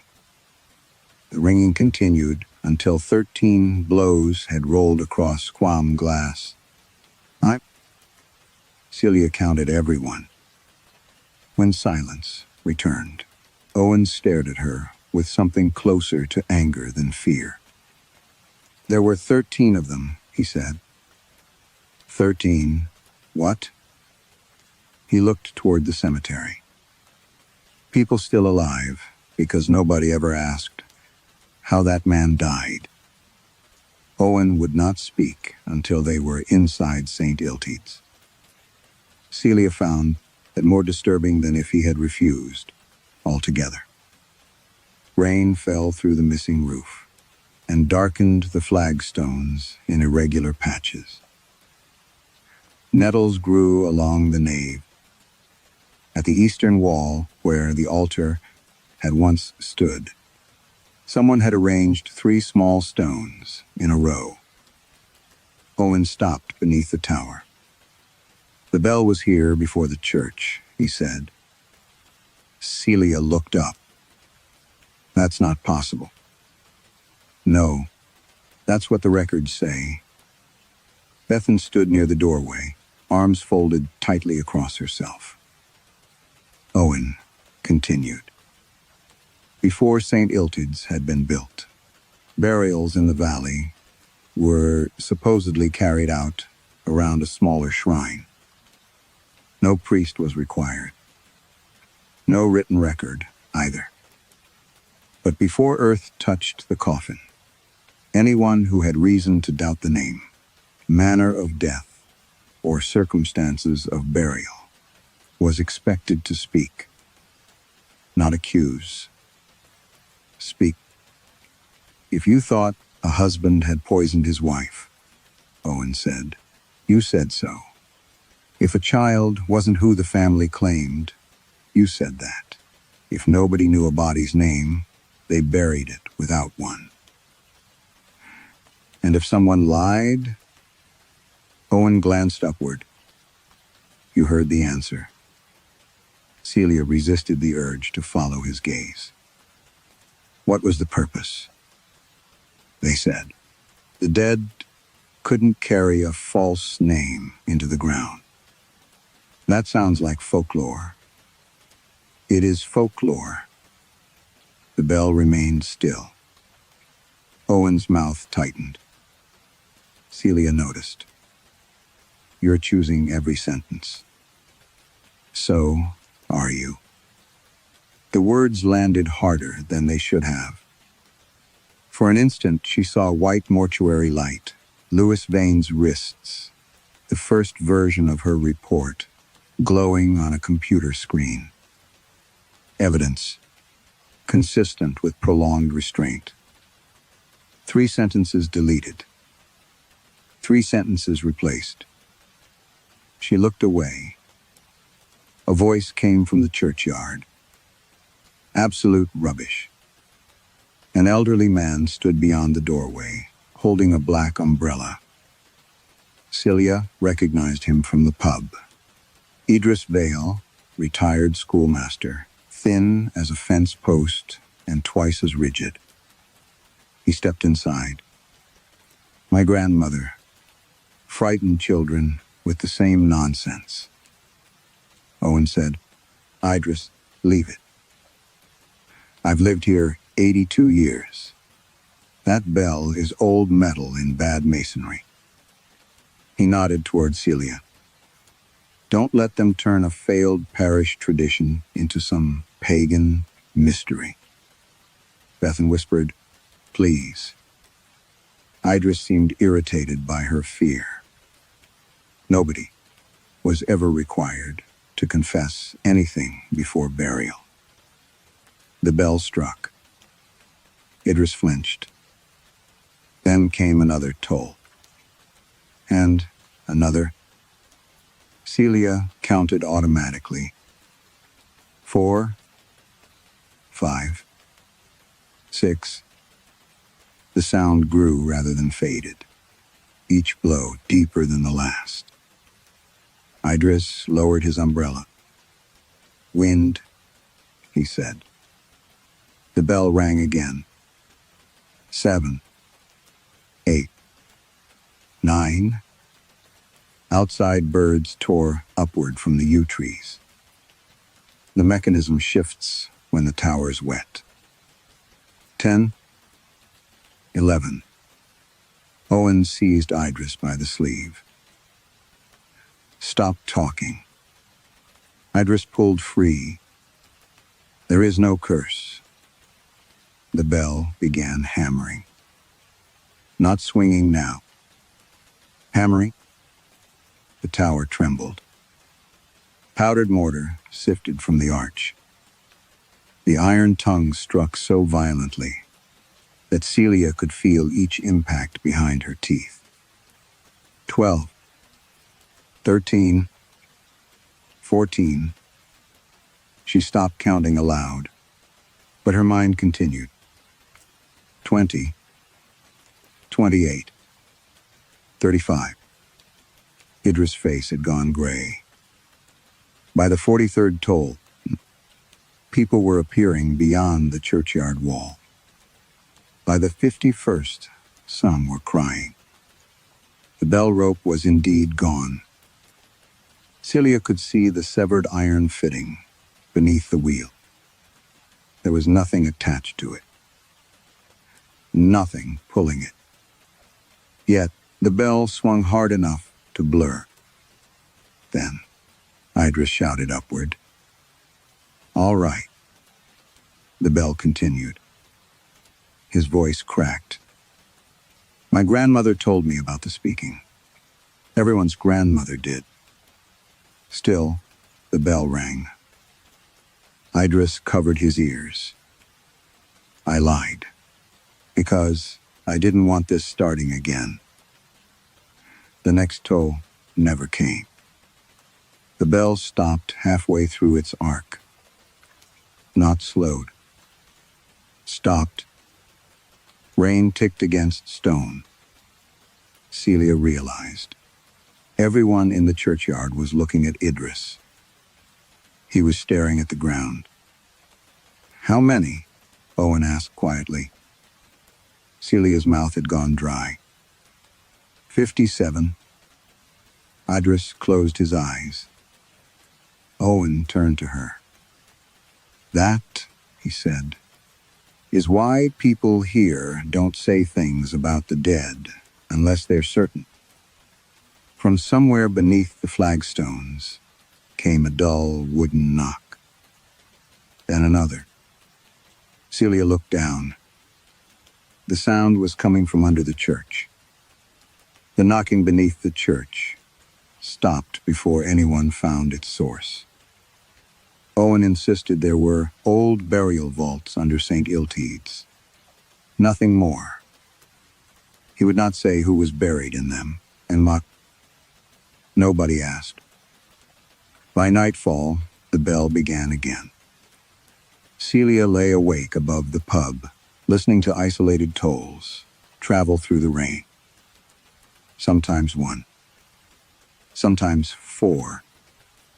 Once, shortly after midnight, 17. There was no pattern she could recognize. Each time voices somewhere in the village stopped. Doors closed. Lights went out. It was as if Weamglas had learned over generations. That silence was safer than conversation. The evacuation notices gave them 12 days. Reservoir engineers had already begun diverting water through the upper valley. Heavy machinery growled beyond the hills from dawn until darkness, and orange survey markers appeared along gardens, walls, and footpaths. The village was being measured for disappearance. In the cemetery, the earth had begun to move. At first, Bethan blamed saturation. 2 graves opened along the southern slope when their edges collapsed after rain. A headstone leaned forward during the night. Another rotated several inches in soil, so soft that Celia could push her finger into it to the second knuckle. Then a coffin surfaced. Not fully. One corner of blackened wood rose through the mud like the back of something, breathing beneath shallow water. The archaeologists covered it with sheeting. By morning, the sheet had split. The coffin had risen higher. Celia stood beside it while rain ran from her hood. "That isn't erosion." Bethan said nothing. A sound came from somewhere across the churchyard. Wood shifting against soil. Then, another. Celia turned slowly. Small ridges were appearing over several graves. Not collapsing inward, lifting. The bell tolled once. A coffin board cracked beneath the ground. Everyone left the cemetery. Celia did not. She stood among the graves until she realized she had been counting her own breaths. There were 23 visible disturbances in the soil. 23 graves trying impossibly to rise. Back in the schoolroom office, she spread parish ledgers across 3 tables and stopped, pretending she was only doing forensic work. She began mapping names. Pritchard, Vale, Lloyd, Morgan, Davies, and on. Some appeared repeatedly beside graves, whose inscriptions disagreed with census records. Others vanished for a generation and returned attached to different properties. The same pattern emerged again and again. A person recorded as dead. A person of the same name continuing to live, and Leanh, inheritance passing without challenge. Land changing hands. Children born to men supposedly buried years earlier. It was not random error. It was a system. Near evening, She opened a property ledger from the early 20th century. A surname stopped her hand. Vane. For several seconds, she simply stared at it. She told herself it was common enough. Then she found another. Edmund Vane, tenant farmer. Margaret Vane, widow. A burial entry for Arthur Vane. A later census showing Arthur Vane alive. Her stomach tightened. Louis Vane had been 46 when Celia examined his body. No known connection to Wales. Born in Coventry. Warehouse supervisor. Divorced. One daughter. Ordinary facts from an ordinary file she had spent years trying not to remember. Celia searched faster. A family register had been folded into the back of the ledger. Arthur Vane's surviving son left C. Dulliam Glass before the First World War. His descendants moved east through Cardiff, Bristol, Birmingham. The final handwritten note had been added, decades later by someone tracing the line. Celia read the names once. Then again, near the bottom, Louis Arthur Vane. The room seemed to narrow. Outside, the bell began to swing. Celia had not spoken. She had not lied. Still it rang. And then another, and another. The number kept climbing. Bethan entered the room, saw the open register, and stopped. "Oh, God," she whispered. Celia looked at her. "You know that name?" Bethan's expression changed. Not recognition. Pity. "No," she said. The bell struck so violently that the office windows shook. And Celia understood, with a coldness deeper than fear, that this time the bell was not counting someone else's consequences. The bell did not stop until Celia closed the ledger. Even then, its final note seemed to remain in the room. Bethan stood beside the door, pale and motionless. "You lied about knowing Louis Vane." "I didn't know him." The bell gave one low toll. Bethan shut her eyes. Celia felt something inside her harden. "I performed his post-mortem," she said. Silence. The admission was true, but incomplete. The bell accepted it. That frightened her, more than accusation would have. By dusk, Owen had agreed to open the chamber beneath St. Illtyds. Not because Celia persuaded him, because the graves were rising faster. 4 coffins had broken the surface before sunset. Muddy wood protruded from the churchyard at angles impossible to blame on water pressure. One had forced a headstone sideways. Owen carried an iron key, the length of Celia's hand. "My father gave me this when he died. What does it open?" He called it the truth room.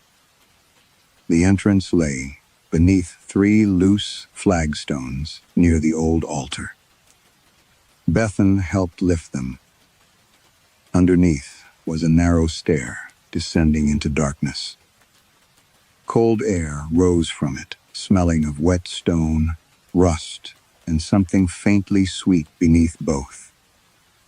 Rot, Celia thought. Very old rot. Owen went first with a lantern. The stairs were steep enough that Celia kept one hand against the wall. Scratches covered the stone beside her shoulder. At first, she mistook them for tool marks. Then she saw letters, names, hundreds of them, some carefully carved, others hacked so violently that grooves crossed one another. Almost every name had been scored through afterward. Thomas Pritchard, Eleanor Vallel, Samuel Morgan. Names she had seen in the registers. Names that belonged simultaneously to graves and living descendants. The passage opened into a circular chamber beneath the tower.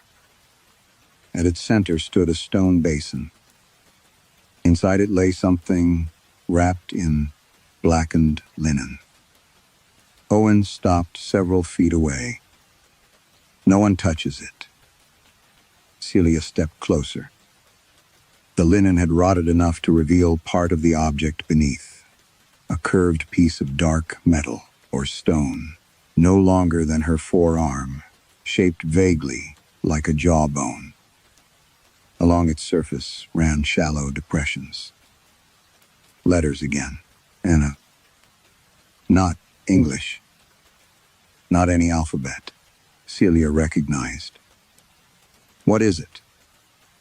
Owen shook his head. Nobody knows what it was called before the church. You expect me to believe this makes the bell ring? I expect you to believe what you've heard. Wooden shelves lined the chamber.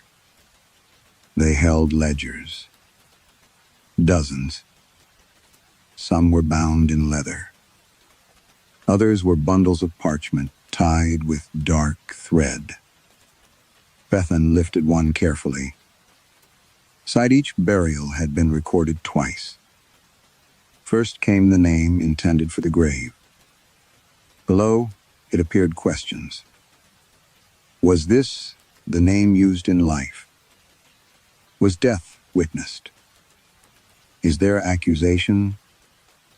Is any inheritance changed by this death? Beside, each question stood witness marks. Some entries ended with a single phrase. Spoken clean, may rest. Others had been crossed through. One page contained only 3 words. Name refused, unburied. Celia turned pages faster.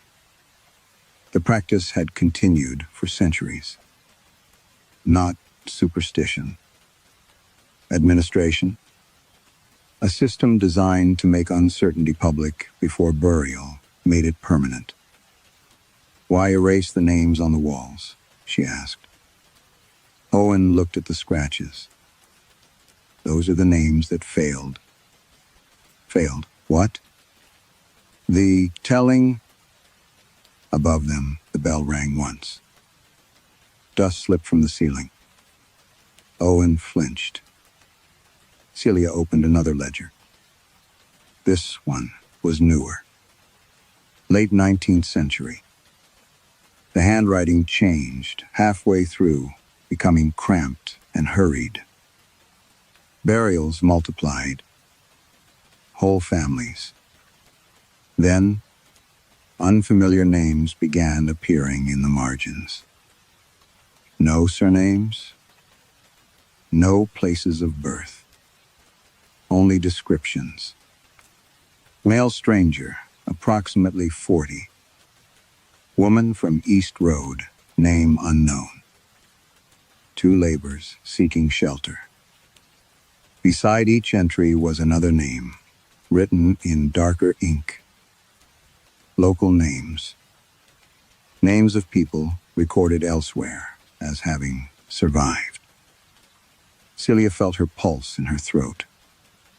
At the bottom of the final page, someone had written, "When too many must live, the dead may carry them." Bethan whispered, "That isn't the old rite." "No," Owen said. His voice was barely audible. "That was when we broke it." Celia turned the page. Something thin slid from between the leaves and fell at her feet. A modern photograph. She picked it up. It showed Louis Vane lying on a mortuary table. Her mortuary table. And, in the corner of the image, partly reflected in stainless steel, stood Celia herself. Celia almost dropped the photograph. There was no question where it had been taken. The mortuary table had a shallow dent near the drain, where a dropped instrument had struck it years before.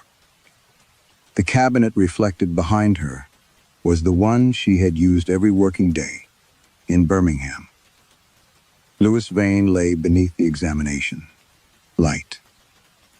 His wrists were visible. So were the abrasions she had later removed from the significance of his death. This photograph was never released, Celia said. Owen did not answer. How did it get here? I've never seen it. The bell remained silent. That at least was true. Bethan turned the photograph over. On the back, in faded blue ink, someone had written a single word. Returned. Celia slipped it into an evidence sleeve. Then she opened the epidemic ledger. The first deaths began during an autumn of relentless rain. The records called the sickness. The black coughing, though the symptoms described fever, bleeding beneath the skin, and death within days.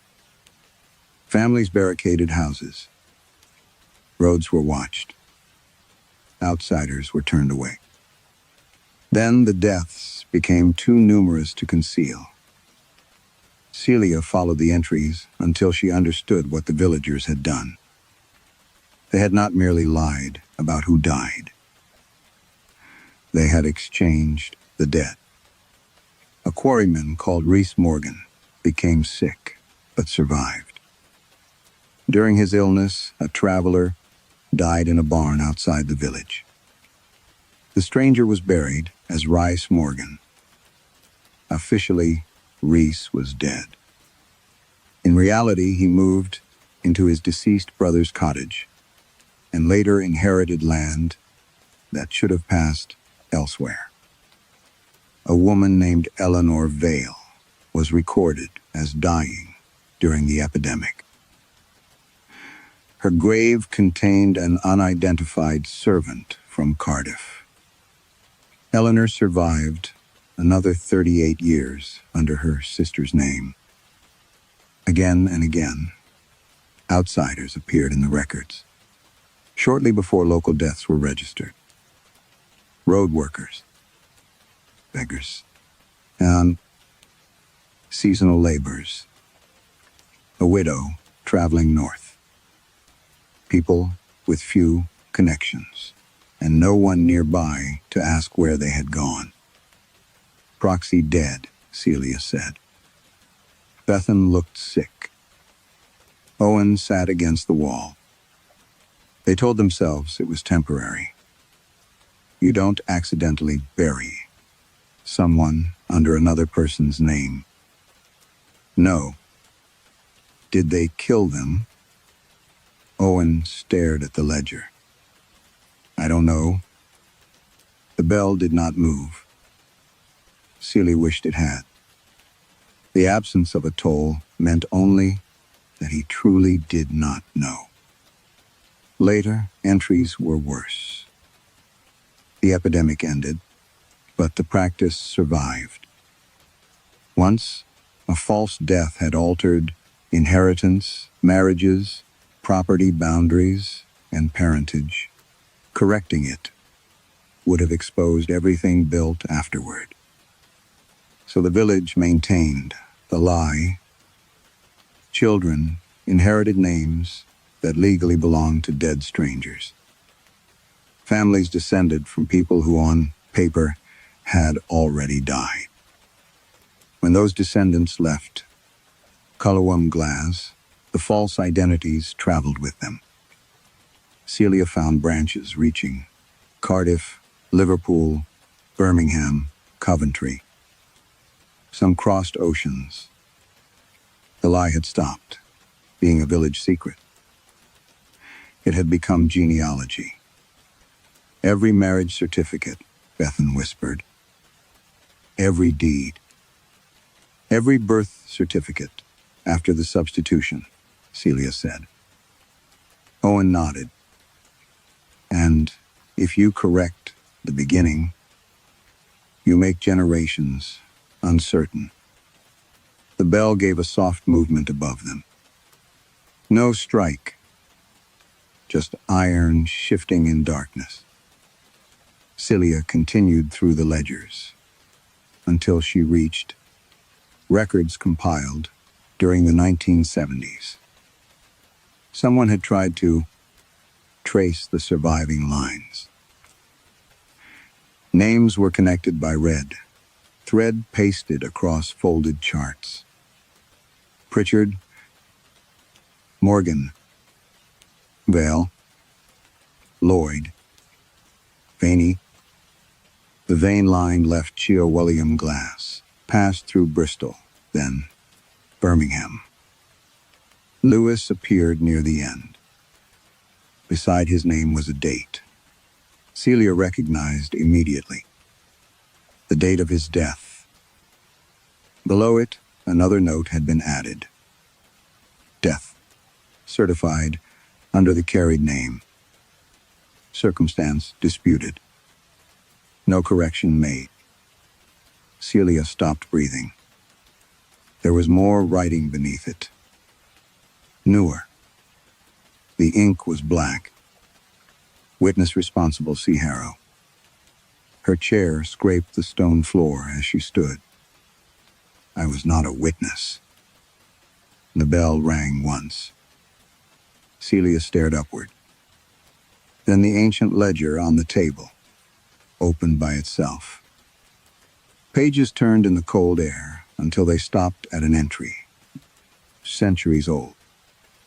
At the bottom of the page, beneath a list of proxy burials, someone had written, "He who seals the false death becomes keeper of the name." Celia looked down at Louis Vane's photograph in her hand. The scratches around his wrists seemed darker than before. And for the first time, she understood that whatever had followed his name out of William Glass had not returned alone. Whatever had followed Louis Vane's name out of William Glass had not returned alone. It had brought Celia with it. She remained beside the open ledger, while Owen read the sentence again. He who seals the false death becomes keeper of the name. That doesn't mean me. The bell struck once. Celia's jaw tightened. I didn't know anything about this village. Silence. True. I didn't know his name was false. Silence again. Also true. Bethan watched her carefully. But you knew something about his death was false. And Celia looked at her. The chamber seemed suddenly smaller. Water ticked somewhere behind the walls. Owen said, "What did you change?" For 14 years, Celia had answered that question only in her own head, and always with language designed to make the answer survivable. She sat down. Louis Vane died after being restrained during an acute episode at a private treatment unit. No bell. There were abrasions on both wrists, petechial hemorrhaging, findings that could have supported prolonged restraint and positional compromise. She paused. The words felt different, underground. Above, in hospitals and hearings, medical terminology had given them distance. Here they sounded like what they were. A man held down until he died. My preliminary report recorded those findings. And the final one? Bethan asked. Celia stared at Lewis's photograph. I changed the emphasis. The bell struck. One violent blow. Owen recoiled. Celia closed her eyes. I removed the restraint as a significant contributing factor. Silence returned. There, clean speech. She felt sick. A new page moved beneath her hand. Ink appeared gradually across the parchment, not flowing from anywhere, but darkening inside the fibers. 3 sentences formed. Celia recognized them before they were complete. They were hers. The wording from her final autopsy report. Death due to sudden cardiac event in the presence of underlying pathology. Below, it appeared another line. No external act materially contributed to death. The bell began ringing. Celia counted. 10, 20, 30. It continued. What is it counting? Bethan shouted over the noise. Celia looked at the genealogical charts. Lewis had 1 daughter, but the vein line had branches everywhere. Families built upon the original substitution, property inherited through a man who had officially died, marriages contracted under a name belonging first to someone buried without it, children whose documents repeated the identity. The bell reached 40, then 50. Celia understood. My report certified the carried name again. Owen nodded slowly. The old custom wasn't only about names. It was about making death truthful before it changed the lives of the living. And you made his death safe for everyone who needed the official version. The bell passed 60.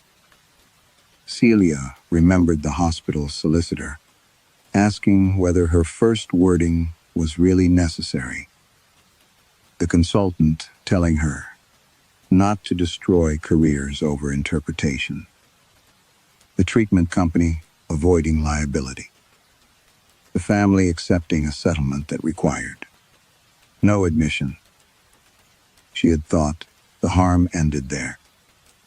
One institution protected. One dead man simplified. One pathologist promoted 2 years later.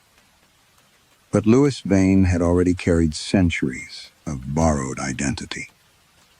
When Celia certified a second falsehood over his corpse, she had repeated the founding act of Sewabium glass, allowing the living to profit because the dead carried an easier story. The bell stopped at 73. In the sudden silence, Celia could hear herself breathing. Bethan said, 73 people. No. Celia looked at the chart. 73 consequences. Still living. Owen's face had gone gray. And now your keeper. Keeper of what? He pointed to the basin. The blackened wrapping around the relic had loosened. Beneath it, the curved object was no longer dark.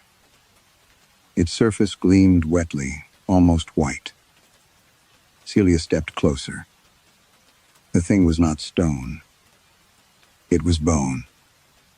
A human jaw ancient and polished by generations of handling. Every tooth had been removed. Except one. Around that final tooth, newly cut letters appeared. Now Louis Vane. Then beneath his name, Saliaharo, From above came the grinding crack of timber and earth.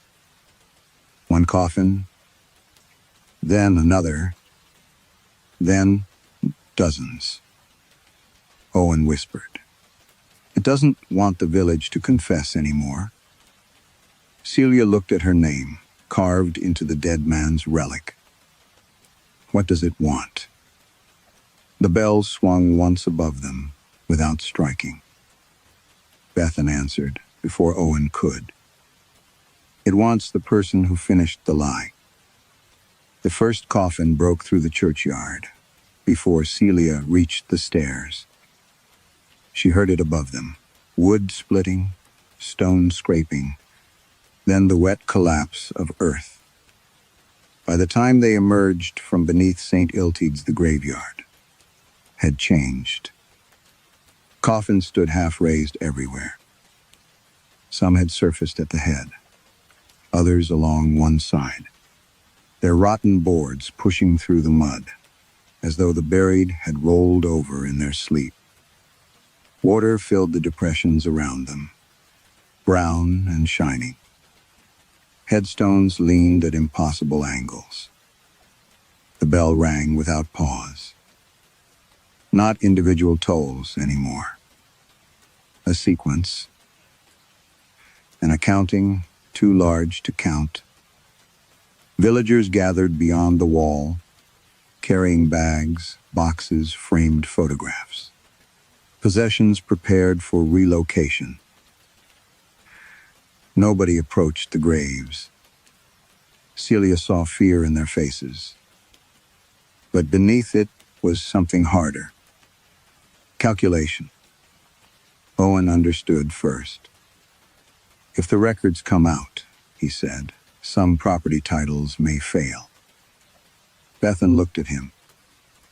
He continued, anyway, not just here. Estates, inheritances, identity records.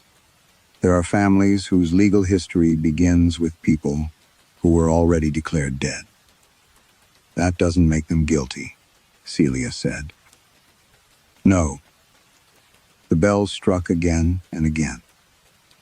But truth doesn't care whether they're guilty. Celia thought of Lewis's daughter. She had met her once after the inquest. A woman in a gray coat, holding a folder against her chest, thanking Celia for explaining things clearly. Celia had accepted the gratitude. That memory hurt more than the bell. A council vehicle stopped outside the churchyard. 2 reservoir officials climbed out, followed by a police constable, summoned after reports of unstable graves. Celia could end it now, or begin something worse. If she handed over the ledgers, investigations would follow. Her own report would be examined. Her medical registration might be lost. Her career would not end quietly. It would be dissected publicly. Every report she had signed, suddenly questionable. The hospital would deny pressure. The consultant who had spoken to her 14 years ago might claim he remembered nothing.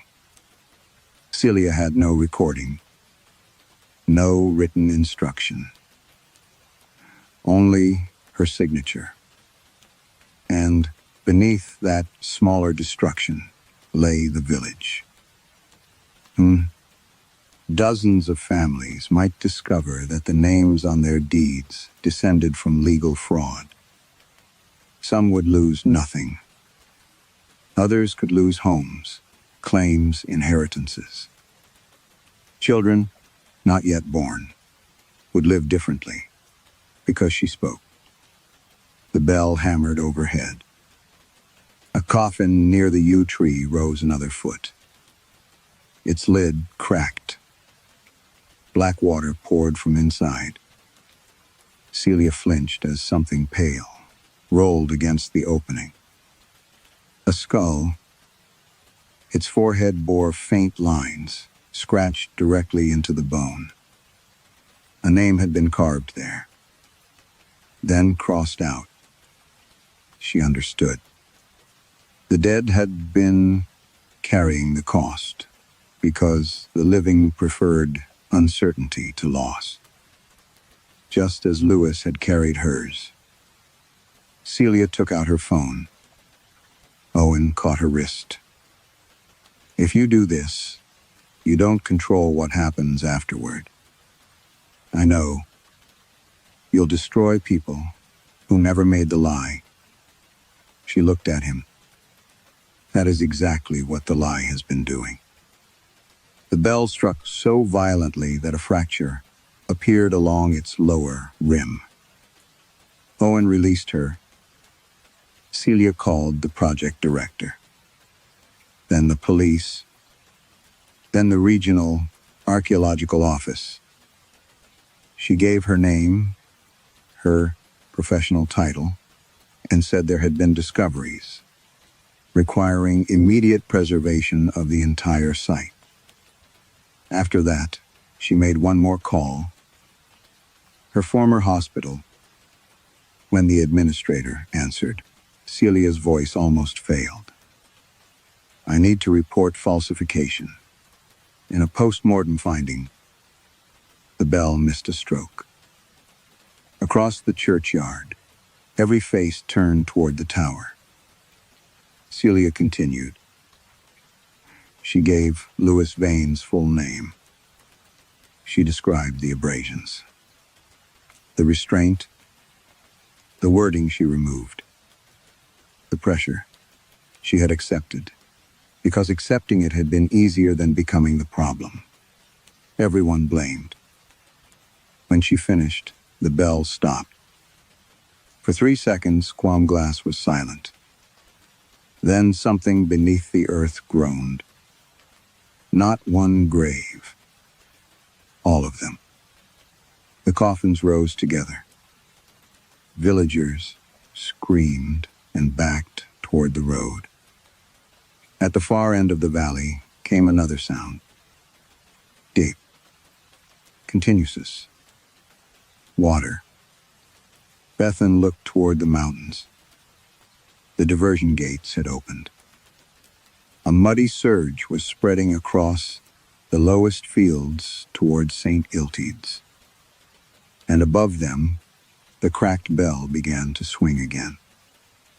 The cracked bell swung above the churchyard, while the first floodwater reached the wall. It came quietly at first, a brown sheet sliding through the lower field, carrying grass, branches, and the pale foam of disturbed soil. Then it found the drainage ditch and deepened. Stones vanished. Fence posts became islands. No one moved toward the graves. Celia stood beside the police constable and repeated her confession from the beginning. This time she did not say the report had been adjusted. She said falsified. She did not say the restraint findings were de-emphasized. She said removed. She did not say she had been pressured into a difficult professional judgment. She said she had known what the evidence meant and had chosen the version that protected her career.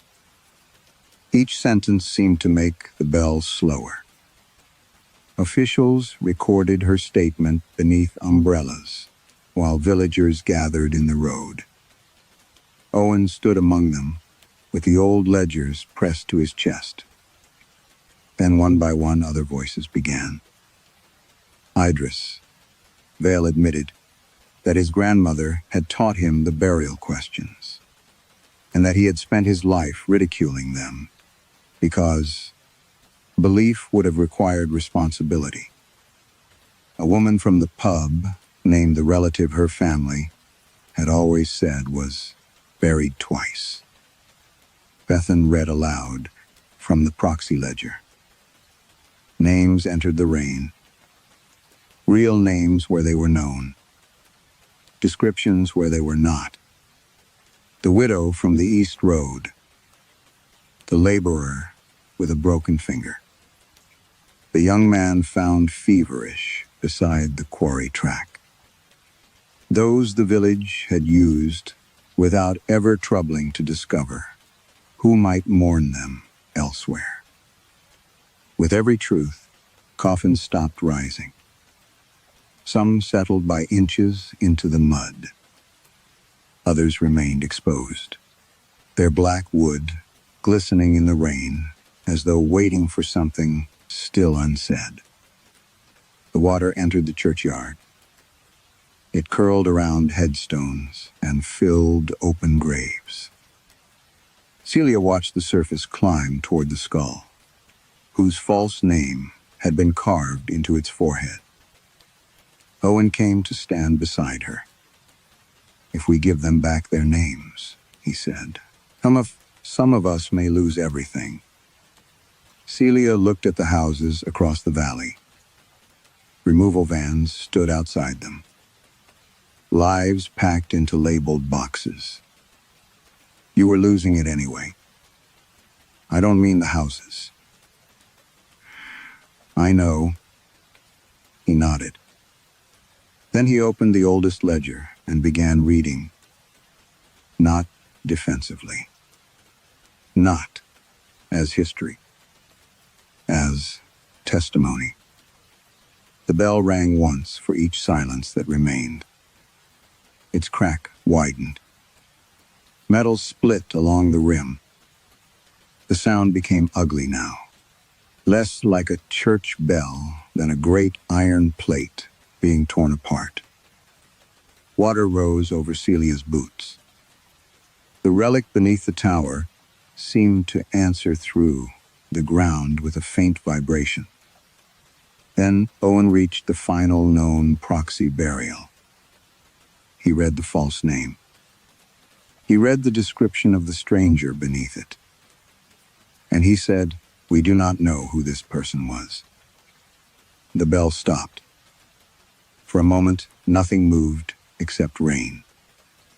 Then the tower gave a deep stone shudder. The bell swung forward one last time. It struck. The crack ran from rim to crown. The bell split into two pieces. One half crashed through the rotten belfry floor. The other remained hanging, turning slowly on its iron fitting. No sound followed. By evening, the churchyard was underwater. Within days, Siwam Glass disappeared. The inquiry did not. Celia lost her post before the first formal hearing. Her registration was suspended. Louis Vane's case was reopened.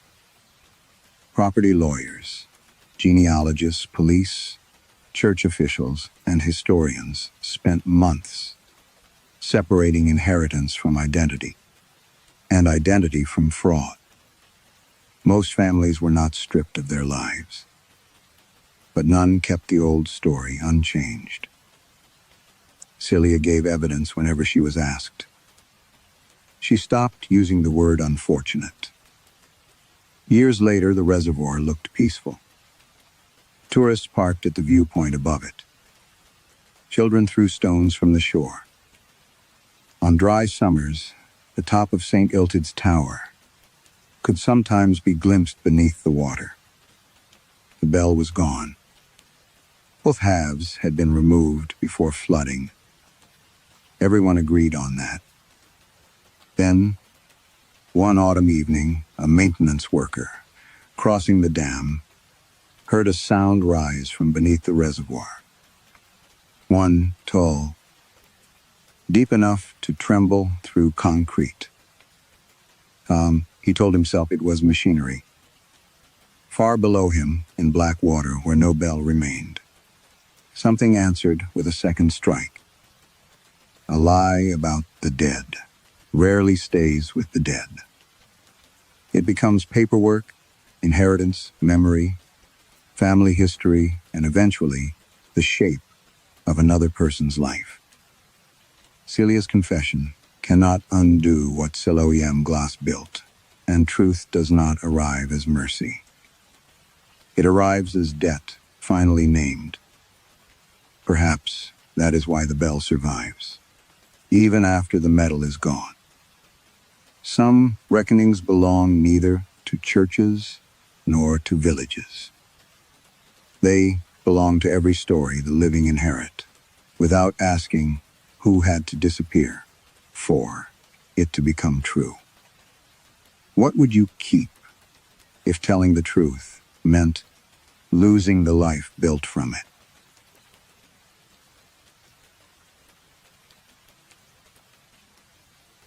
Story 5.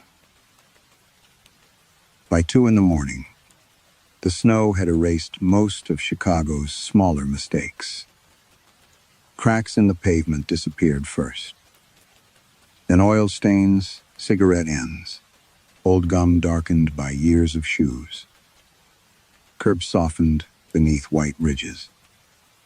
Parked cars became smooth, packed animals sleeping along the street.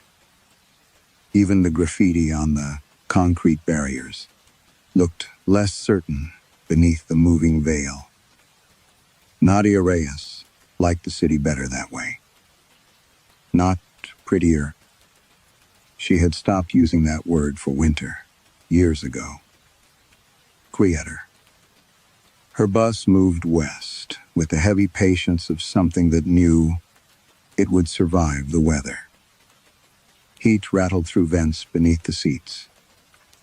The windshield wipers kept a narrow rhythm, drag, pause, drag, while salt spray dried, gray along the lower corners of the glass. 3 passengers remained aboard.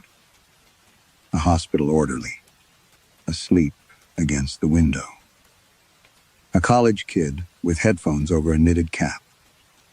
An old woman holding 2 grocery bags between her boots, as if afraid the bus might steal them. Nadia knew none of their names. She knew where all 3 would get off.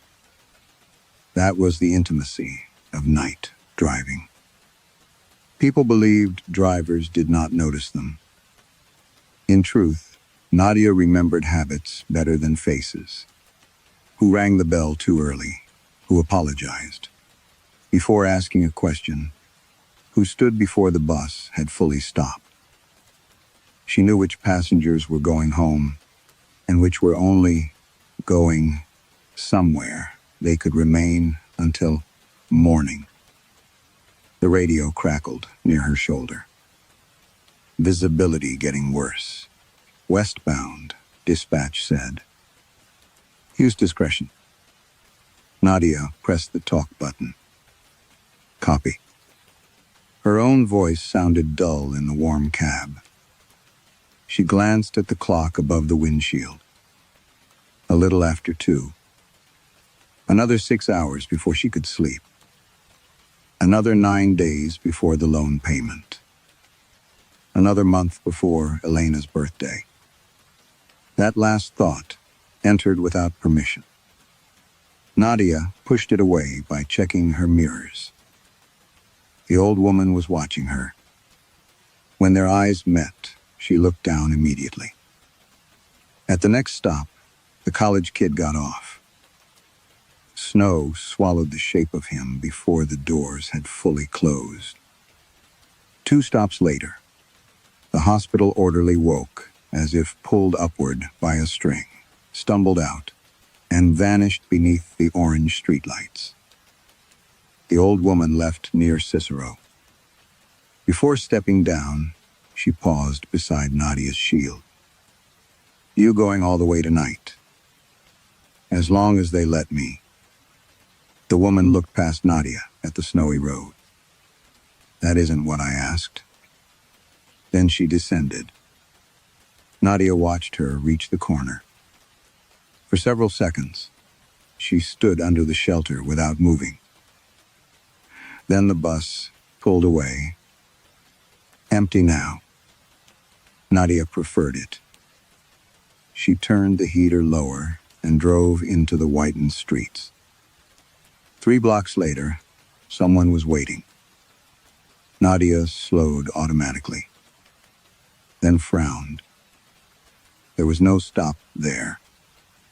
She knew the route well enough to feel wrongness before she identified it. The pole stood between a boarded pharmacy and an alley mouth, half buried in snow. No shelter. No route number. No municipal sign, she recognized. Only a man beneath the street lamp. He wore a dark wool coat without a hat. Snow covered his shoulders. He lifted one hand. Nadia should have continued. Instead, she braked. The doors folded open. The man climbed aboard, carrying no bag, no phone, nothing except a rectangle of yellowed paper held between 2 fingers. "You're off route," Nadia said. "No, His voice was mild. Nadia pointed toward the fare reader. He looked at it as though he had never seen one. Then he placed the paper on the metal ledge beside her. It was an old transit ticket. Not antique, exactly, but old enough that Nadia remembered conductors, punching similar ones when she was a child. Across the top, in faded blue ink, was a destination. Not a station, an address. Nadia stopped breathing. She knew the building. A narrow brick apartment house on North Washtenaw. She had lived there for 11 months after separating from Marco. The year. She stopped waking every morning in the same home as her daughter. "That route doesn't go there," she said.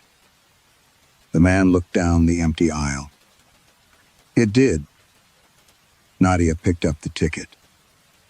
On the back, beneath a water stain, shaped like a thumbprint, someone had written 2 words in blue pen. "An Adia race?" She looked up. The doors were still open. Snow blew through them. The man was gone. Nadia checked the mirror, then the sidewalk, then the road behind the bus. There were no footprints leading away from the door. Only one set, coming toward it. She stared until the warning chime sounded. Then the doors closed by themselves. Above the windshield, the destination display flickered. Her route number disappeared. For several seconds, the screen went black. Then, new words appeared. Ashland Terminal. Nadia gripped the wheel. Ashland Terminal had been demolished before she was born. And from somewhere behind her, in the empty bus, someone pulled the stop cord. The stop cord stayed down. Nadia stared at it, in the mirror, a yellow line sagging beside the empty seats. For 1 full block, she did not move. Then, training took over. She set the brake, switched on the hazards, and walked the aisle. No one crouched between the seats. No coat lay abandoned. No child hid beneath the rear bench. The bus smelled only of wet rubber, old heat, and the faint medicinal bite of road salt carried in on boots. At the back door, the request light glowed red. Nadia pressed the reset. It went dark. "Electrical fault," she said aloud. The words sounded useful because they belonged to a world where things could be repaired. By the time she returned to the driver's seat, the destination display had corrected itself. Her proper route number shone above the windshield. The non-existent stop sign was already behind her, lost in snow. She did not call dispatch. There were forms for fare disputes, collisions, threats, sick passengers, broken lifts. There was no box for a man who vanished after handing you a ticket to the apartment, where your marriage finally became a memory. At the terminal, Nadia bought coffee from a vending machine and checked her bank balance. The number was smaller than she expected. It was always smaller than she expected. Her ex-husband's name still appeared on one automatic payment she had forgotten to change. A collection notice waited beneath a grocery store coupon in her email. She deleted neither. Then she opened Elena's last message. It was 6 days old. Can't do Sunday. Maybe next week. Nadia had answered with a thumbs up. She hated the thumbs up now. It looked cheerful, forgiving, almost efficient. Exactly the kind of response she had learned to send when Elena was 12, and every conversation seemed to arrive while Nadia was behind schedule. She typed, "You awake?" Then erased it. Outside, snow pressed against the depot windows. At 3:25 in the morning, she started the return trip. The city had thinned to plows, delivery trucks, and people whose reasons for being awake were usually none of Nadia's business. She told herself. The first man had been exhausted, confused, maybe drunk. She told herself the ticket had been some kind of joke. She did not ask herself how he knew her name. At 3:33 in the morning, the interior lights dimmed. Not out, just lower, as if the bus had drawn a breath. Nadia looked at the dashboard clock.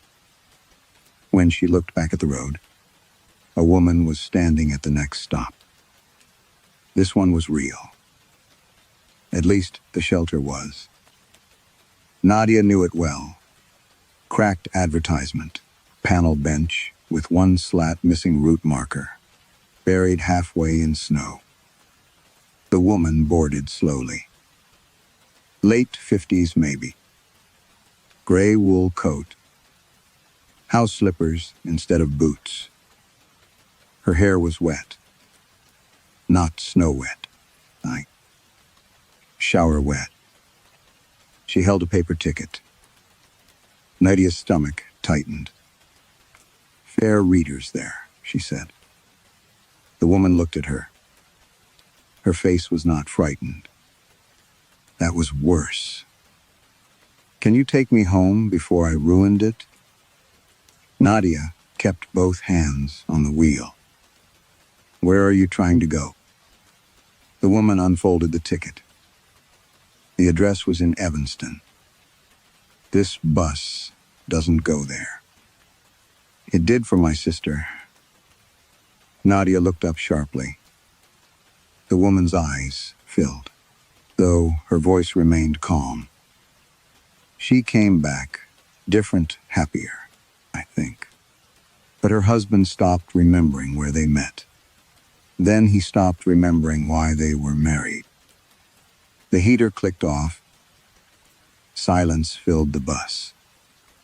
Nadia became aware of the snow, tapping against the windshield like fingertips. "Ma'am, you need to get off." The woman sat down instead. "Hey, please." Nadia reached for the radio. Static answered. She tried again. Nothing. In the mirror, the woman was holding the ticket in both hands, now like something fragile enough to tear and dangerous enough not to. Nadia pulled into the next legitimate stop and opened the doors. The woman did not move. "Last chance," Nadia said. The woman whispered, "You don't understand yet." Something rustled beside Nadia's knee. Her route map, the laminated city sheet, was folded in its usual holder where she had checked it hundreds of times. A thin black line now branched away from the printed route. Nadia leaned closer. The ink was glossy, wet. At the end of the new line was a small square she had never seen before. Beside it, in fresh lettering, was a stop name. Washed now. Home. Nadia touched the wet ink with one finger. It smeared. Not much. Just enough to leave a black crescent on the pad of her thumb. The woman behind her exhaled, as if Nadia had finally admitted something. "What happens if I follow it?" Nadia asked. "I don't know.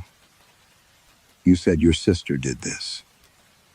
She wouldn't tell me what she saw. Nadia looked at the route map again. The new line was already drying. She should have called the police. Dispatch. Anyone. Instead, she closed the doors. The bus moved. At the next intersection, Nadia turned toward the depot. The steering wheel resisted. Not violently. It simply became heavy in her hands, like a wheel locked against a curb. She pushed harder. The bus continued straight. The woman began crying quietly. They passed beyond the route. Street names became unfamiliar, then familiar again, in the wrong order. Snow-covered construction sites, Nadia knew, should have been open trenches. A laundromat occupied the corner, where a bank stood yesterday. Traffic lights changed for them before they reached each intersection. At 3:41 in the morning, another passenger was waiting. A man in a mechanic's jacket, boarded with a paper ticket to a bungalow in Oak Park. "I almost bought it," he said, before Nadia could speak. Behind him came a young woman, carrying a ticket to an apartment on Sheridan Road. "My fiancé lived there," she said. "Former fiancé?" She shook her head. "Never married him." Another rider appeared 6 blocks later. Then another. Each carried a destination that existed, just not for them. A house lost during a bidding war. A condo never rented. A duplex once shared with a boyfriend, before someone accepted a job in another state. The tickets were not promises. They were receipts for decisions that had never been made. Nadia stopped asking questions. The woman in the gray coat remained seated behind the yellow line, watching each passenger with a terrible patience. The mechanic was first. His bungalow stood halfway down a narrow residential street, beneath snow-bent trees. Nadia knew immediately. Something was wrong with it. Not the building. The light. Every other house was dark. That one glowed. Warm yellow windows. Porch lamp. Christmas lights looped around the railing, though the holiday had passed weeks ago. The mechanic stood. "I sold my motorcycle for the down payment," he whispered. Nadia glanced at him. "You said you almost bought it." "I was going to..." He stepped off the bus. The moment his shoes touched the sidewalk, the house changed. Curtains appeared behind the windows. A child's red sled leaned against the porch. A basketball hoop emerged above the garage. Then a woman opened the front door. She smiled. The mechanic made a sound Nadia had heard only once before, when Elena was born, and Marco had put both hands over his face. The woman ran outside. The mechanic met her halfway. They held each other in the snow. Behind them, 2 children appeared in the doorway. Nadia's hands went cold. She watched the man enter the house. The door closed. For almost 3 hours, the bus remained parked. None of the passengers complained. The engine idled without consuming fuel. Nadia checked the gauge twice. It did not move. Near dawn, the bungalow lights flickered. The mechanic came back outside. He was smiling, but his face looked older. Not physically, as if something behind it had lived years in the time he had been gone. He boarded the bus and sat down. "Well?" Nadia asked. He laughed. "Once, I remembered everything. Everything." "What?"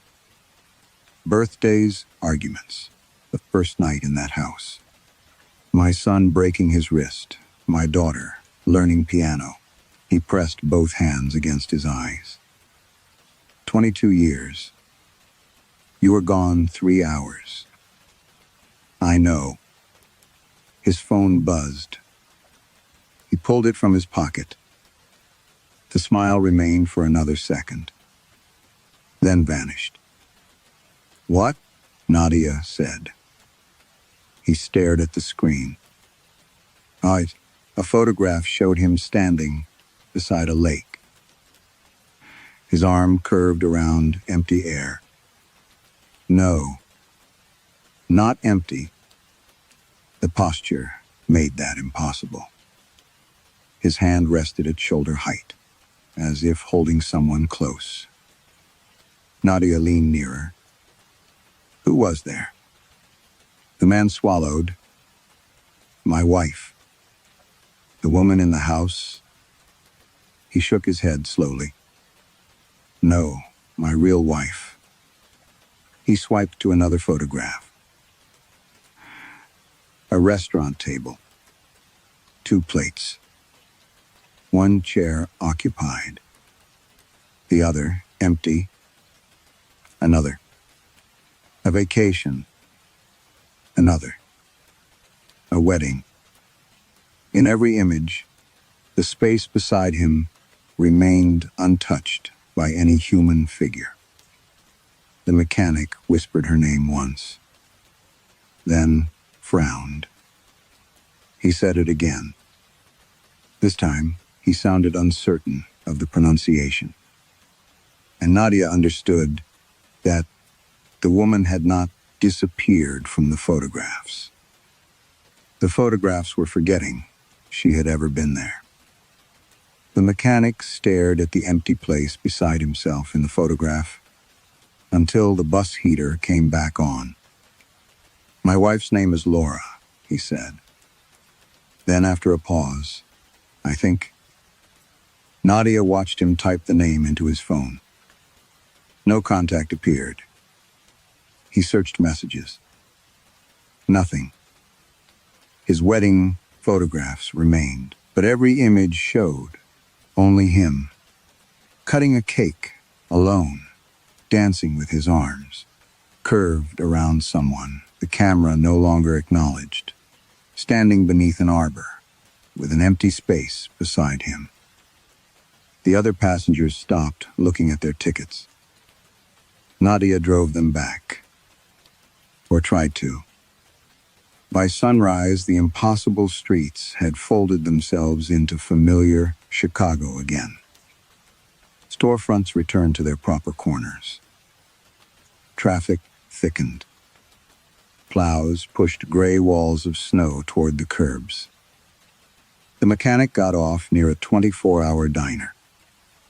He stood there with his phone in his hand, looking like a man waiting for someone whose existence he could no longer prove. Nadia finished her shift. Then she went downstairs at the Transit Administration building, instead of going home. The archive room smelled of dust, toner, and overheated pipes. A clerk named Bernard Hale sat behind a desk surrounded by root binders. "You look terrible," he said. "Good morning to you too. What are you looking for?" "Old roots." "How old?" Nadia thought of the name on the destination display. Ashland Terminal. Bernard frowned. "That's not a route." It was a terminal. Maybe before restructuring. Before I was born. He gave her a longer look. Nadia forced a shrug. Passenger mentioned it. That explanation satisfied him, because passengers said strange things. Bernard brought out scanned route maps, maintenance reports, service notices. Nadia searched for 2 hours. Ashland Terminal appeared in records from decades earlier, then vanished after a redevelopment project. Nothing supernatural. Nothing hidden. Old infrastructure survived in language all the time. Drivers still used names for intersections that had not officially existed in years. That was all. As for the wet ink on her route map, printers malfunctioned. As for the disappearing passenger, she had been awake too long. As for the mechanic's photographs, Nadia stopped there. Fatigue could alter perception. Weather distorted light. People misremembered things. Phones corrupted files. Memory was not evidence. She repeated these explanations until they began to resemble belief. Before leaving, she checked the staff directory for Bernard's extension. His emergency contact field was blank. "You never put anyone down?" she asked. He glanced over. "My sister used to be listed." "Used to?" Bernard smiled uncertainly. "Did I say sister?" Nadia did not answer. On the train home, she searched the mechanic's name from the fare complaint form he had filled out months earlier. His social media profile showed 20 years of photographs. No Laura, but comments beneath old posts disturbed her more. "Great anniversary shot. You two haven't changed. Tell her happy birthday from us." The comments remained. The woman they referred to did not. Nadia slept for less than 4 hours. When she woke, there was a voicemail from Marco. "Elena says she might be busy this weekend. Don't push her." "Okay." Nadia replayed it. Not because of what he said. Because Marco sounded different when he said Elena's name. Detached. As though discussing a neighbor's child, she called him back. "Is Elena home?" A pause. "Why would she be?" "She lives with you." Another pause. Then Marco laughed. Not amused. Confused. "Nadia, she hasn't lived here in years." Elena was 16. Nadia sat upright. What are you talking about? I mean, he stopped. She heard him breathing.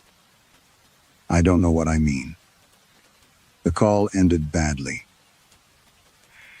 Nadia opened her contacts. Elena's number was still there. She pressed it immediately. 1 ring. 2. 3. Someone answered. Hello? A man. Young, perhaps. Nadia checked the screen. Elena Reyes. Who is this? Who's this?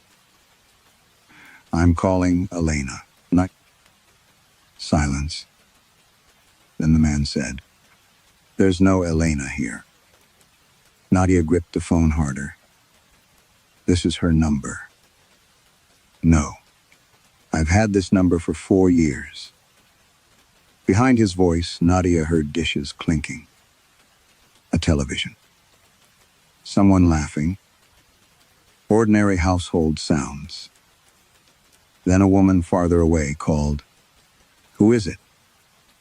The man covered the receiver badly. Wrong number. Nadia ended the call. For several seconds, she stared at Elena's contact photo. It showed a lakefront bench. Snow on the railing. Gray water beyond it. No, Elena. Only an empty space where Nadia remembered her daughter sitting. And for the first time, Nadia could not remember what coat Elena had been wearing. Nadia called Elena's number 11 times. By the 5th call, the young man stopped answering. By the 8th, the number disappeared from her recent contacts. By the 11th, Elena's name was gone from the phone entirely. Nadia sat on the edge of her bed with the device in both hands, searching every folder, every message thread, every photograph. There were gaps, not blank spaces, worse, completed spaces. A Christmas picture showed Nadia and Marco standing beside a tree, smiling toward the camera with enough room between them for someone who was no longer there. A restaurant. Receipt from Elena's 13th birthday listed 2 meals instead of 3. Nadia remembered ordering Elena chocolate cake. The receipt said there had been no dessert. She drove to work early. She told herself she was going because missing a shift would cost money. That explanation survived until she saw the bus. It was waiting in the depot with its interior lights on. Her assigned vehicle was supposed to be 3 bays over. This one had no fleet number on the rear panel. Yet Nadia recognized the tear in the driver's seat. The scratch beside the fare reader. The faint black smear her thumb had left on the route map. She climbed aboard. The doors closed behind her. Not tonight, she whispered. The engine started. No key. No ignition sequence.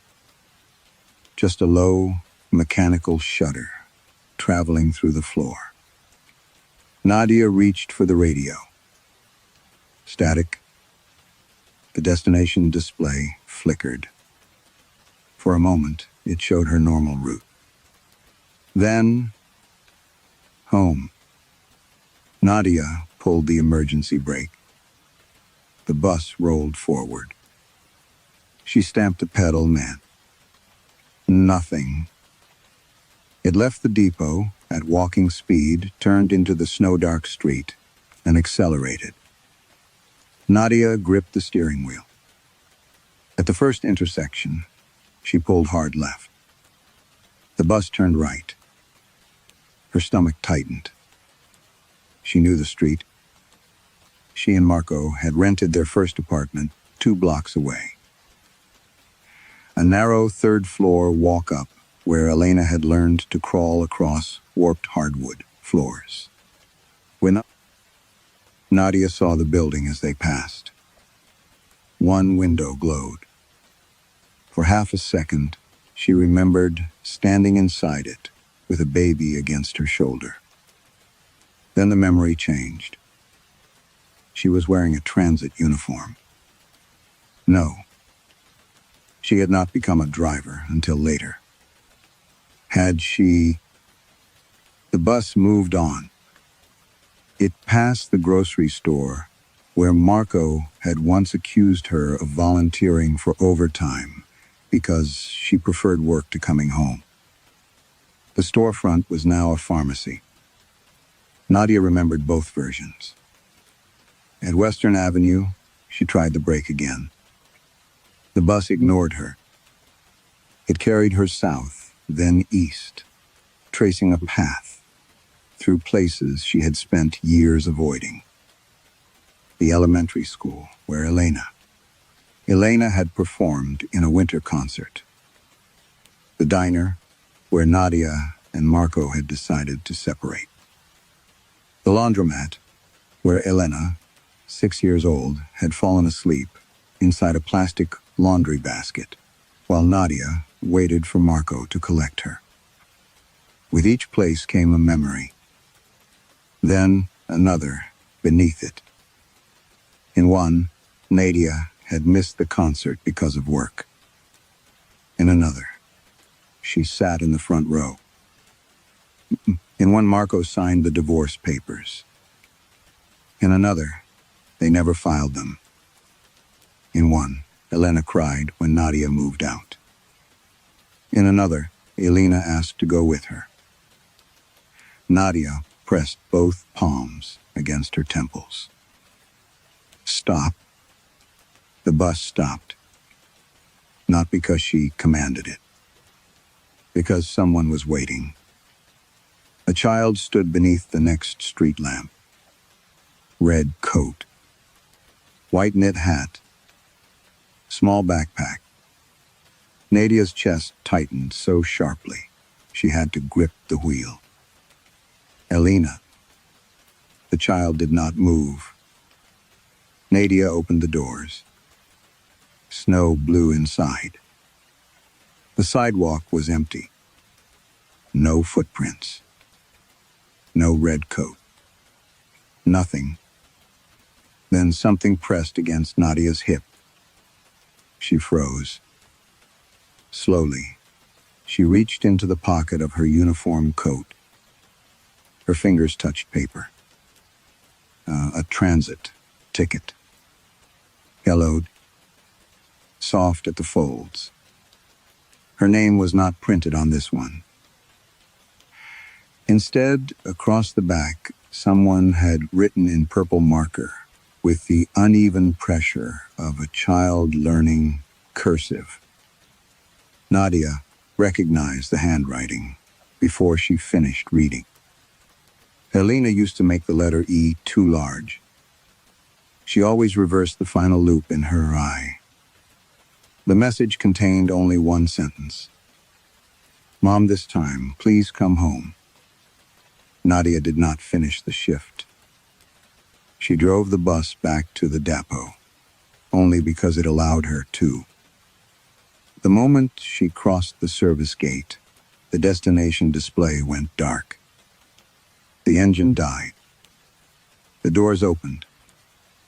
By the time a supervisor came over, the bus looked ordinary again. Almost. The ticket remained in Nadia's pocket. She kept one hand around it while explaining that she felt sick. That part was true.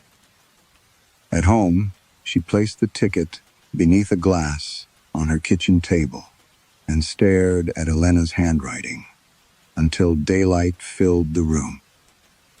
Then she called Bernard. I need access to accident archives. There was a pause. Transit accidents? Yes. How far back? 1949. Another pause. That specific? Can you get me in? Bernard sighed. I can get you downstairs. The oldest records were not fully digitized. They lived in gray archival boxes beneath the administration building, where the air smelled of cardboard, dust, and the metallic dampness of old pipes. Nadia searched winter incident reports first. She found the accident shortly after noon. February. Heavy snowfall. A westbound municipal bus had lost traction near an elevated section of roadway, struck a barrier, and overturned into a rail maintenance cut. 17 passengers. 9 dead at the scene. 3 later in hospital. The driver survived. His name was Silas Vane. Nadia read the report twice. The language was cold. Mechanical failure. Severe weather. Restricted visibility. Emergency access delayed. No criminal negligence established. But someone had placed a newspaper clipping inside the file. The headline called Vane, a coward. Witnesses claimed he crawled through the windshield and left passengers trapped inside, while fuel spread beneath the overturned bus. Another, clipping printed several days later, contradicted the first. A surviving passenger said Vane returned repeatedly to the wreckage. He broke 2 fingers trying to force open the rear door. He burned his hands. East until firefighters pulled him away. In a photograph, Vane stood outside the hospital with both hands bandaged. His expression bothered Nadia. Not grief, not shock, expectation. As if he was listening for something, she turned the page. A handwritten statement had been attached to the investigation. One firefighter described Vane kneeling beside the wreck after the bodies had been removed. He kept repeating the same sentence. Please give them another way home. Again. Again. Again. Nadia sat very still. Bernard appeared between the shelves, carrying coffee. You find something? She covered the statement with one hand. Maybe. He set a cup beside her. I asked, around. About what? Ashland Terminal. Nadia looked up. Bernard's face had lost its usual boredom. My predecessor used to call something the dead route. Nadia waited. He said, buses sometimes appeared where service had been discontinued, mostly during snowstorms. Drivers reported passengers waiting at stops that had been closed for years. What happened to them? Reports got filed as fatigue incidents. Equipment faults, route confusion. Passengers. Bernard shook his head. That's the strange part. He pulled another box onto the table. Complaints exist, but not from the passengers themselves. Inside were photocopied memos spanning decades. A driver in 1963 reported picking up a woman who requested an address demolished 6 years earlier. Another in 1981 described an elderly man carrying a paper transfer punched for a neighborhood, raised during expressway construction. A report from the early 2000s mentioned a bus briefly displaying home instead of a route number. Nadia felt something shift inside her chest. This had happened before. Not once. Not to her and her. The route had been moving through the city for generations, surviving every map that tried to erase it. She searched deeper. Service complaints, driver statements, old passenger logs. Most were useless. Names, boarding points, incomplete notes. Then she found a ledger newer than the others. Its cover was clean enough that Nadia almost passed over it. No official inventory label. No archive stamp. She opened it. The first pages listed passengers in different handwriting, different inks, different decades. Some names had addresses beside them. Others only a single word. Home. Bernard leaned over her shoulder. What is that? I don't know. Nadia turned another page. Her hands stopped. Halfway down the sheet, one entry had been written in purple ink. The letters were unmistakable. The oversized E, the reversed final loop in the Y.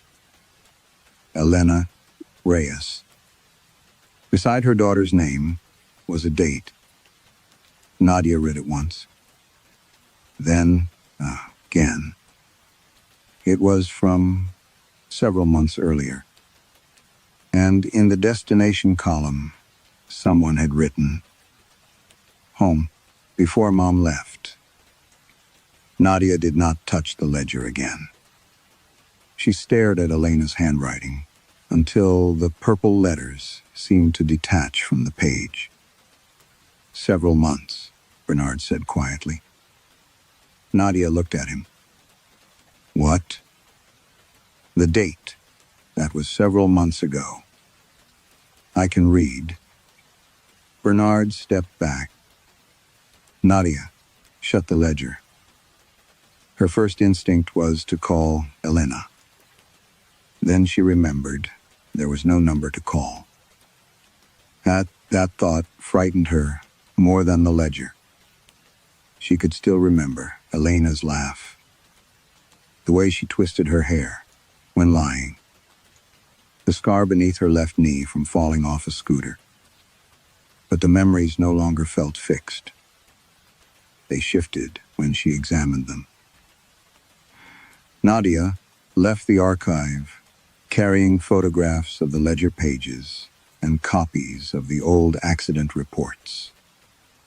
At home, she opened Elena's school portal. The password still worked. For a moment, relief nearly made her laugh. Then the records loaded. There was no Elena Reyes. She searched by student number. Nothing. She searched archived enrollment. Nothing. She typed Marco's surname. A student appeared. Elena Vargas. Nadia stopped breathing. The profile photograph showed her daughter. Same dark eyes. Same narrow chin. But beneath the photograph, the parent contact section listed only Marco Vargas. Nadia refreshed the page. A second name appeared.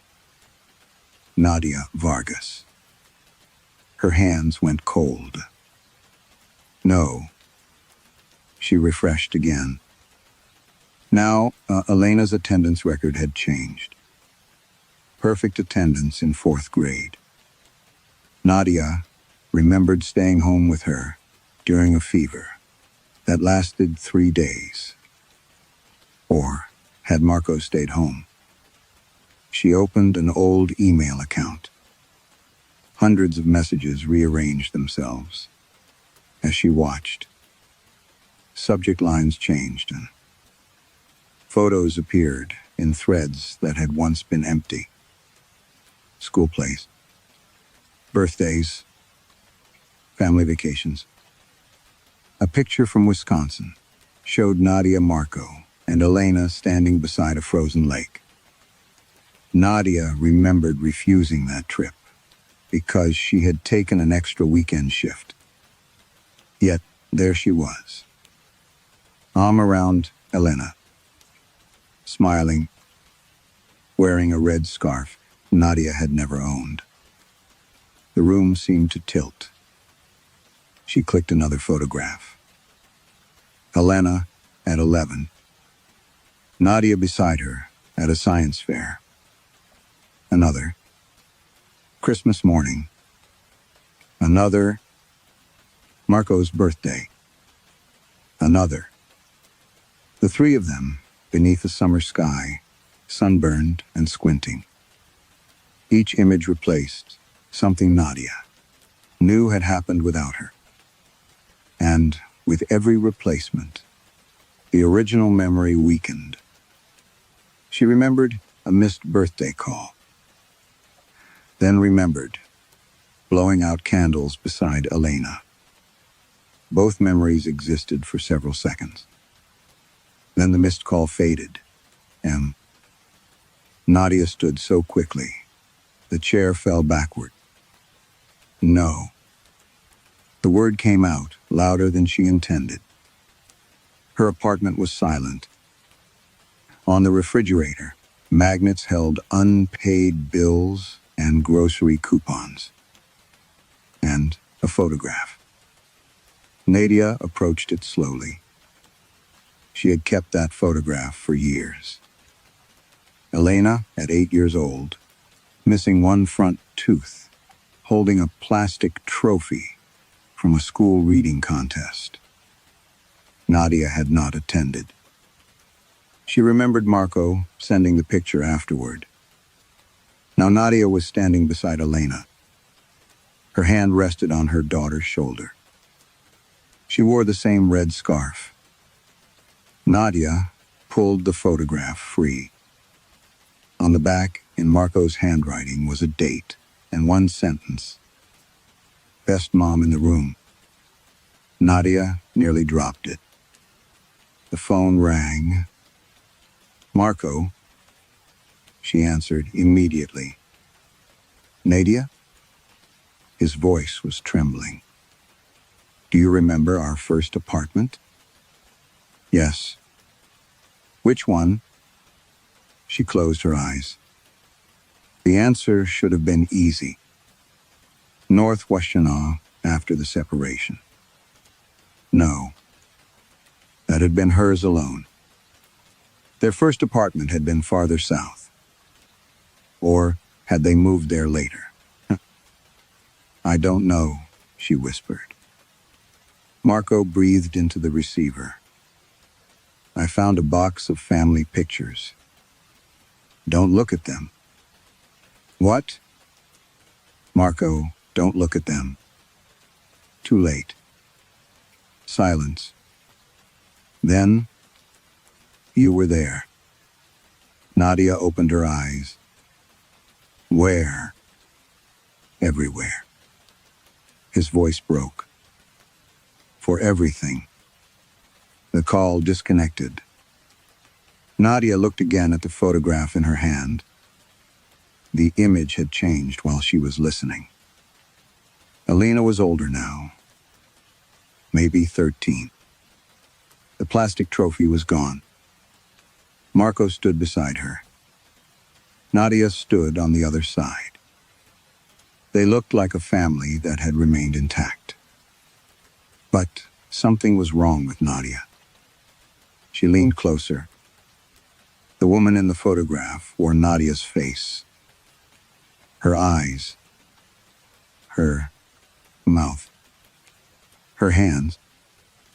Yet there was a softness in her expression Nadia did not recognize, and a small silver wedding ring on her finger that Nadia had stopped wearing years ago.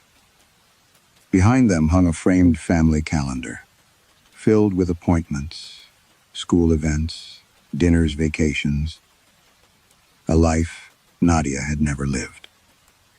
She stared at the woman wearing her face and understood with a certainty colder than fear that Elena had not asked the bus merely to bring her mother home. She had asked it to create a mother who had never left. Nadia turned the photograph over. Fresh purple ink was appearing across the back. Slowly, letter by letter, in Elena's childhood handwriting. I like this version of you better. The purple sentence faded before Nadia could photograph it. Not vanished.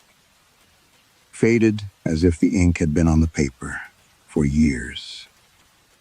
She stood in the kitchen, holding the family photograph, while the apartment around her changed by degrees. A second mug appeared beside the sink, then disappeared.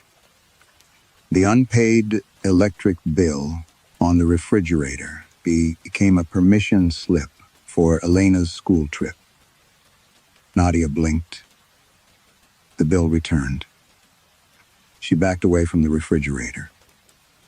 Two lives were pressing against each other. That was the only explanation she had left. Not another universe. Not a road into some separate world where every abandoned choice continued without them. The mechanic had proved that. If his other life already existed somewhere, then visiting it should not have erased Laura. The bus had made that life. And to make it, something else had to be removed. Nadia pulled out the copied ledger pages. Passenger after passenger. Destinations that were not places so much as decisions. A house bought instead of passed over. A marriage accepted instead of refused. A child kept. A job declined. A departure prevented. The route did not carry people to homes they had lost. It built homes out of consequences that had never happened. And reality paid for the construction. Her phone rang. Marco. This time, his contact photo showed him. Older, heavier, smiling beside Nadia, at a backyard table she had never seen. She answered. Nadia. His voice sounded exhausted. I remembered something. What? Helena. On the stairs. Nadia gripped the table. What stairs? Our old place. She was maybe 7. Their old place. The phrase no longer pointed to one apartment in Nadia's mind. Marco continued. She was crying because you were leaving for work. She kept asking you not to go. I remember. No, you don't. His voice sharpened. Because now I remember you staying. Nadia closed her eyes. A memory opened. Elena in striped pajamas. Nadia wearing her uniform. A lunch bag in one hand. Her daughter wrapped around her waist. Then the scene split. In one version, Nadia gently pulled Elena's arms away and went downstairs. In the other, she called dispatch and said she was sick. The second memory felt warmer. That frightened her. What happened after I stayed? Nadia whispered. Marco was silent for too long. We were happy. The words should have comforted her. Instead, Nadia felt something inside her recoil. How happy? I don't know. Marco, I don't know, because it keeps changing. His breathing became uneven. Sometimes I remember us staying married. Sometimes I remember hating you for staying. Sometimes Elena leaves home at 15. Sometimes she doesn't. Nadia, I can't tell which memories belong to me. The line went dead. Outside brakes hissed. Nadia opened her eyes. A bus stood beneath her apartment window. No route normally came down her street. Its doors were open. Snow had begun again. She took Elena's ticket and went downstairs. The driver's seat was empty. It did not matter. The doors closed when Nadia boarded. The bus moved. She tried neither brake nor wheel. Tonight, there were no other passengers. Only paper tickets scattered across the seats. Nadia picked one up. A woman had chosen not to marry. Another passenger had moved east instead of west. Another had answered a telephone call. Another had gone home 5 minutes earlier. Every ticket carried a life. Every life required something to disappear. Nadia understood then what Elena had done. Months ago, her daughter had boarded, carrying one impossible wish. Make my mother stay. The route had begun rebuilding childhood forward from that decision. Now it had come for Nadia, because the past could not hold two conflicting authors forever. Elena could rewrite what the child had wanted, but only Nadia could confirm what the mother had chosen. Two ends of the same past, waiting to meet. The bus turned onto North Washtenaw. Nadia stood. No. The engine continued. Ahead, buildings emerged through the snow.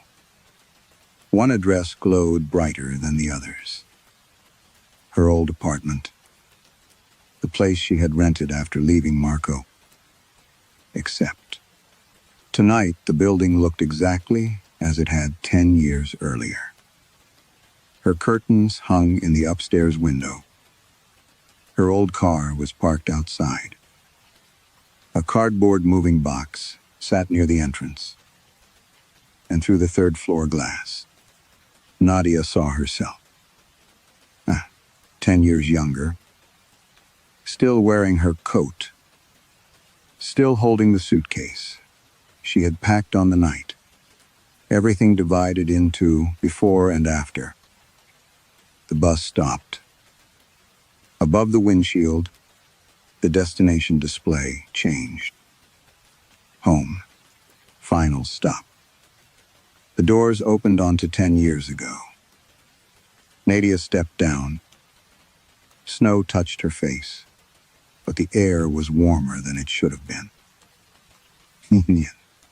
The storm seemed to stop at the edge of the block, falling everywhere, except directly around the apartment. Upstairs, the younger Nadia still stood behind the window. Then she turned away. Nadia entered the building. The hallway smelled of radiator dust and someone's burnt toast. She climbed 3 flights. Her old apartment door was open. Inside, the suitcase was gone.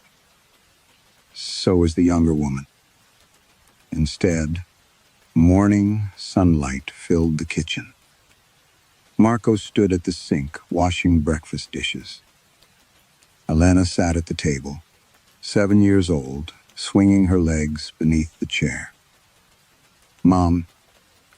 Nadia froze. Elena smiled. You said pancakes. The room changed. not violently. Time simply moved. Dirty breakfast plates became birthday candles. Alina was 9. Then 11. Then 14. Years arrived as complete memories rather than scenes. Nadia knew which teacher Elena hated in 5th grade. She remembered the summer Marco lost his job. She remembered staying awake beside Elena after her first breakup. She remembered arguments over curfews, braces, report cards, borrowed clothes.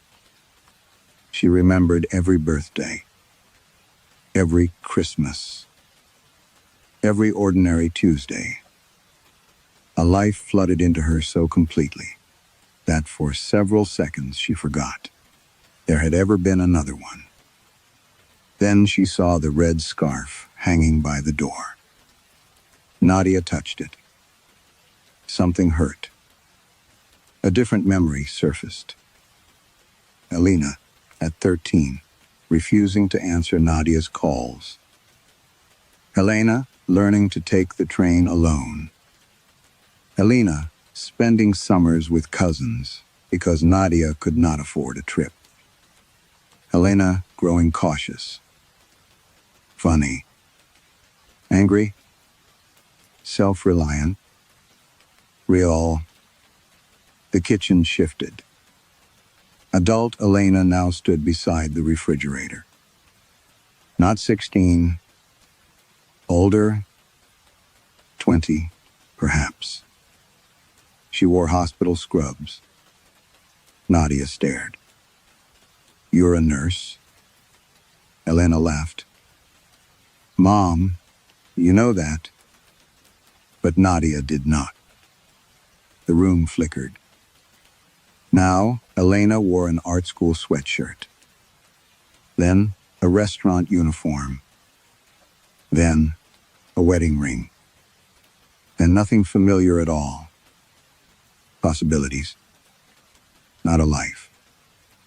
The root was still building her. Nadia backed away. "What happens to the Elena I know?" Elena's smile faltered. "I'm Elena." "No." The word wounded them both. Nadia stepped closer. "My Elena learned things because I wasn't there." Elena's eyes filled. "That's supposed to make it okay." "No." Nadia's throat tightened. "No, it isn't." Behind them, Marco entered, carrying groceries. For a moment, he was young. Then old. Then absent. People appeared in photographs on the walls and vanished again. Friends, cow-workers, lovers, strangers whose lives would depend on which Elena survived. Nadia finally understood the cruelty. Regret showed only what had been lost, never what the loss had created. If she stayed here, Elena would regain a mother. But she would lose every version of herself, built in response to Nadia's absence. The strong parts, the damaged parts, the people she had loved because her life took a different road. All of them would be sacrificed to give a child what she once deserved. Nadia began crying. Elena looked 7 again. "Please don't go." The same words. The same striped pajamas. "Nadia." She touched her daughter's hair. "I should have stayed more." Elena clung to her. "I know. I should have chosen you when you needed choosing. Then choose me now." Nadia closed her eyes. That was the trap. Not the bus. Not the dead driver. Not the impossible route. The trap was believing love could make a stolen life innocent. Nadia kissed Elena's forehead, then stood. The apartment lights dimmed. "Mom?" Nadia walked toward the door.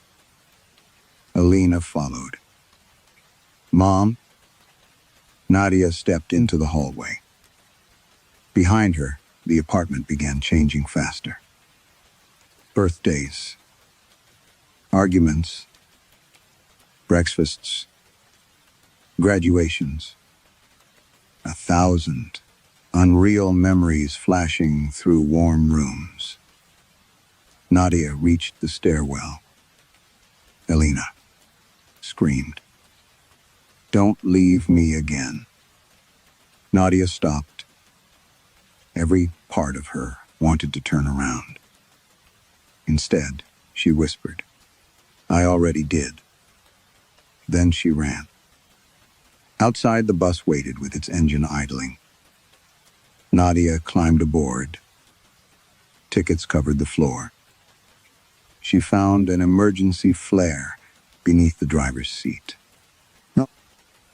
The old bus seemed to shudder when she struck it alive. Red light filled the aisle. For the first time, Nadia heard something beneath the engine. Voices, hundreds of them, begging for another way home. Nadia touched the flame to the tickets. Fire climbed instantly. Behind her, the apartment windows blazed with warm yellow light. Then Elena began pounding on the locked front door. "Mom!" Nadia stood inside the burning bus, tears streaming down her face. The pounding grew harder. "Mom, please." Nadia raised the flare and dropped it into the driver's seat. The driver's seat caught first. Flame ran across the cracked vinyl, then climbed the steering column in a bright, unnatural sheet. The tickets on the floor curled black at their edges. Every voice inside the bus began speaking at once. Not screaming, remembering. A woman describing the garden she almost planted. A man calling the name of a son who had never been born. Someone laughing at a wedding that had never happened. Someone saying over and over, "I would have stayed." The windows whitened from the inside. Nadia stumbled toward the rear door. It would not open. Outside, Elena was still pounding on the apartment entrance. "Mom!" The false building shuddered. Nadia saw entire years vanish from its windows. Christmas lights went dark. Birthday decorations disappeared. A kitchen table became a moving box. Marco's silhouette crossed one room, then dissolved. Elena appeared at 7, then 12, then 16. Each version looked toward the burning bus. Nadia slammed her shoulder against the rear door. Nothing. Smoke filled her mouth. For one horrible instant, she understood Silas Vane.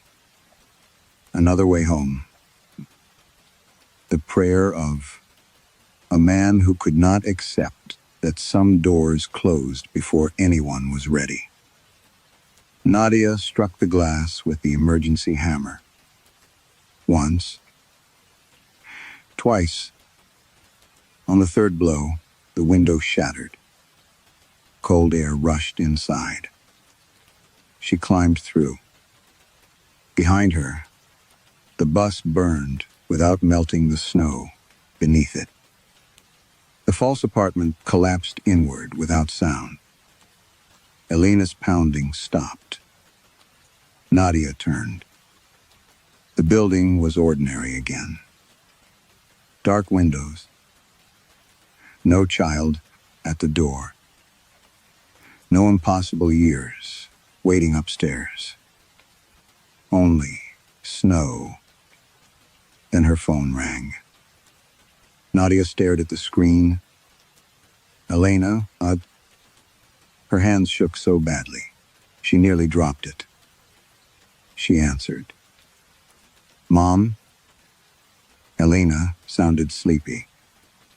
16. Alive. Real. Nadia crouched in the snow. Elena. What's wrong? For a moment, Nadia could not speak. Then she said the one thing she had spent years disguising with explanations. I left when you needed me. Silence. I know, Elena said. No forgiveness. No cruelty. Just truth. Nadia closed her eyes. I'm sorry. Another silence. Then Elena asked, Are you okay? Nadia looked toward the bus. There was nothing there. Only a rectangle of bare pavement in falling snow. No, she said. But I think I will be. Years passed without becoming kinder, merely because Nadia wanted them to. Elena did not suddenly trust her. Nadia did not become the mother in the red scarf. They argued. They missed calls. Elena went away to college and sometimes came home without telling Nadia. Nadia learned not to call persistence love when it was really guilt.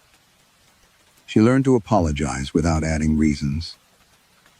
Slowly, they built something neither of them would have chosen as children.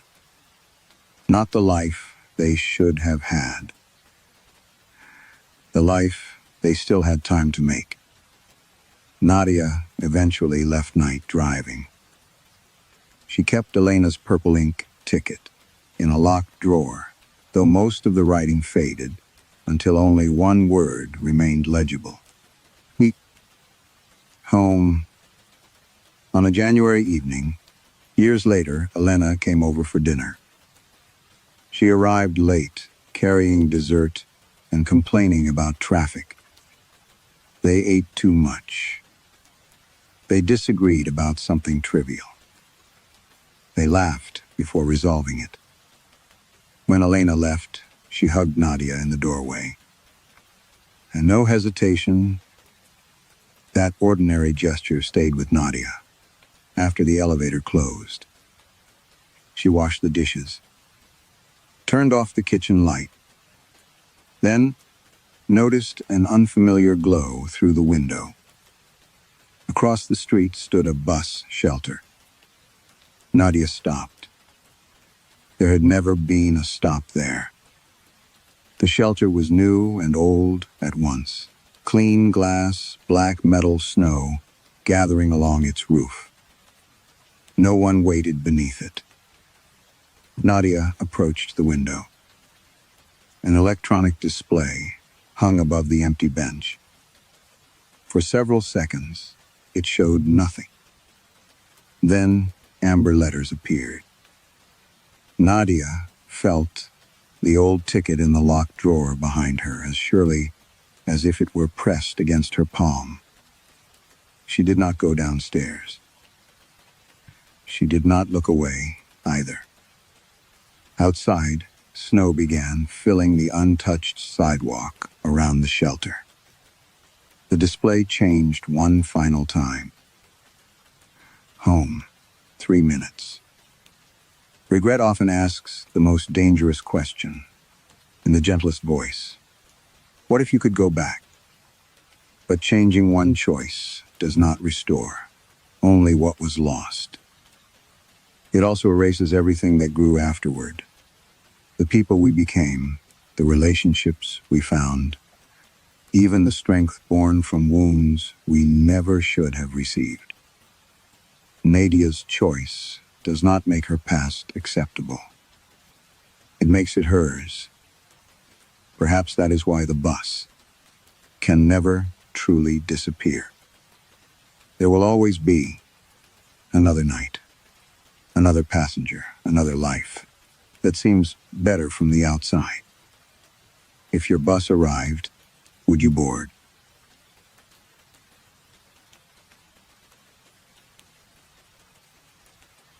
Story 6. The first thing Caleb Mercer noticed about number 9 was that someone had turned all the miners' helmets toward the sealed tunnel. There were 23 of them on the rack outside the Old South, heading gray and white hard hats with dead lamps clipped above their brims. Caleb remembered them from childhood tours, crooked dusty, facing the walkway like empty heads, watching men pass. Now every helmet faced the concrete bulkhead. He stopped beneath a fluorescent strip that buzzed hard enough to feel in his teeth. "You move these," he asked. Wes Talbot. The night foreman glanced back. "Move what?" "The hats." Wes looked at the rack as if it were a question on a form. He did not want to answer. He was 58, broad through the chest, with one eyelid permanently lower than the other, from an accident underground. Kids used to fool with them before the company fenced this section off. There haven't been kids down here in years. Then maybe gravity got interested. Caleb looked at him. Wes shrugged and kept walking. The reopening survey had begun 3 days earlier. Black Briar Energy wanted the south heading inspected, mapped, ventilated, and cleared for drilling before autumn. Officially, Caleb had been brought in as a mine safety technician because he knew the older methane systems. Unofficially, he suspected the company thought that made him neutral. People in Bellwether still called him Roy Mercer's boy. Caleb hated that more than he admitted. His father had worked number 9 for 26 years. Men still told stories about Roy carrying an injured loader operator after a roof fall, volunteering for rescue teams, staying calm while others panicked. They remembered him as brave, because bravery was easier to pass around than truth. No one mentioned the holes punched through the Mercer kitchen wall. No one mentioned Caleb's mother, wearing long sleeves in July. The mine air smelled of wet stone, oil, rust, and old water. Caleb followed Wes, past, cables hooked along the ribs, checking his handheld monitor. Oxygen normal. Methane negligible. Carbon monoxide flat. The instruments told a clean story. The mine itself did not. Every few yards, someone had painted a small white circle on the wall. Each one crossed through with a line. "What are those?" Caleb asked. "Old marks." "For what?" Wes slowed. "Nothing you need for the survey." Caleb almost laughed. That usually means the opposite. Wes turned to him. The joking slackness had left his face. "You hear somebody call your name down here. Don't answer." Caleb waited. "That company policy?" "No." "Then I'm not writing it down." "You weren't asked to." They reached the last active junction before the sealed heading. Beyond a chain barrier, the tunnel narrowed into darkness, ending 40 yards away at a concrete wall poured after the closure. A newer steel door had been cut into its center. Thick electric cables ran beneath it, to pumps and sensors on the far side. Caleb checked the alarm history on his tablet. 7 acoustic alerts in 48 hours. No methane spike. No ventilation loss. No equipment fault. The system had flagged each event as a human voice. "That's why I'm here," he said. Wes did not cross the chain. Caleb ducked under it. Behind him, Wes said, "Your dad never whistled underground." Caleb stopped. He had not been thinking about his father, which made the remark feel placed rather than spoken. So, most men did once in a while. Roy wouldn't. Caleb turned back. "Why?" Wes's good eye shifted toward the concrete wall. Before he could answer, Caleb's monitor clicked. Not an alarm. A sound. Very faint. Nearly lost beneath the ventilation hum. 3 syllables came through the speaker in a woman's voice. "Caleb, honey." His mother had been dead for 6 years. He did not move. Wes did not speak. The voice came again from somewhere beyond the concrete. Soft, breathless, familiar. Then it said something. Caleb's mother had never said to him in her life. "I forgive you." For several seconds, after the voice stopped, Caleb heard only the ventilation system breathing through the mine. Air moved through the heading in long, mechanical drafts, lifting coal dust from the floor and letting it settle again. Wes Talbot remained behind the chain. "You heard that," Caleb said. Wes looked at the concrete wall. "I asked if you heard it." "I heard your monitor." "That wasn't my monitor." Wes finally looked at him. "Come back across." Caleb ignored him and checked the device. The acoustic sensor had captured 11 seconds of audio. He replayed it through the external speaker. Sue static. Ventilation. Then his mother. "Caleb, honey." Even compressed through a cheap speaker. The voice carried the same softness she had used when waking him for school. "Then, I forgive you." Wes reached over and stopped the playback. "Don't do that down here." Caleb stared at his hand. "Do what?" "Play voices back." Caleb gave a short laugh. "Anything else? No singing? No mirrors after midnight?" Wes did not smile.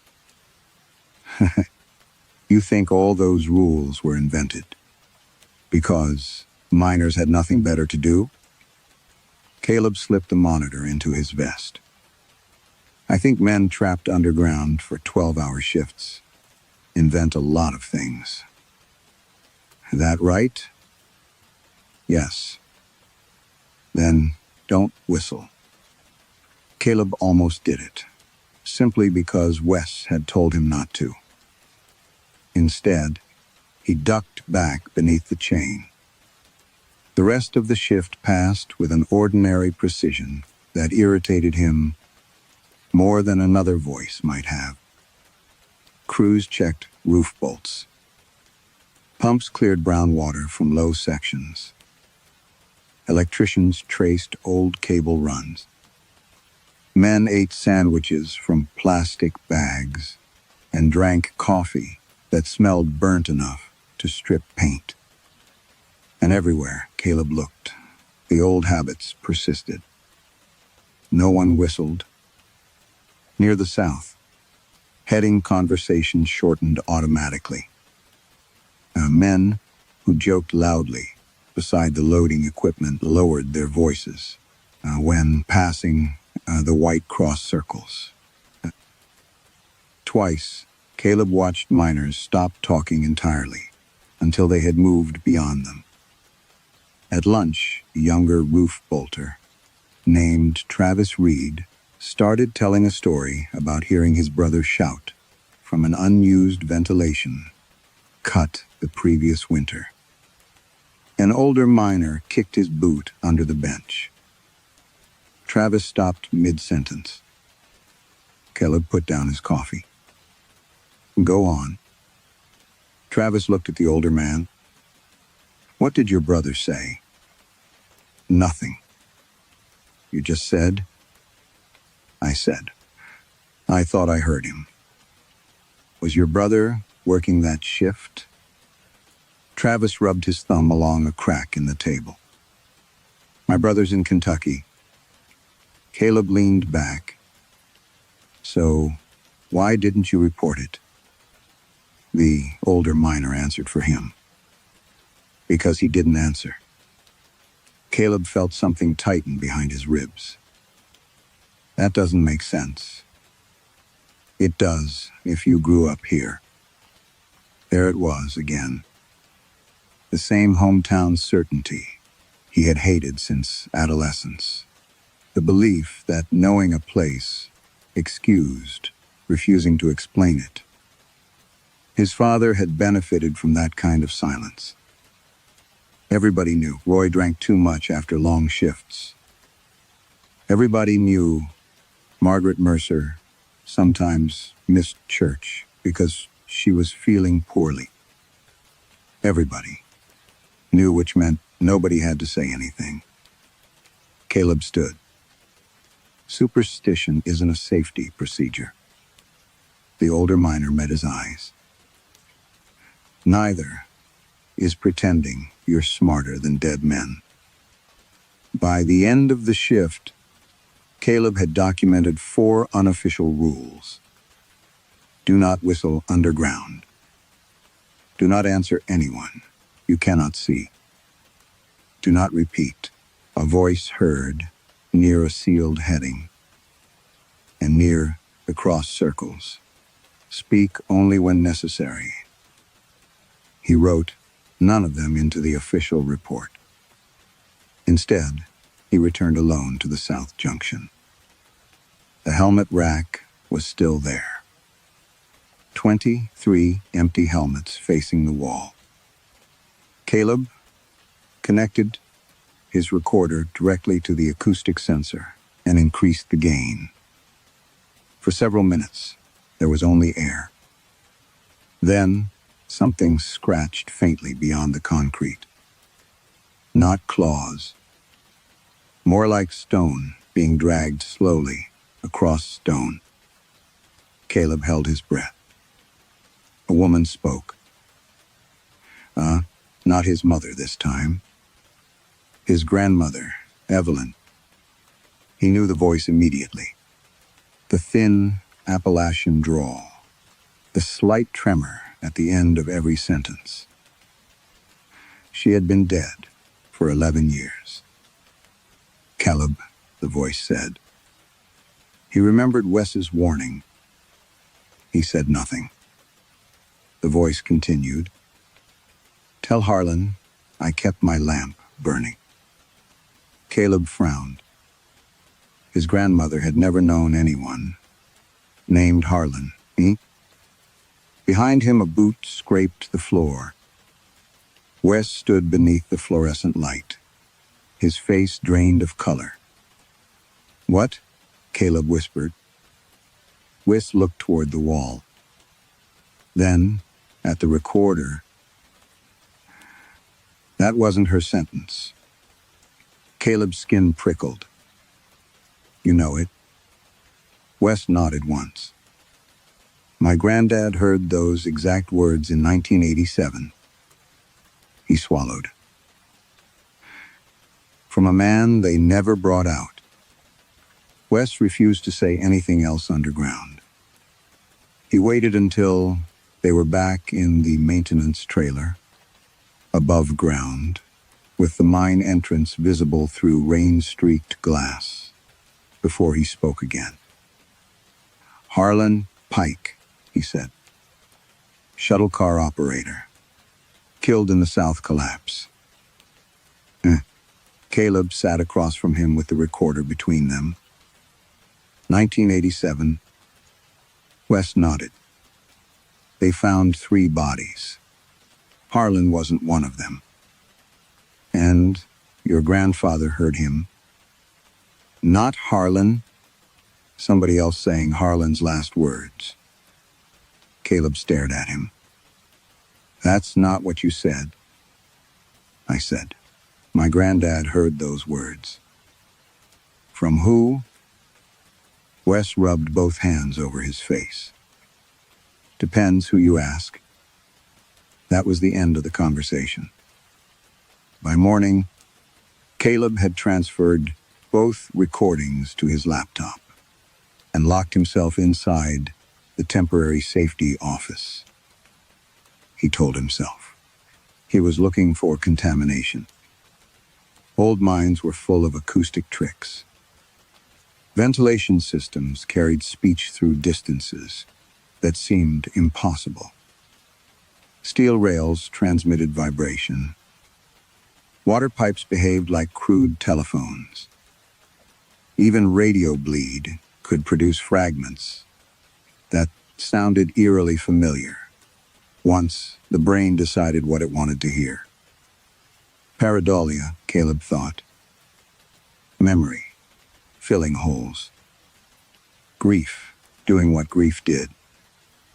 He opened the first recording. "Caleb, honey, I forgive you." He isolated the voice from the ventilation noise, then enlarged the waveform. Something was wrong immediately. The sentence looked broken. Natural speech had continuity, breath pressure, room resonance, background texture. Even edited recordings usually betrayed themselves through abrupt changes. This voice changed between words. Caleb carried a low electrical hum beneath it. Honey had a faint metallic ringing. I contained almost no ambient noise. Forgive arrived with the soft hiss of running water. You ended inside. What sounded like a man gasping. Caleb replayed it. Then again. His mother's voice remained unmistakable. But when he slowed the recording, the illusion began to fracture. The vowel in honey belonged to someone with a deeper voice. The hard consonant in Caleb had been clipped from somewhere else. Even the breath before forgive did not belong to the breath after it. Caleb sat very still. He opened the second recording. Tell Harlan, I kept my lamp burning. The same pattern appeared.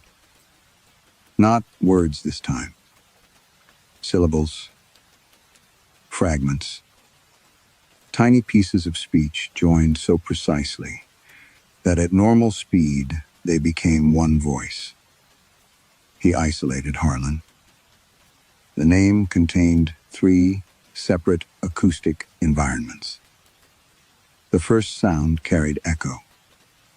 The middle carried static. The final consonant had been spoken so close to its original microphone that Caleb could hear saliva click against teeth. Someone or something had built the sentence. He spent the afternoon searching the mine's digitized accident archive. Most files before the 1980s were useless. Typed summaries, scanned handwritten reports, photographs of collapsed entries. Very little audio had survived. Then he found a folder labeled Souther Kent. August 1987. Inside were 6 rescue team recordings, transferred from cassette. Caleb put on headphones. Men breathed heavily through respirators. Equipment clattered. Someone called roof conditions. Another voice counted missing workers. The 4th recording had been made near the collapsed heading. A rescue captain shouted into darkness. "Harlan." Nothing answered. Then somewhere beyond the rubble, a weak male voice said something. Caleb could not understand. The rescuers went silent. The captain called again. "Harlan, is that you?" The buried voice answered. Caleb replayed the section. Then he isolated 1/2-second fragment. A single vowel. He placed it beside the word from last night. Harlan. The middle syllable matched perfectly. Not approximately. Perfectly. Same pitch. Same background crackle. Same tiny tremor from damaged tape. Caleb checked the metadata twice. The recording had been made 9 years before he was born. His office suddenly felt too quiet. He opened the rescue transcript. The buried voice had been considered unintelligible at the time. No official last words were listed for the missing men. Caleb kept reading until he reached a handwritten note added beneath the typed report. "Do not play. The response back below ground." Below it, in different handwriting, "It remembers better when we repeat it." Caleb's phone rang. "Wes." Caleb answered, without taking his eyes from the screen. For several seconds, neither man spoke. Then Wes whispered, "Are you in the archive?" "Yes." "You need to stop listening." Caleb frowned. "How did you know?" Silence. Then, faintly through the phone, Caleb heard his own voice somewhere beside Wes. It said, "Play it again." By the time Caleb reached the mine office, Blackbriar already had an explanation. Actually, they had 3. The first was damaged acoustic equipment. The second was geological echo. The third was Caleb himself. "You've been listening to degraded archival audio for hours," said Martin Voss, the regional operations manager. "Then you hear something strange underground. Your brain fills in the rest." They sat in the conference room above the changing house, where the windows looked down on the black mouth of number 9. Rain had stopped before dawn, leaving the parking lot slick and colorless. Caleb slid his laptop across the table. "My brain didn't manufacture identical waveform distortion." Voss did not touch it. Beside him sat Dana Kessler, Blackbriar's geological consultant, a narrow-faced woman who had spent most of the meeting tapping a pen against her notebook. "Sound behaves unpredictably underground," she said. "Different strata conduct vibration differently. Old shafts connect to places nobody has mapped correctly in decades." So a voice from 1987 traveled through rock for 40 years. Dana's pen stopped. "I'm saying you're interpreting contamination as intention." Caleb opened the newest recording. He had received it from Wes that morning. The file came from a sensor, near the south, heading shortly after their phone call. A male voice whispered, "Easy now, Earl. Mama's waiting by the creek." Voss sighed. "This is exactly what I mean." Caleb enlarged the waveform. "No, this is exactly what I mean." He separated the sentence into 6 fragments.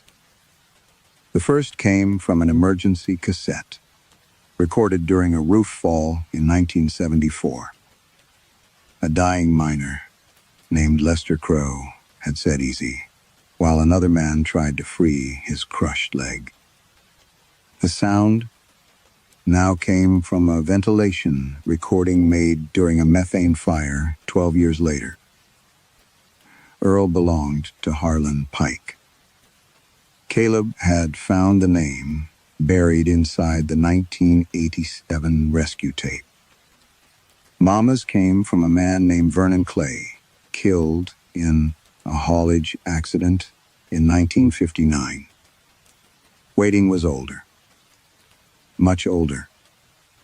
Caleb had found it after searching the County Historical Society's digitized collection inside a scratchy oral history reel, copied from a wax cylinder transfer.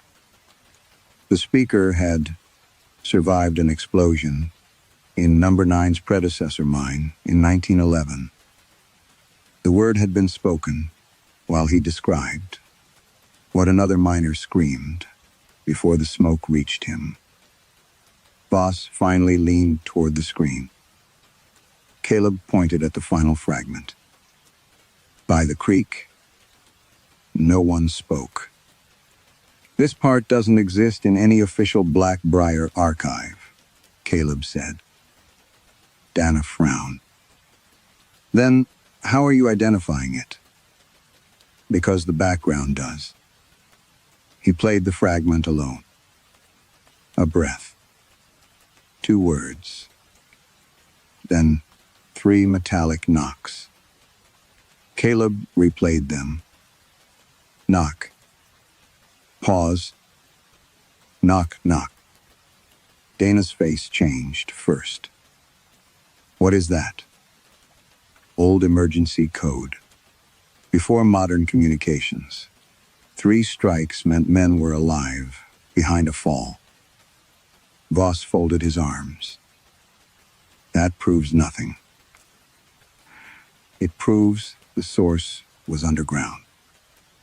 Caleb opened a scanned maintenance ledger he had found in a county collection. There was an undocumented collapse in the Northern Works in 1933. Company records say no fatalities. He tapped one line handwritten in the margin. 4 lamps not returned. No names. No accident report. No bodies. But beneath it, another note had been crossed out so heavily. Caleb had needed image enhancement to read it. Wall answered after sealing. "Do not answer back." The room became very quiet. Voss closed the laptop. "That's enough." Caleb looked at him. "You knew there were missing records. I know every old industrial site accumulates folklore. You're reopening a tunnel somebody deliberately sealed. We're reopening commercially viable ground. And what's below it?" Dana glanced toward Voss. It lasted less than a second. Caleb saw it anyway. Voss stood. "The south heading stays on schedule. Until someone dies, nobody has died." Caleb almost answered. Then his laptop speakers crackled beneath Voss's hand. The file was closed. The recording software was not running. Still a voice emerged. "Mel, weak, wet with breath. 4 lamps, Dana stepped backward. The voice changed. A different man now. Not returned. Then, another. Older. Farther away. They sealed us wrong. Caleb stared at the screen. The final words came in a voice he recognized from dozens of childhood evenings, from boots at the kitchen door and arguments through thin walls. His father's voice. Roy Mercer had never died underground. Yet, the laptop whispered, "Caleb knows where the fifth man is." Caleb did not sleep. By the next shift, 3 miners had reported hearing relatives underground. None of the relatives had actually said the things the men heard. Travis Reed heard his brother calling from behind the south bulkhead. "Trav, I found your tackle box." His brother had never been inside. Number 9. Another miner, Amos Bell, heard his dead wife say, "The blue cup is still behind the flower." Amos went pale when Caleb asked what it meant. He would only say, "Nobody knew about that." A third man heard his daughter singing the first line of a birthday song and then stopping before his name. That frightened Caleb more than the complete sentences. The voices were learning restraint. They no longer simply repeated. They waited. They chose. And they were getting better at understanding what made people move. Amos had actually crossed the chain before someone grabbed him. He claimed he had not decided to walk toward the sealed heading. He had simply heard his wife say something impossible and found himself taking one step, then another, because the next sentence might explain how she knew. That was when Caleb understood the danger. Not imitation. Curiosity. A perfect imitation would frighten a rational person. An imperfect one could make them come closer. He ordered the south heading evacuated. Martin Voss overruled him within the hour. "Your authority covers measurable hazards," Voss said. "This is a measurable hazard. You have strange recordings."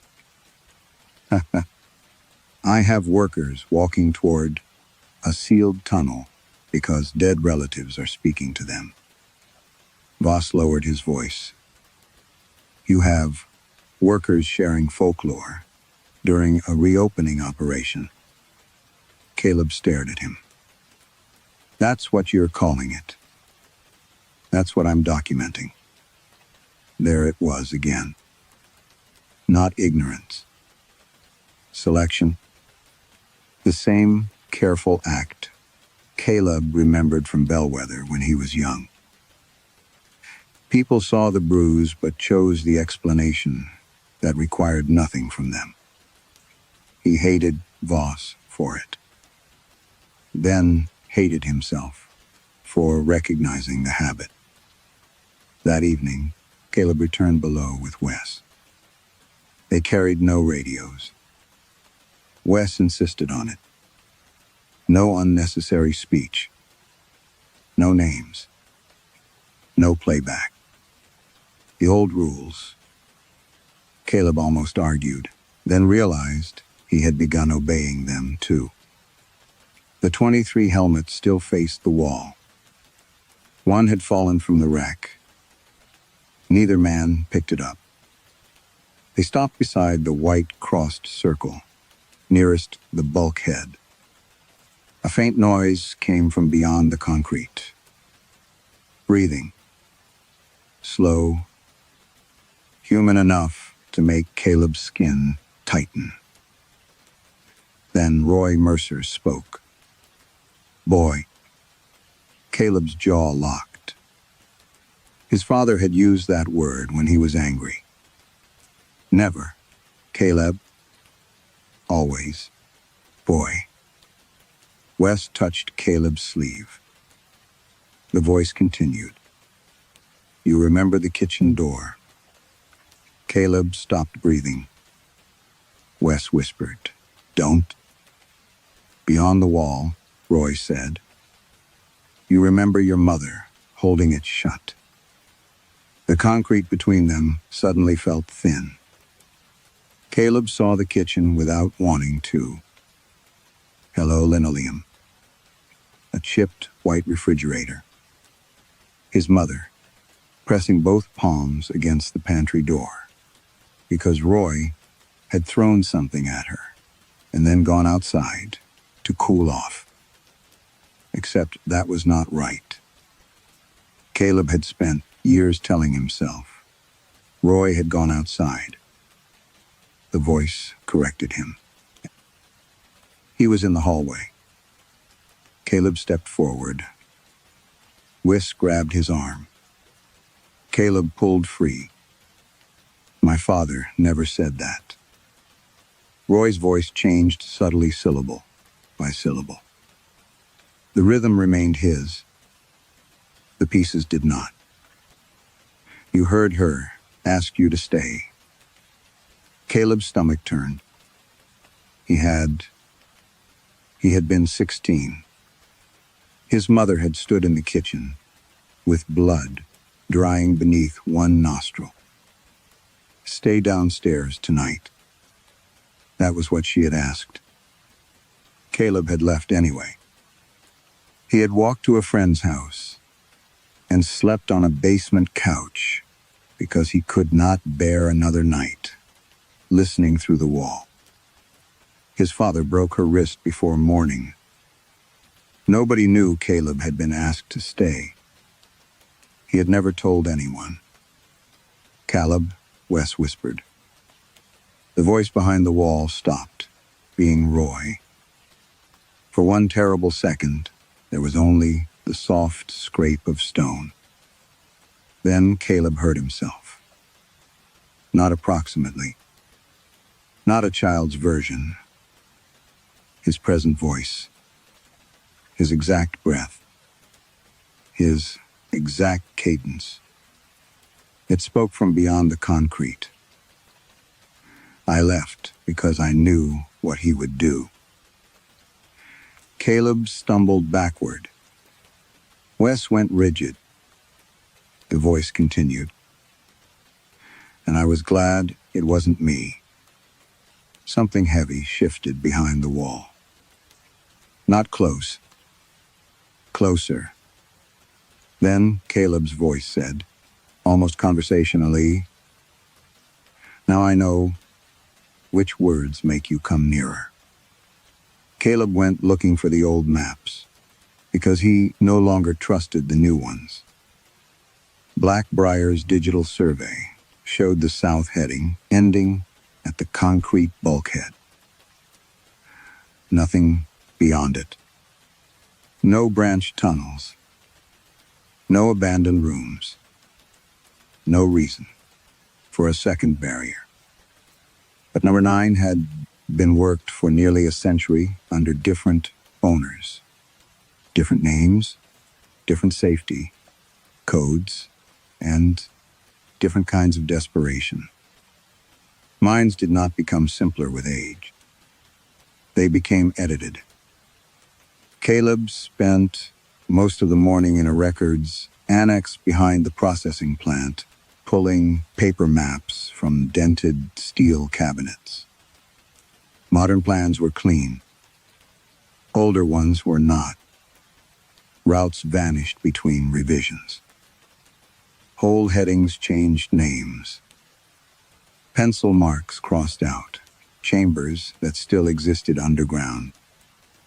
One 1968 ventilation map showed a narrow service passage running north from the Old South Works. By 1976, it was gone. Not sealed. Gone. And Caleb found it again, on a hand-drawn rescue map from 1959. Beside it, someone had written, "Quiet Way." No official heading carried that name. He folded the map into his jacket.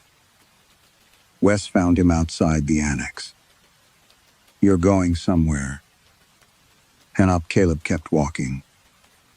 "Back underground." "You going south?" "No." Wes stepped in front of him. "That's worse." Caleb stopped. "You knew about the hidden passages." I knew old men talked." "You always know just enough to avoid saying anything useful." Wes flinched. The reaction was small, but Caleb saw it.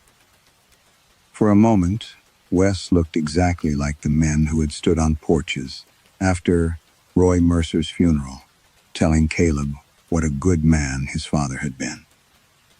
Caleb pushed past him. "Silence didn't protect my mother." "No," Wes said. Caleb stopped. Wes continued quietly, "But sometimes, silence protects everybody else." The entrance to Quiet Way was behind a rusted ventilation frame in an abandoned equipment cut. Someone had stacked old roof timbers in front of it. Caleb moved them one by one. The passage beyond was barely shoulder wide. He entered alone. His lamp illuminated rough coal walls, glazed with moisture. The air was colder here, untouched by the newer ventilation system. Every 20 yards, another crossed white circle had been painted into the rock. Some were fresh enough to belong to recent decades. Others had faded to pale ghosts. Caleb noticed something else.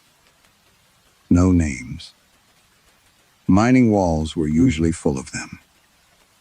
Initials, dates, crew numbers, small proofs that somebody had passed through. Quiet Way had none. The passage descended. His boots sank into black mud. Somewhere ahead, water dripped at a slow, patient rhythm. Then his lamp found the helmets. The first sat on the floor against the wall. Old canvas and leather construction. Early 20th century. Its carbide lamp had rusted away. 10 feet farther stood another. Then 5. Then dozens. Caleb slowed. The passage opened into a chamber. His light swept across rows. Hundreds of miner helmets. Leather caps. Metal hard hats. Fiberglass shells. Modern plastic. A century of equipment arranged together. Everyone faced the same direction, toward a wall at the far end. Not natural rock. Concrete,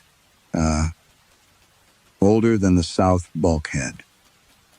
Cracked, discolored, reinforced with corroded steel beams. Caleb's mouth went dry. The helmets were not abandoned equipment. They had been placed, carefully, deliberately. Some had names scratched beneath their brims. He recognized family names from Bellwether. Pike, Clay, Talbot, Mercer. Caleb froze. He crossed the chamber. The Mercer helmet was yellowed with age. Inside, written in black marker, were 2 words. Roy, 1987. His father had worked that year. He had never mentioned this place, Caleb lifted the helmet. Something had been folded beneath the suspension straps. A piece of paper, brittle with damp. He opened it carefully. The handwriting belonged to Roy. Caleb knew it from birthday cards and angry notes left on the refrigerator. If it speaks like me, don't believe what it says. Below that, if it speaks like you, don't believe what you think. A sound came from behind the old barrier. Caleb stopped breathing. Not a voice. A whistle. 3 clean notes. Almost cheerful. Then, another whistle, answered from somewhere deeper inside the sealed tunnel. A different melody. Another joined it. Then, another. Dozens. Hundreds of imperfect human whistles, layered behind the wall. And Caleb understood with sudden, sick certainty why the miners had been forbidden to teach the dark new songs. The whistles stopped. Something behind the concrete took a breath. In Roy Mercer's voice, it said, "You finally found where we buried the talking ones." Caleb did not touch the wall. Roy's voice had come through the concrete with the intimacy of someone speaking across a kitchen table. But the sentence was wrong. In a way the earlier voices had not been. We buried the talking ones. Not miners. Not bodies. Talking ones. Caleb backed away and looked at the helmets again. Hundreds of them. A century, arranged by shape and material, all facing the same sealed opening. He had thought they were memorials. Now he wondered if they were markers. He photographed the chamber, copied Roy's note, and left quiet way without answering the wall. Above ground, he locked himself in the records annex and searched for every historical collapse connected to number 9 and the smaller mines that had fed into it. The pattern emerged slowly because somebody had worked hard to hide it. A roof fall in 1911 had supposedly followed, blasting damage. A fire in 1933 had destabilized inaccessible workings. A collapse in 1959 was blamed on water intrusion. Another in 1974 was attributed to pillar failure. Then, 1987. Different causes, different owners, but each accident ended the same way. A section was abandoned. Access was sealed beyond what regulation required. Ventilation routes were changed, so air no longer passed through the buried workings. And after each closure, reports of unexplained voices stopped. Caleb spread maps across the floor and overlaid an early geological survey with Blackbriar's modern plan. The sealed areas formed a rough chain beneath the mountain. Not random failures. A perimeter. The oldest rescue logs were worse. Most had been filed under equipment inventories and first aid reports. One entry from 1911 described rescuers hearing trapped miners calling from beyond a collapse. 2 days after, everyone in that section had been confirmed dead. A handwritten line beneath it read, "Do not call their names. They answer better each time." The 1933 papers contained the first mention of deliberate silence. No songs, no whistles, No prayers spoken aloud beyond the third mark. In 1959, the instructions changed. They are joining pieces now. A word need not belong to the voice using it.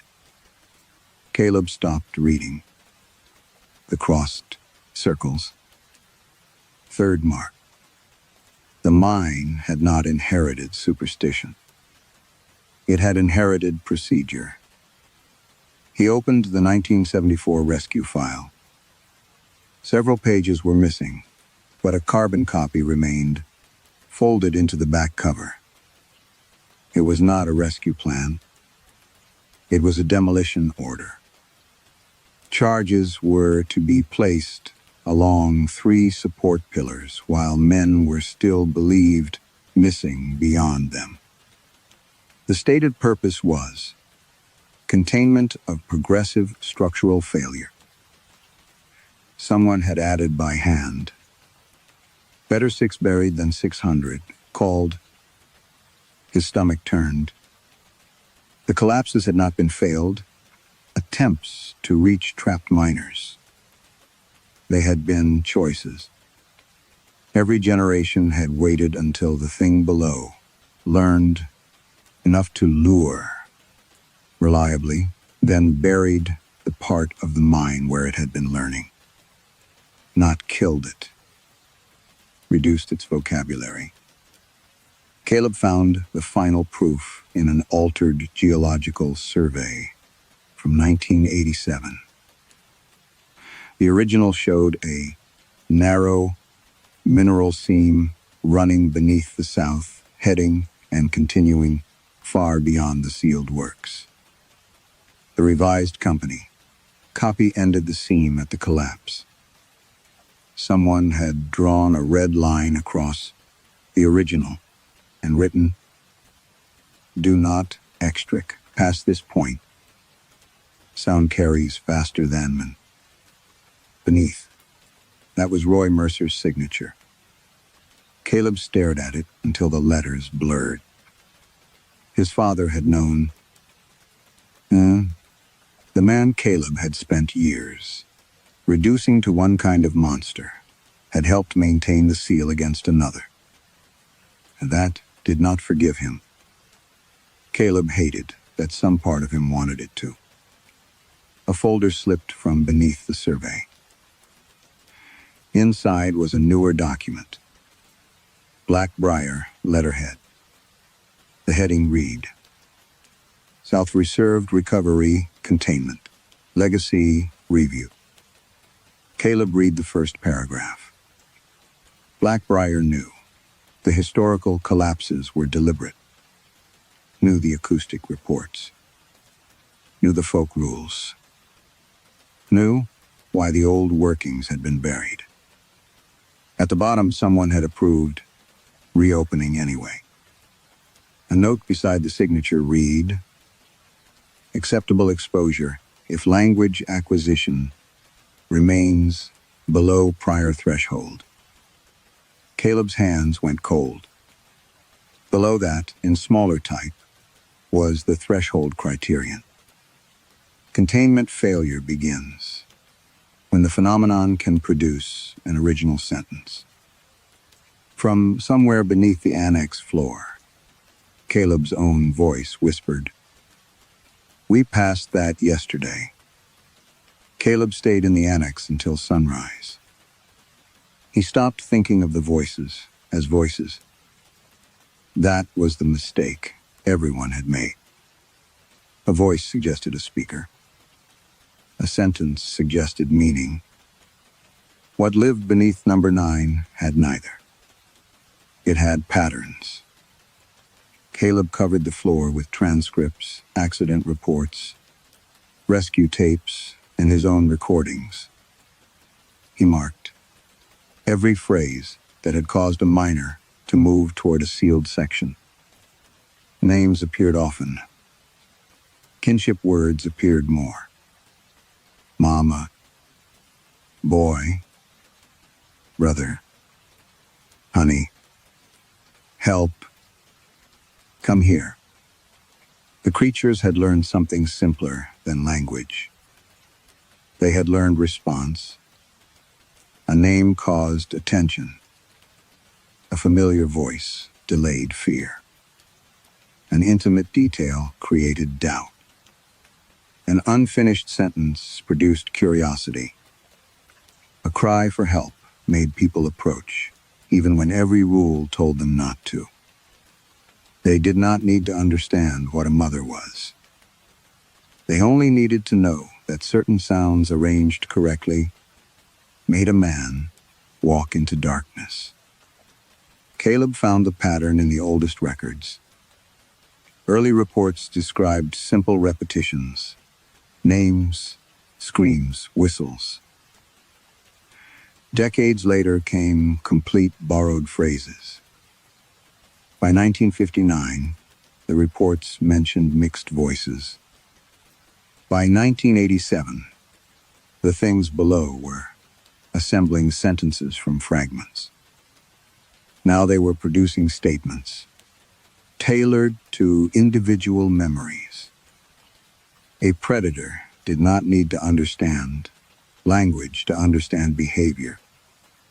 A lure only had to work. The old traditions suddenly looked different. Do not whistle, and a whistle was clean, repeatable, and carried farther underground than speech. Do not answer when your name is called. An answer confirmed which sound belonged to which person. Do not repeat what you hear.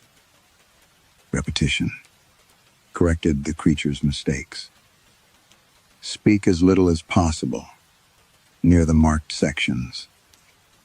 Starve it. The rules were not mystical. They were data control. Bellwether had spent generations limiting the vocabulary of something beneath the mountain without knowing how to describe what they were doing. Caleb thought of all the miners who had laughed when outsiders mocked those customs. They had not inherited superstition.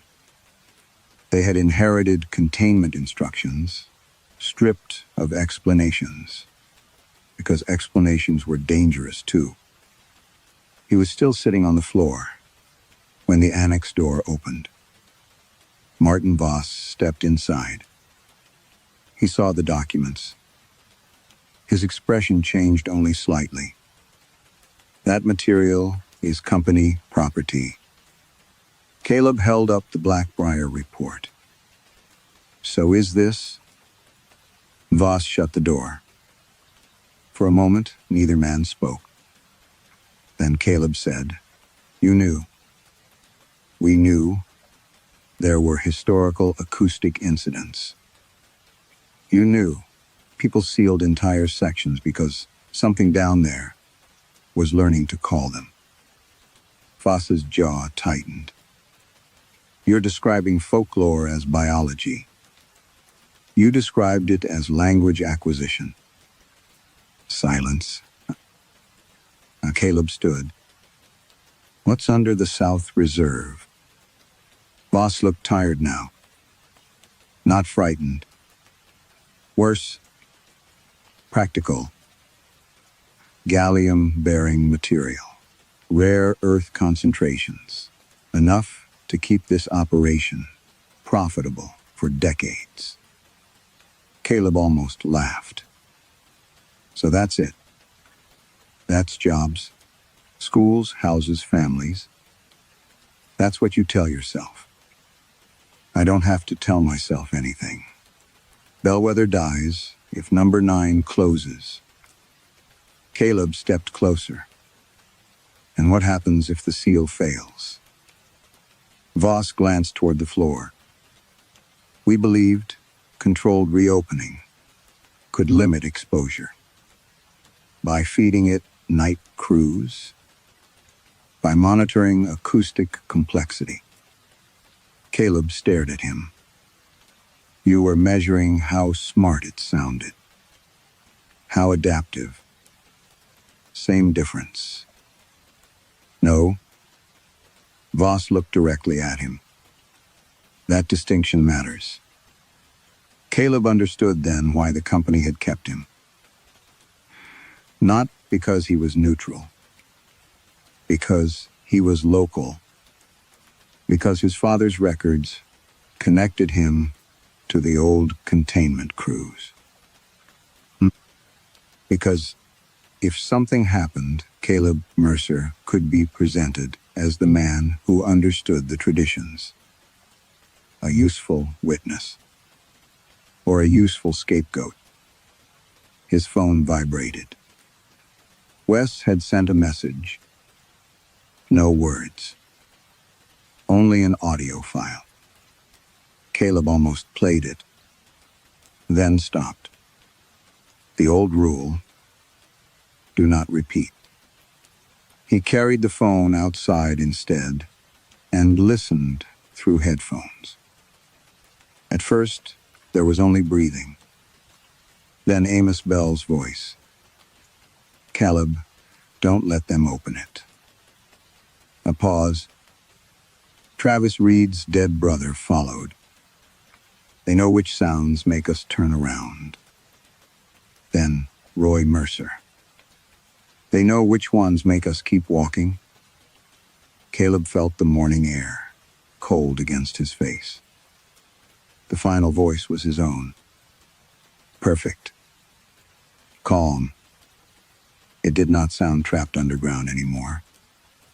It sounded close to the microphone. We don't need to know what the words mean. A pause. We only need to know what you do. After hearing them. Caleb listened to the recording once. Only once. Then he deleted it from his phone. Not because the old rule demanded it. Because he finally understood what repetition meant. Every replay was instruction. Every answer was correction. Every frightened person who shouted back into the dark had helped refine the thing listening beneath the mountain. And Caleb had spent days doing exactly that. Isolating syllables, comparing voices, playing fragments again and again, teaching it what mattered. The realization made him nauseous. He found Wes outside the maintenance building, smoking beneath the awning. We have to bring the heading down, Caleb said. Wes did not ask which heading. Black Briar won't allow it. I'm not asking. Wes looked toward the mine entrance. You know what that does to this town? Yes. No, you don't. Caleb felt anger rise fast and familiar. Don't tell me what I know about Bellwether. You left. Because this place protects men like my father. Wes flinched again. Caleb saw it and hated him for it. Then Wes said quietly, and you think leaving made you different? The words struck harder than Caleb expected. He turned away. The mine mouth stood black, beneath the processing lights. From somewhere inside, faint through steel and rock and ventilation, came his own voice. Tell him. Wes froze. Caleb's chest tightened. The voice came again. Tell him why you left her. Wes whispered, don't answer. Caleb did not. The thing answered for him. I knew what he would do. His own voice. His own cadence. Perfect now. I knew she wanted me to stay downstairs. Caleb shut his eyes. Hello, linoleum. His mother at the sink. Blood beneath one nostril. Stay downstairs tonight. He had remembered the sentence for years. What he had changed was what came after. He had told himself he left because he was 16, because he was afraid, because no child should have been responsible for protecting a parent. All true, none complete. The voice underground continued. I heard him come back inside. Caleb's throat closed. Wes stared at him. I heard him yelling before I reached the road. Another breath came through the ventilation shaft. His breath. I kept walking. Caleb opened his eyes. There it was. The part he had never admitted. Not that he failed to save his mother. That he understood. Silence could protect him. His father had taught him that. Bellwether had taught everyone that. Stay quiet, and the danger might choose somebody else. Do not interfere. Do not name what happens behind doors. Do not answer the sound in the dark. Caleb had spent half his life condemning the town for practicing the same survival he had chosen that night. The creature beneath number 9 did not understand guilt. It did not understand mothers or fathers or shame. It only understood which arrangement of sounds caused a human being to stop, which made them approach, which broke them open, and now it had found his. Caleb looked at Wes. Where are the old collapse charges stored? Wes's expression hardened. There aren't any. Then where are the roof control explosives? A long silence. Finally, Wes dropped his cigarette and crushed it beneath his boot. North magazine. They moved quickly. Not like heroes. Like men who had run out of safer choices. Wes gathered 3 trusted miners without explaining more than necessary. No radios. No names underground. Hand signals whenever possible. Caleb accessed the old support plan and marked 4 pillars along the reopened south approach. Take them in sequence, and the heading would fold inward. The seal would disappear beneath thousands of tons of rock. So would the mineral reserve. So might number 9.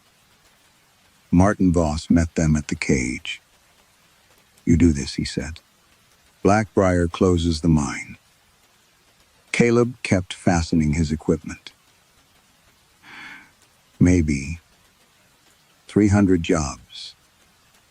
Caleb looked at him. And if we don't? Voss said nothing. That was answer enough. They descended. At the south junction, the 23 helmets were no longer facing the wall. They faced Caleb. Every one of them. Behind the concrete, something shifted. Then, hundreds of borrowed voices began speaking at once. Not words. Names. Weaves. Sons. Brothers. Dead children. Living mothers. Each miner heard something different. Caleb raised one hand. Nobody answered. They began placing the charges in silence. When the final detonator was set, Caleb heard his mother's voice from behind the wall. Soft. Perfect. Stay this time. His hand stopped over the trigger. Then another voice joined hers. His own. No. A pause. Then with terrible clarity. Open it first. The voice behind the wall said, Open it first. Caleb kept his hand above the trigger. For 1 second, every instinct inside him split in two. One part heard his mother. Stay this time. The other heard what the mind had learned to make those words do. Beside him, Wes held perfectly still. The 3 miners farther down the heading had their heads bowed, jaws clenched, each listening to someone Caleb could not hear. Then the wall spoke in Roy Mercer's voice.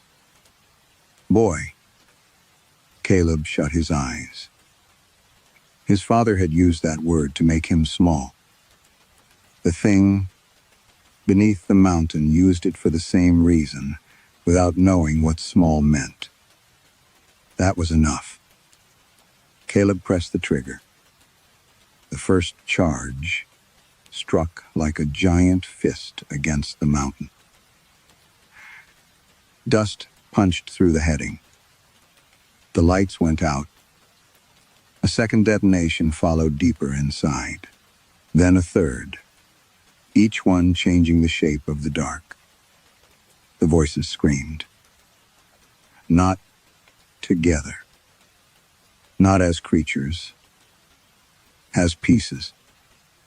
Hundreds of final breaths, broken words, names, prayers, curses, coughs, whistles, and unfinished pleas burst through the rock in overlapping fragments. For one impossible moment, Caleb heard generations of dead miners emptied into the tunnel at once. Then the fourth charge went. The floor lifted. Wes slammed into Caleb and drove him toward the retreat line. Behind them came a sound too large to understand. Roof, pillars, stone. The mountain closing its mouth. They ran blind through coal dust, so thick Caleb could taste grit between his teeth. Emergency lamps flashed ahead as pale floating circles. Something called his name from behind them. He did not turn. His mother screamed. He did not turn. Roy shouted that the roof was clear. He did not turn. Then Caleb's own voice cried, "Wheeze is down." Wes was running beside him. Neither man answered. The final collapse caught the old South Junction before they reached the cage. Air slammed down the passage, knocking 2 miners to their knees. Afterward came silence. Not ordinary, mine silence. Absence. For the first time since Caleb had returned to number 9. Nothing behind them. Breathed. Black Briar called it a catastrophic structural event. By noon, Martin Voss had lawyers on site. By evening, the company statement blamed unrecognized pillar degradation in legacy workings. The controlled charges vanished from the official sequence of events. The hidden survey disappeared. The containment review ceased to exist. No one in Bellwether believed the statement. No one publicly challenged it either. Number 9 closed, pending investigation. Paychecks stopped within 2 weeks. The diner shortened its hours. Trucks appeared outside houses with F4CL signs. Men Caleb had known. Since childhood looked away from him at the gas station. Some called him the man who saved them. Others called him the man who killed the town. Caleb found that both accusations could be true. He stayed anyway, not out of loyalty, not pence, simply because leaving no longer felt like proof of anything. 3 weeks after the collapse, Caleb began sorting the recordings. He worked above ground in a rented room with the windows open and the speakers disconnected. Every file was inspected visually. First, then, through headphones, once. Never twice. Most contained what he expected. Archived fragments, known voices, syllables lifted from accident tapes. The final underground recording was different. It began seconds before the first detonation. Caleb watched the waveform. A voice appeared after the fourth blast. Clean, continuous, no cuts, no changes in room resonance. He compared every syllable against every recording he possessed. Nothing matched. No dead miner. No rescue tape. No family voice. No piece of Caleb. The sentence had not been assembled from the dictionary. It had been made. Caleb listened one final time. Behind the voice was a faint sound he initially mistook for static. Then he recognized it. Wind, not ventilation. Open air. The voice spoke calmly. I know how to come up now. Caleb removed the headphones. Outside his window, somewhere beyond the dark ridge, someone whistled 3 clean notes. And from much closer, another whistle answered. Some things survive because people understand them. Others survive because people remember the rules after they have forgotten the reason. Number 9 was protected for generations by silence. But silence carried another cost in Caleb's life. The same instinct that kept miners alive, underground also, allowed suffering to remain hidden above it. Perhaps that is why the creature became so dangerous. It never needed to understand human language completely. It only needed to understand what makes us listen, what makes us obey, and what makes us stay quiet. If survival depends on silence, how long before the silence becomes another kind of monster?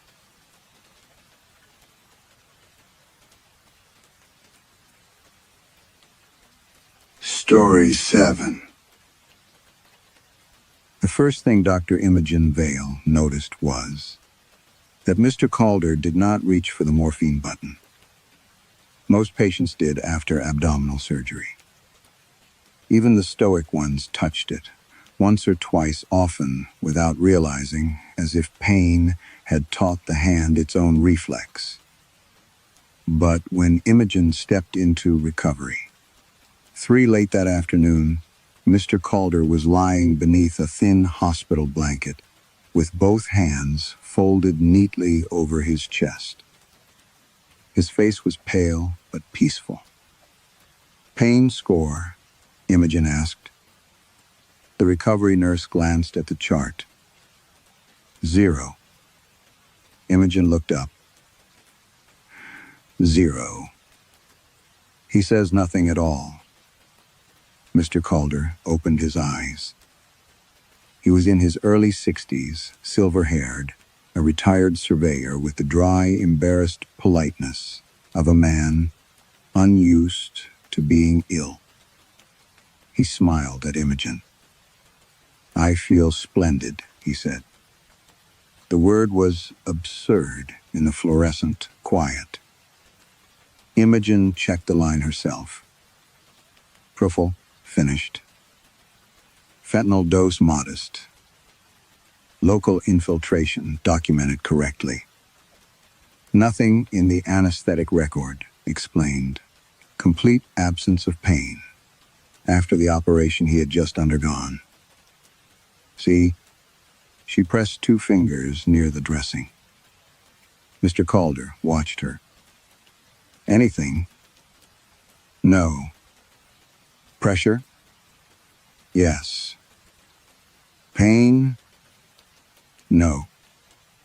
Behind her, the recovery monitor kept its small green rhythm. Rain ticked against the high window, turning Edinburgh to a gray reflection.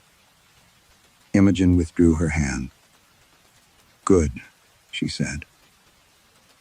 It came out too quickly. She had spent 22 years learning how to make pain smaller without pretending it did not exist.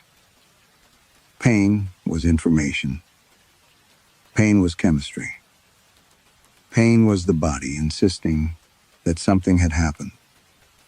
A body that felt nothing, after being cut open, made her uneasy.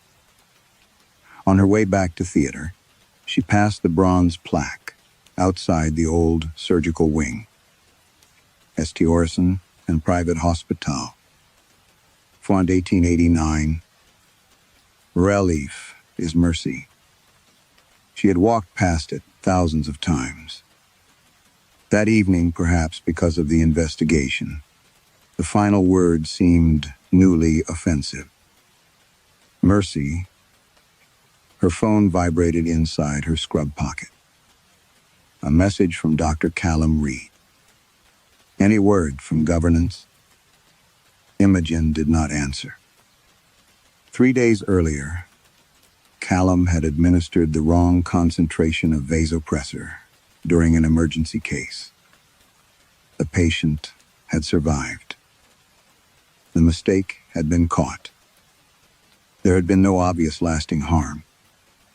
And Imogen, who had been supervising him, had written transient hemodynamic instability instead of medication error in the preliminary incident note.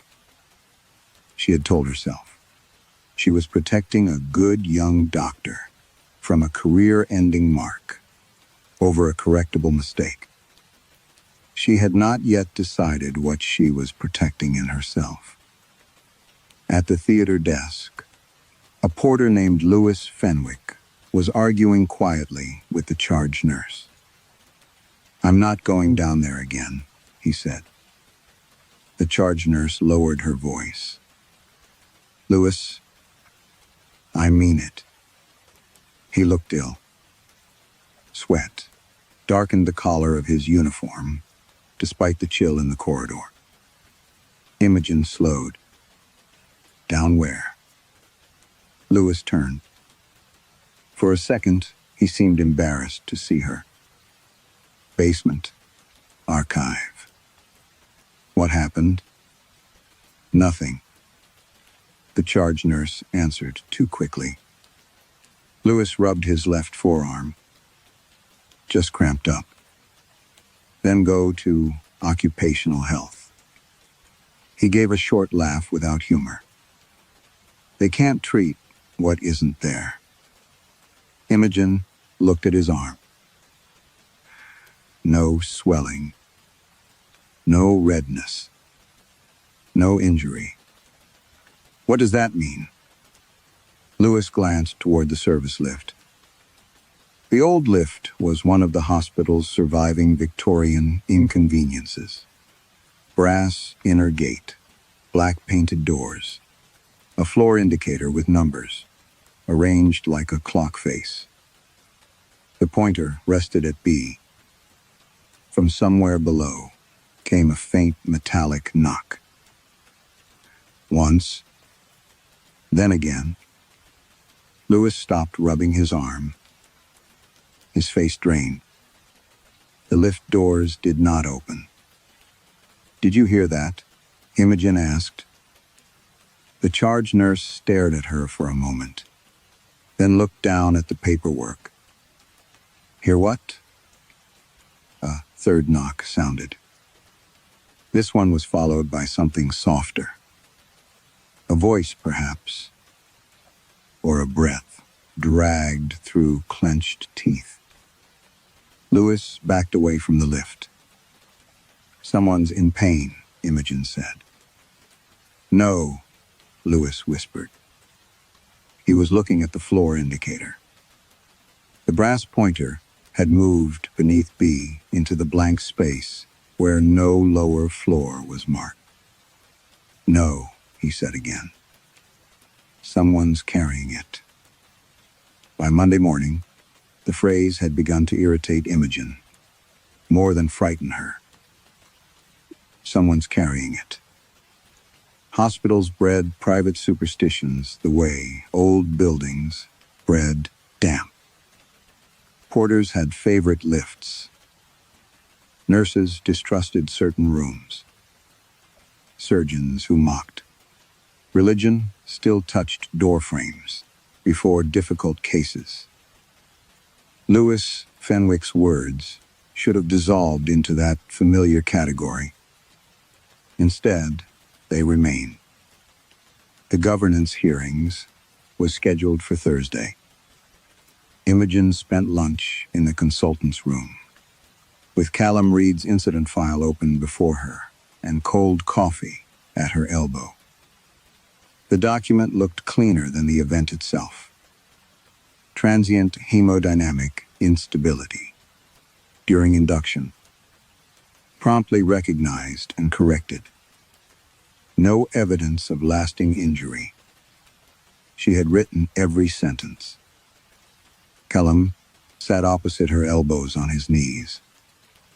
At 31, he still had the ability to look like a medical student when frightened. They'll ask whether you saw the syringe, he said. I did. And I'll say what I wrote. His jaw tightened. You shouldn't have to. Imogen closed the file. What would you prefer? That. I tell them you drew up the wrong concentration, pushed it before checking the label, and nearly put a patient into cardiac arrest. I corrected it. We corrected it. Rain crawled down the windows behind him. Callum looked at the floor. There was no harm. Imogen almost answered immediately. Instead, she said, no lasting harm. The distinction was familiar. It appeared in morbidity, reviews, complaints, insurance letters, conversations with families. Temporary hypotension, transient hypoxia, self-limiting nerve pain. Medicine had a vocabulary for making suffering sound brief enough to forgive. Callum nodded, relieved by it. Imogen hated him slightly for that relief. That evening, Mr. Calder was walking. She found him in the surgical corridor, in slippers and a dressing gown, one hand resting on his drip stand. He had refused all breakthrough analgesia. His chart still showed 0. Any pulling around the incision? Imogen asked. Nothing worth mentioning. Anything when you stand? No. He smiled. You people are miracle workers. The phrase followed her into the lift. Relief is mercy. Miracle workers, no lasting harm. The doors opened on the ground floor to shouting. 2 orderlies were running toward emergency receiving, with a trolley between them. A woman lay on it, curled onto her side, knees drawn to her chest. Her scream was low and continuous, not dramatic but exhausted, as if she had already been screaming for hours. Imogen recognized the badge clipped to her blouse. Margaret Hollis, Archives, Basement Archive. She followed. In the assessment bay, Margaret clawed at the blanket over her abdomen. Please, she gasped. It's open. A junior doctor pulled the blanket back. There was no blood, no wound, no bruising. Her skin was intact. She screamed when he touched the right side. "Don't put your hand there. I'm barely touching you. You're inside it." Her pulse raced. Her blood pressure climbed. Yet, the ultrasound showed nothing acute, and the first blood results made no sense of the severity. Imogen moved to the trolley.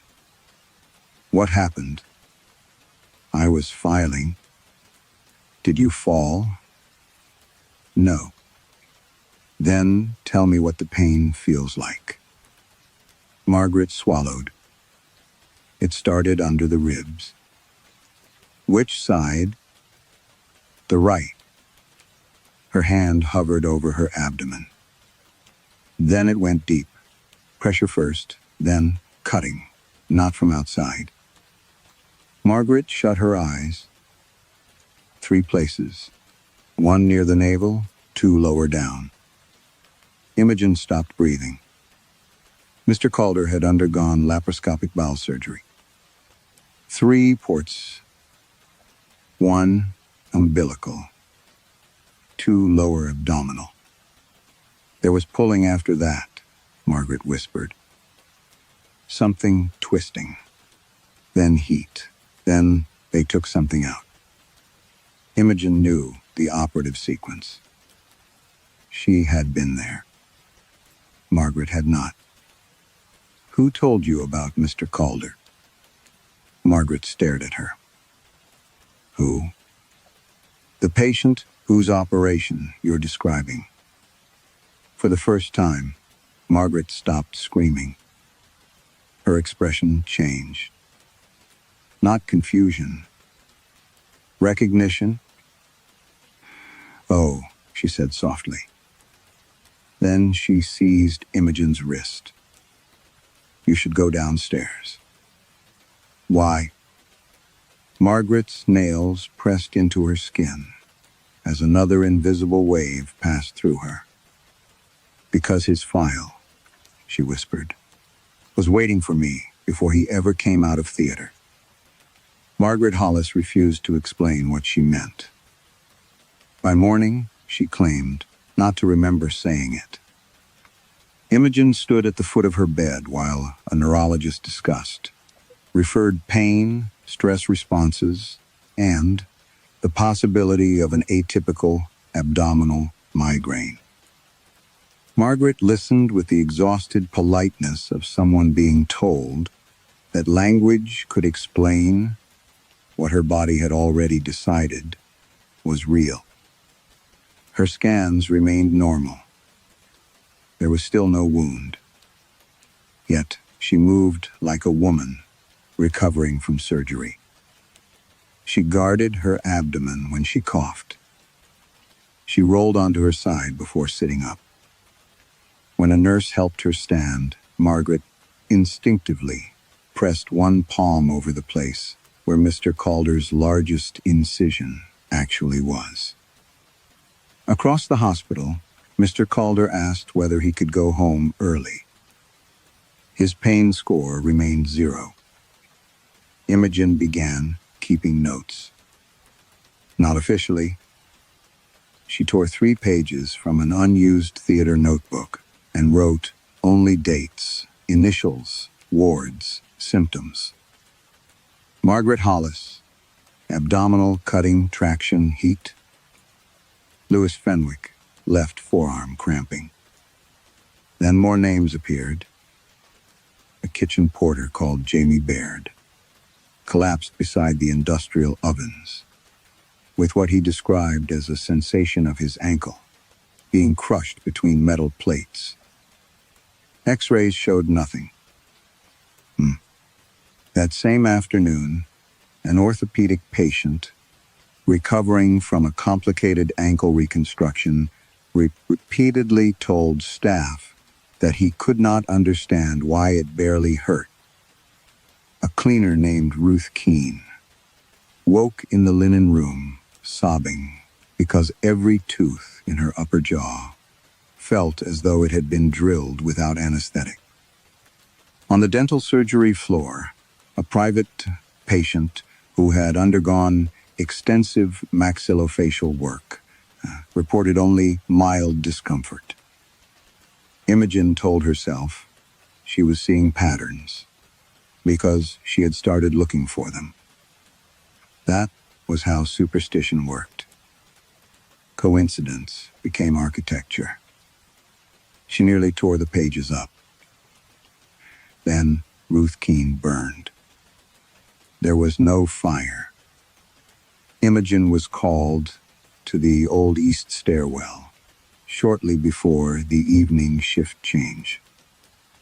Ruth was sitting on the floor with both hands held away from her body, fingers rigid. "It's on me," she kept saying. Two nurses tried to calm her. "What is?" "The water." Her uniform was dry. Her skin was unmarked. Imogen crouched in front of her. "Ruth, look at me." Ruth's eyes found hers. "Where does it hurt?" "My chest, my shoulder, down here." She gestured toward her left side, but would not touch it. "It poured over me." "What did?" "Something hot." Ruth's breathing shortened. Not straight away. At first it was warm. Imogen felt something tighten behind her ribs. Then it kept getting hotter. Ruth's voice changed. The panic thinned into bewilderment. He said, it was like someone had laid a wet towel over him and then set fire to it. Imogen did not move. "Who said that?" Ruth blinked. "What?" "That sentence." "What sentence?"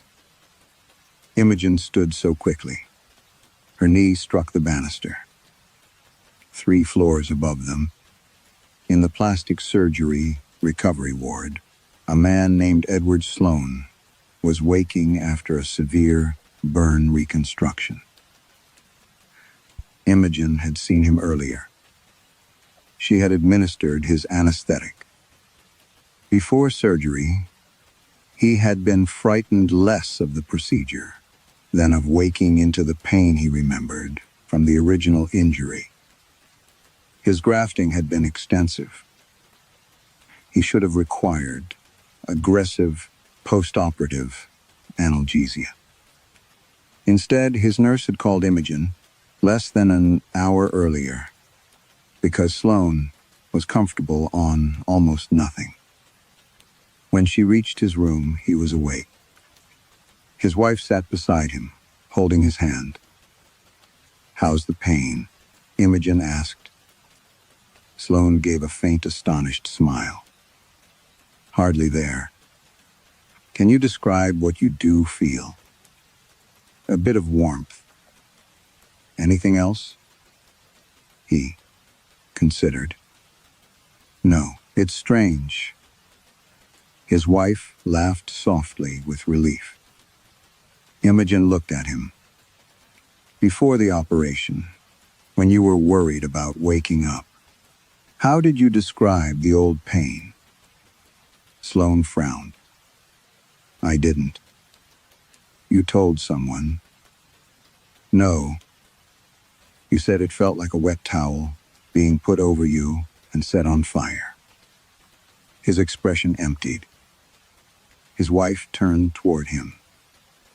Sloan slowly shook his head. "I've never said that to anyone." Imogen felt the room narrow. "Not your wife?" "No."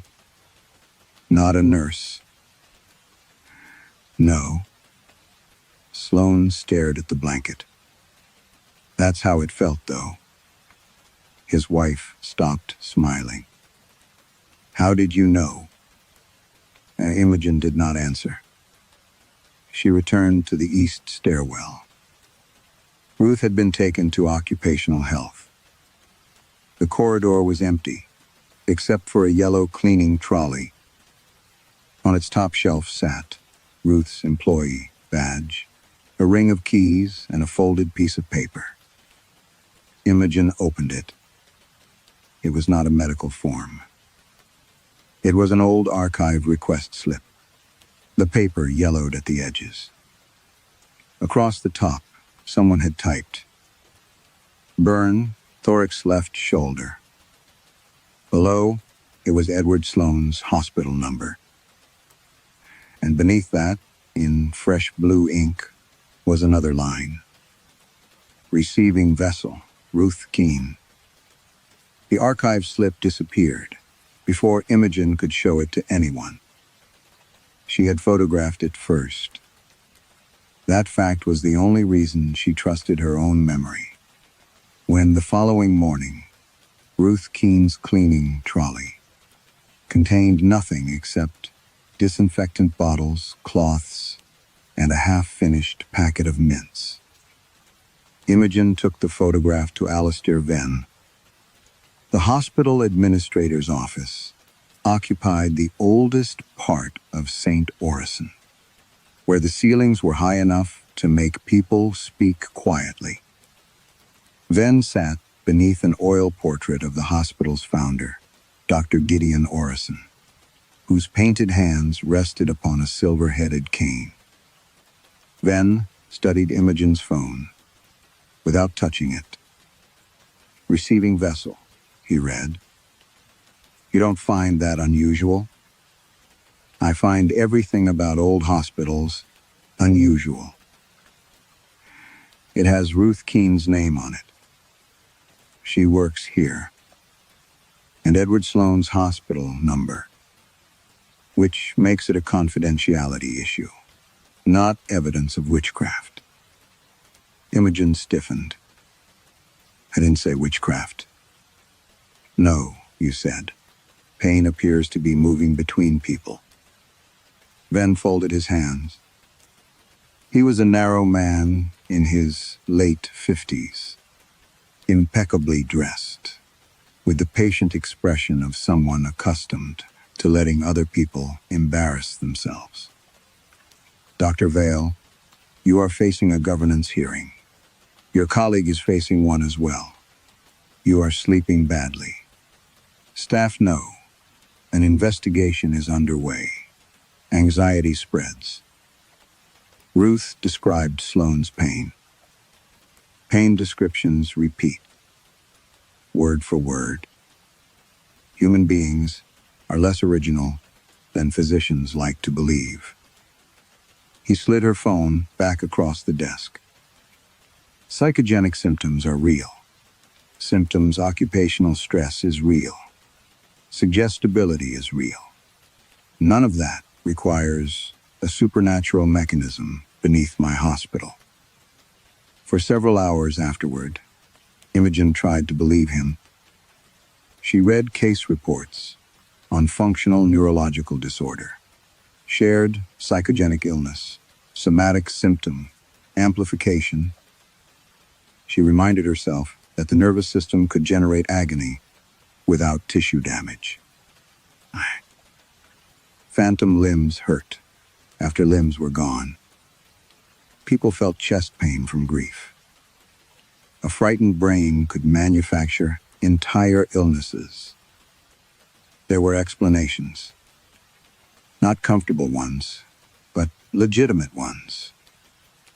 By late afternoon, the pattern almost looked foolish. Then 2 appendectomies ruined everything. The first patient, Elaine Morley, had undergone surgery 3 weeks earlier. Her appendix had perforated before removal. The operation had been technically successful, but post-operative inflammation produced severe right-sided abdominal pain for 4 days. The second patient, Graham Bell, had undergone nearly the same procedure the previous week. Same surgeon, Same perforation. Comparable operative duration.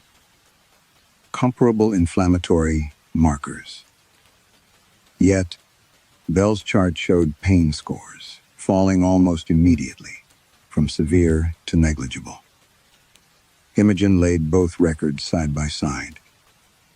Medicine rarely offered perfect comparisons. This was close enough. Morley had required regular opioid analgesia. Bell had requested paracetamol twice. No nerve block explained it. No unusual medication. No documented difference in operative technique.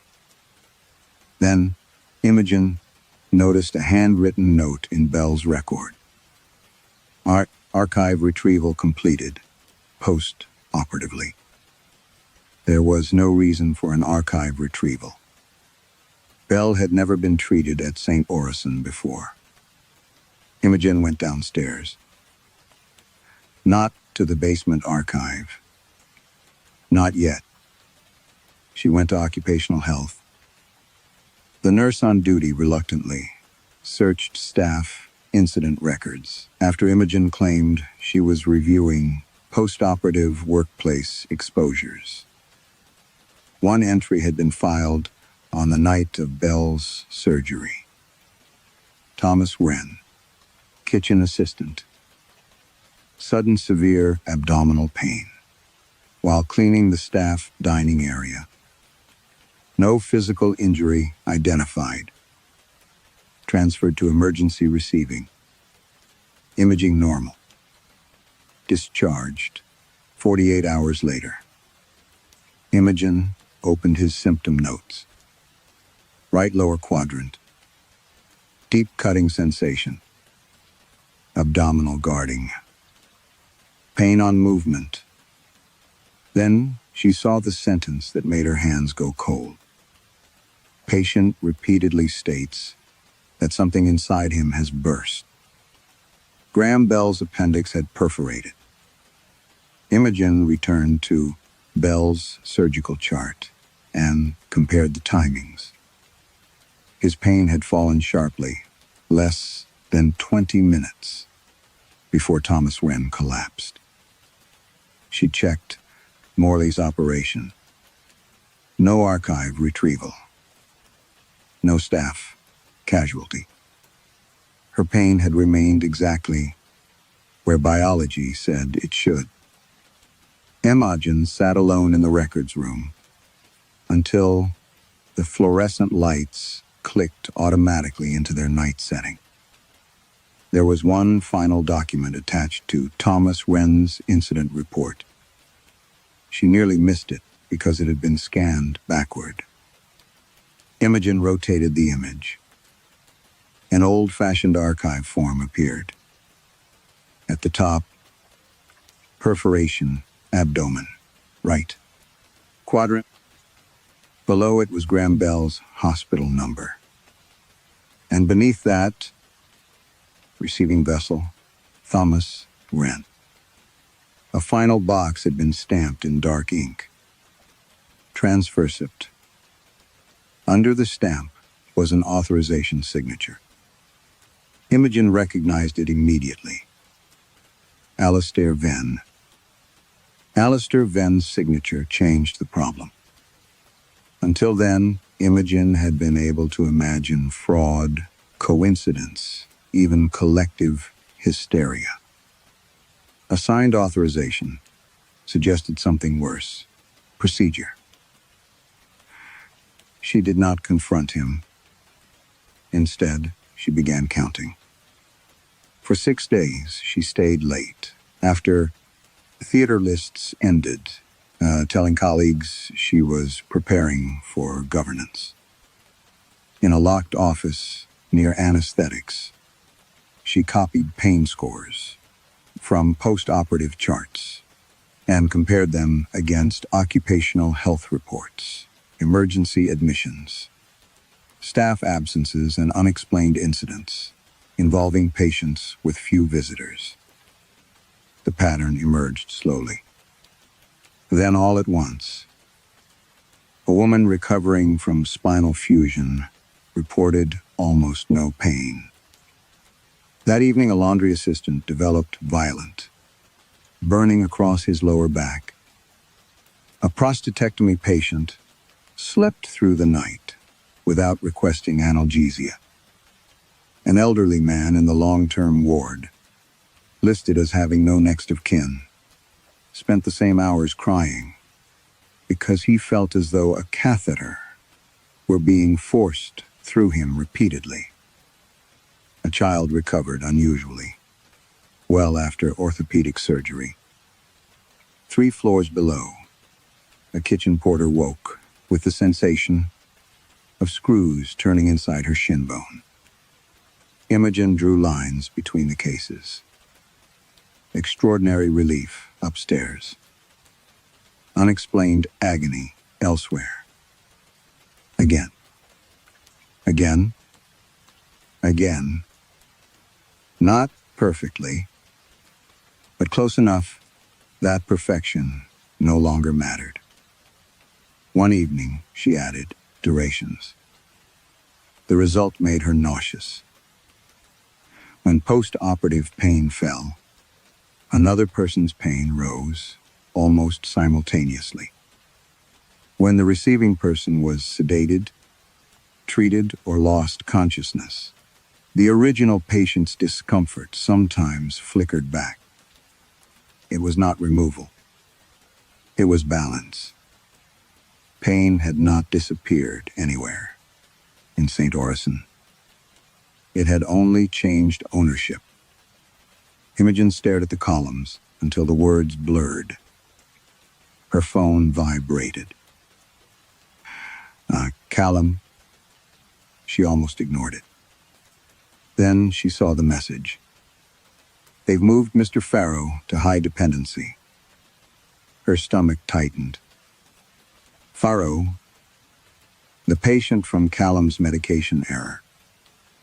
Imogen was moving before she consciously decided to. High dependency.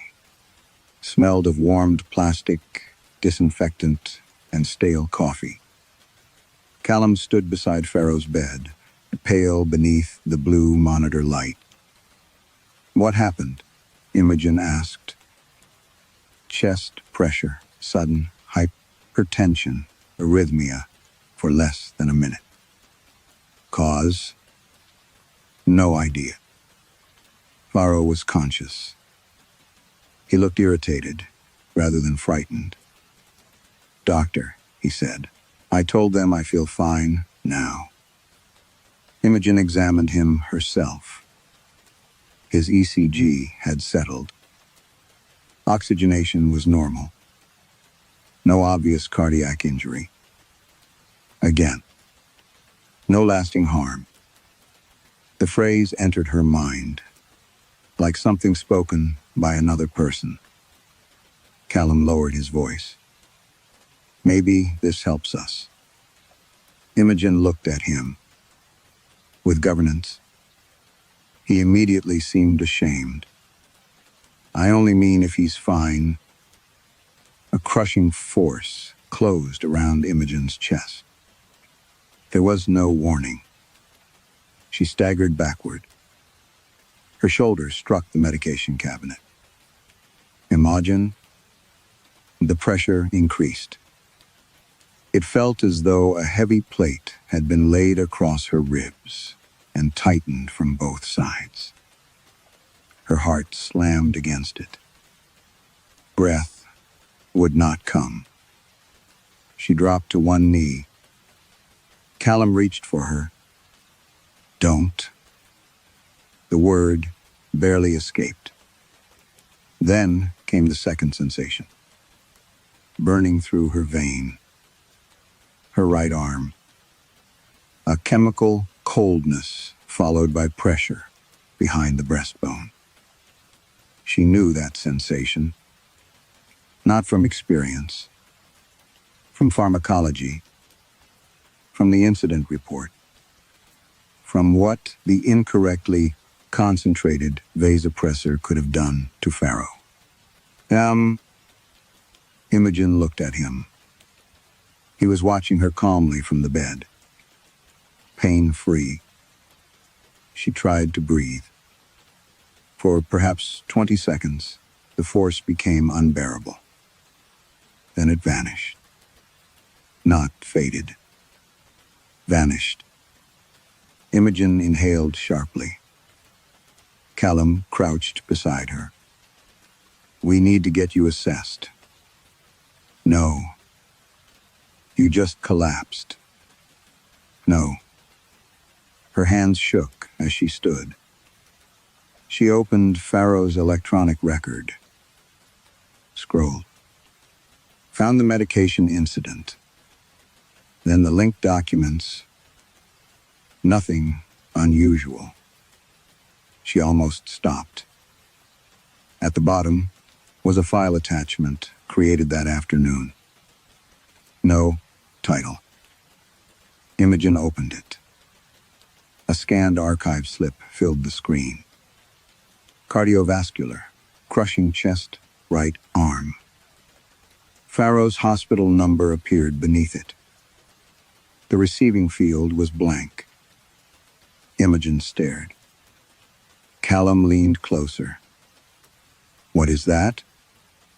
Before she could answer, text appeared in the empty field. Not typed. Not entered by any visible hand. Letters emerged, one after another. Receiving vessel, Imogen Vial. Then, another line appeared beneath her name. Transfer, incomplete. And finally, Nike Plileys pending. The service lift should have stopped at B. Imogen knew that because she had used it for 22 years. Theater, stores, laundry, records. Mortuary access. The brass indicator had never shown anything beneath the basement except blank enamel. That night, after Farrow's chart named her as a receiving vessel, she waited until the surgical wing emptied. Rain whispered against the high windows. Somewhere above, a trolley wheel squeaked at regular intervals, and then went silent. Imogen entered the lift alone. The brass gate rattled shut. She pressed B. For several seconds, nothing happened. Then the car descended past it. The pointer slipped below the letter and entered the unmarked section of the dial. Imogen reached for the emergency stop. Before she touched it, the lift shuddered to a halt. The doors opened onto darkness. Not complete darkness. A row of green-shaded lamps burned along a corridor of bare stone. Their light was weak and old-fashioned, leaving the ceiling in shadow. The air smelled of dust, wet limestone, and something medicinal beneath both. Ether, Imogen thought. Impossible. The corridor was older than the hospital above it. She stepped out. The lift doors closed behind her without being called. "Hello?" Her voice traveled farther than the corridor seemed capable of holding. No answer came. On the wall beside, the lift hung the bronze motto she had seen upstairs. "Relef is mercy." Here someone had scratched another sentence beneath it. "Mercy repures a recipient." Imogen walked. The first room contained shelves. So did the second, and the third. They extended beyond the reach of the lamps. Narrow aisles of dark timber shelving, packed with buff folders, leather ledgers, card boxes, and metal drawers. At first, she assumed the arrangement followed ordinary archive logic. Then she read the labels. Brymore. A second section. Amputation. Further on. Chilled birth. Crush. Narrow, GIA. Terminal Bon E pain. The handwriting changed with the decades. Copper plate became typewriter labels, then adhesive tabs, then printed barcodes. The categories did not. Imogen pulled a file from amputation. No patient name appeared on the cover. Only left Lee above K-knee. Inside were transfer sheets dating back more than a century. Original patient. Receiving vessel. Duration. Intensity. Outcome. Some receiving names had occupations beside them. Scullery maid. Boiler hand. Charwoman. Knight. Porter. Unclaimed patient. Indigent. Unknown. Male. Imogen replaced the folder carefully. Her fingers had gone cold. The next aisle contained chilled birth, split into stages. Labor, Lee. Labor, prolonged. Crowning, obstructed delivery. She closed her eyes. For one moment, she could hear nothing but breathing. Not hers. Dozens of breaths seemed to move through the shelving, shallow-held, trembling. When she opened her eyes, the files were still. At the end of the archive stood a black iron door. No handle. Only a circular brass plate, set into the center, and an inscription around it. Pain is neither corroded nor destroyed. Below that, newer letters had been stamped into the metal. Oshforce personal only. Imogen pressed her palm against the brass. Warm. A mechanism clicked on the other side. The door opened inward. The room beyond was circular. Copper pipes traveled across the walls, like exposed veins. Glass cylinders stood in iron cradles, filled with clear liquid that trembled despite the stillness. At the center sat a chair of dark wood, connected by leather straps to a machine taller than Imogen. It looked half surgical apparatus, half church organ. Brass valves, pressure gauges, porcelain switches, lengths of blackened wire, and mounted above them all, a narrow brass needle, moving steadily across a numbered scale. The machine was running. Imogen approached. Heat radiated from its casing. One pipe pulsed beneath its insulation with a rhythm almost identical to a heartbeat. On a small metal tray lay fresh paperwork. She picked up the top sheet. Patient. Faro, Malcolm. Transfer event, cardiovascular. Chimery vessel, pending. Secondary contact, Leanh again. Her mouth went dry. There was a handwritten note at the bottom. Do not interrupt an incomplete transfer. A sound came from behind the machine. A wet intake of breath. Imogen froze. Someone was sitting in the central chair. She had not seen them, because the apparatus blocked her view. She stepped sideways. The leather restraints were buckled. The chair was empty, but its cushion was depressed beneath the weight of an invisible body. and from that empty space came a whisper. Dr. Vale. The voice was Alistair Ven's. Please don't touch the machine. Imogen did not touch the machine. Ven stepped from the shadows behind it. He had removed his jacket.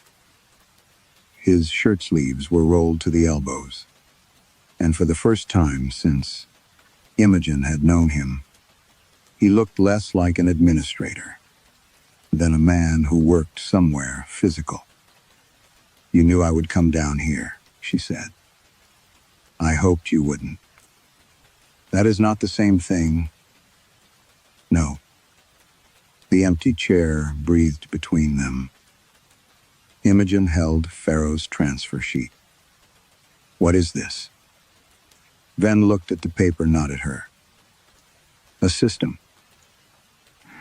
That is not an answer. It is the only answer that matters. He moved toward a cabinet built into the stone wall and removed a leather-bound volume. The book was swollen with age. Gideon Orison began his experiments in 1876, Ven said, before St. Orison existed. Imogen opened the ledger. The handwriting was dense and elegant. At first, it resembled ordinary 19th century medical notes. Pulse observations, surgical descriptions, crude diagrams of nerves and spinal anatomy. Then the language changed. Pain demonstrates persistence beyond injury. Pain may be relocated without alteration. The nervous system is not the source. It is merely the instrument. Imogen turned another page. A drawing showed two human figures connected by copper wires to an early version of the machine. Beneath them, Orison had written, "If blood may be transfused, why not suffering?"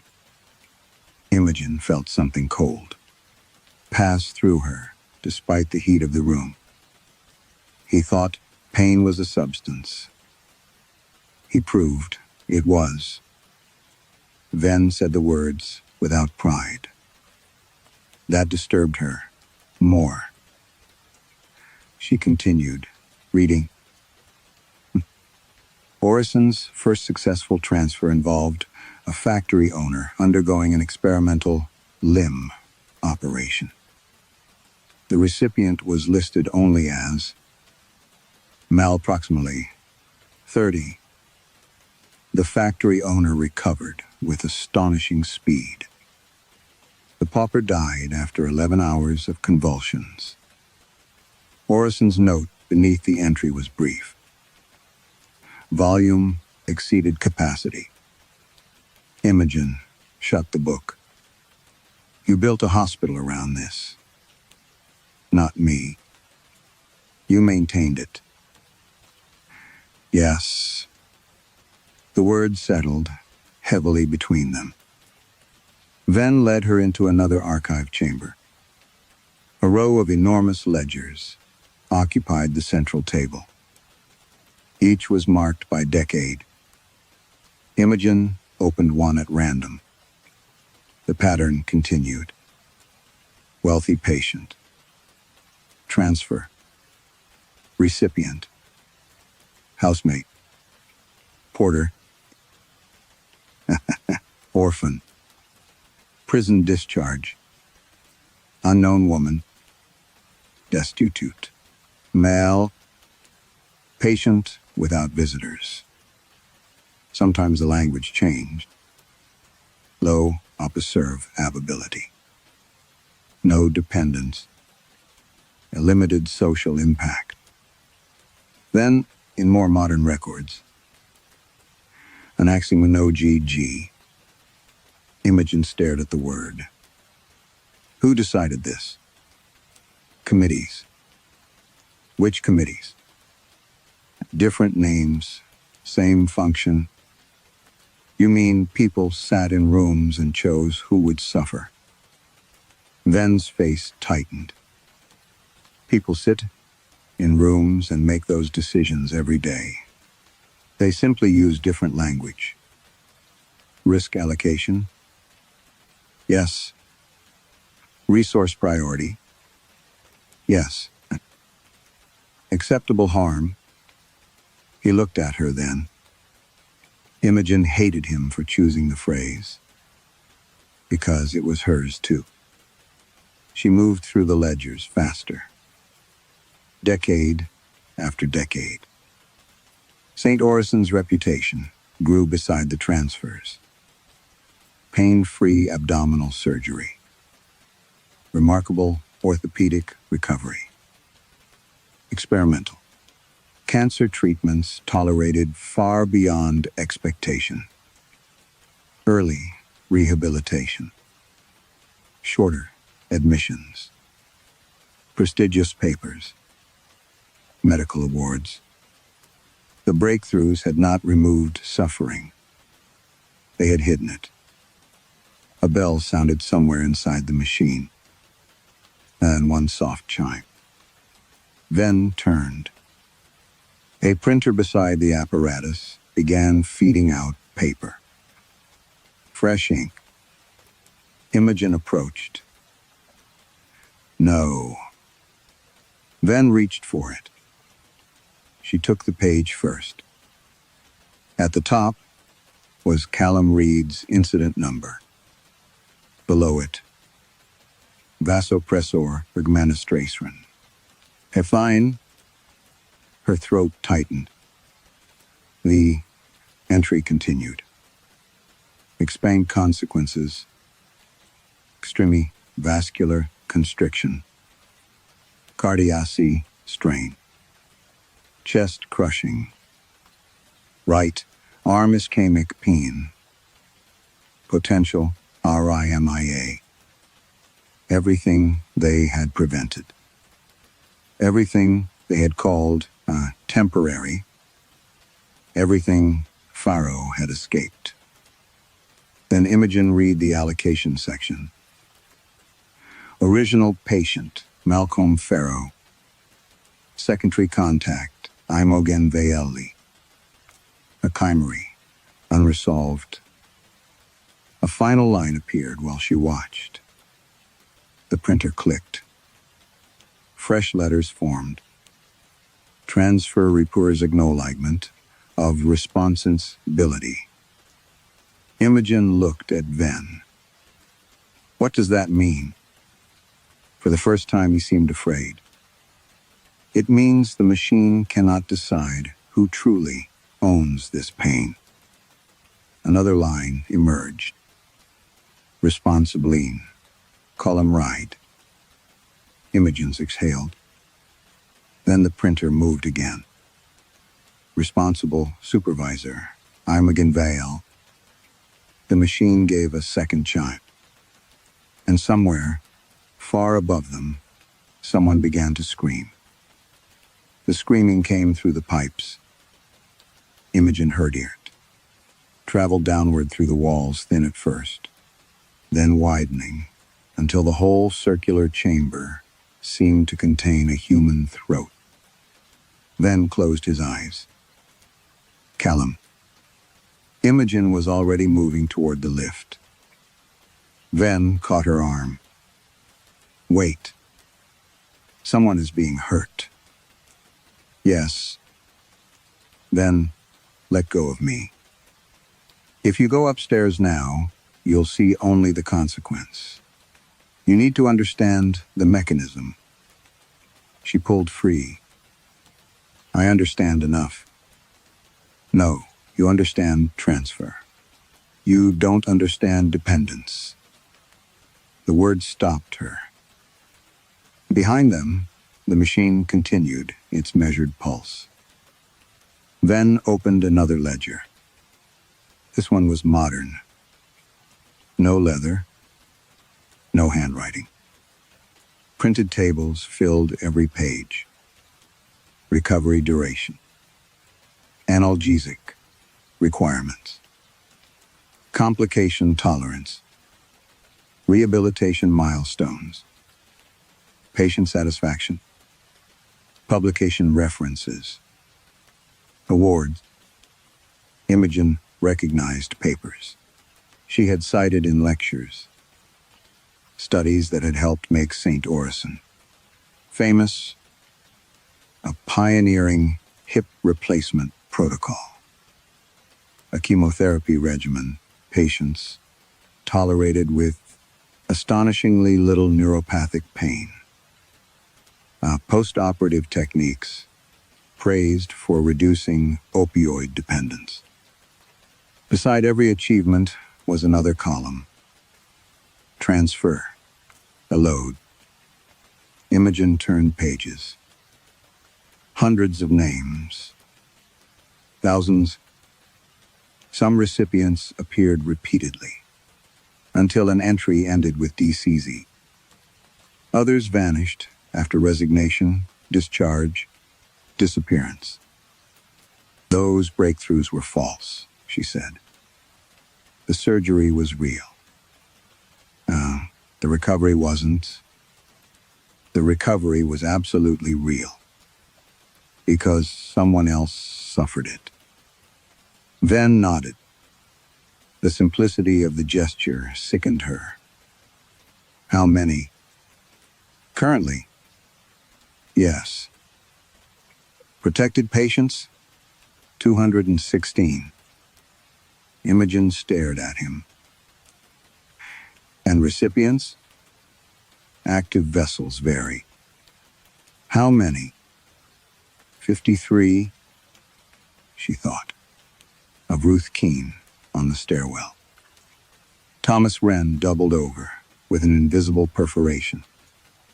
Margaret Hollis guarding an incision that did not exist. Shut it down. Ven did not answer. Turn it off? I can. Then do it. He looked toward the apparatus. But you believe switching off a machine ends what it has done. Imogen followed his gaze. The glass cylinders were trembling harder now. What happens? The device does not store pain. You said there were transfers. Transfers, yes, not destruction. The active field maintains separation between injury and experience. Imogen felt cold despite the heat. If you stop it, everything currently displaced returns to its source. She said nothing, and Ven continued quietly. Every surgical patient spared post-operative agony. Every oncology patient whose bone pain has been carried elsewhere. Every child sleeping comfortably after reconstruction. Every terminal patient whose nervous system has been made mercifully quiet. All at once? Yes. How much? All of it. The room seemed to contract. Pain can kill, Ven said. Shock. Cardiac stress, delirium, respiratory collapse, and some patients have been protected for months. Imogen looked toward the endless archives. Then, this place is a hostage system. If that language helps you hate it, use it. And you call it mercy? No. He glanced at the inscription on the machine. Orison did. A sharp knock came from inside one of the copper pipes. Then another. The screams above stopped. The printer began again. A new page emerged. Songo events. Faro Malcolm. Nicely resolved. Imogen seized it. The receiving name was not hers.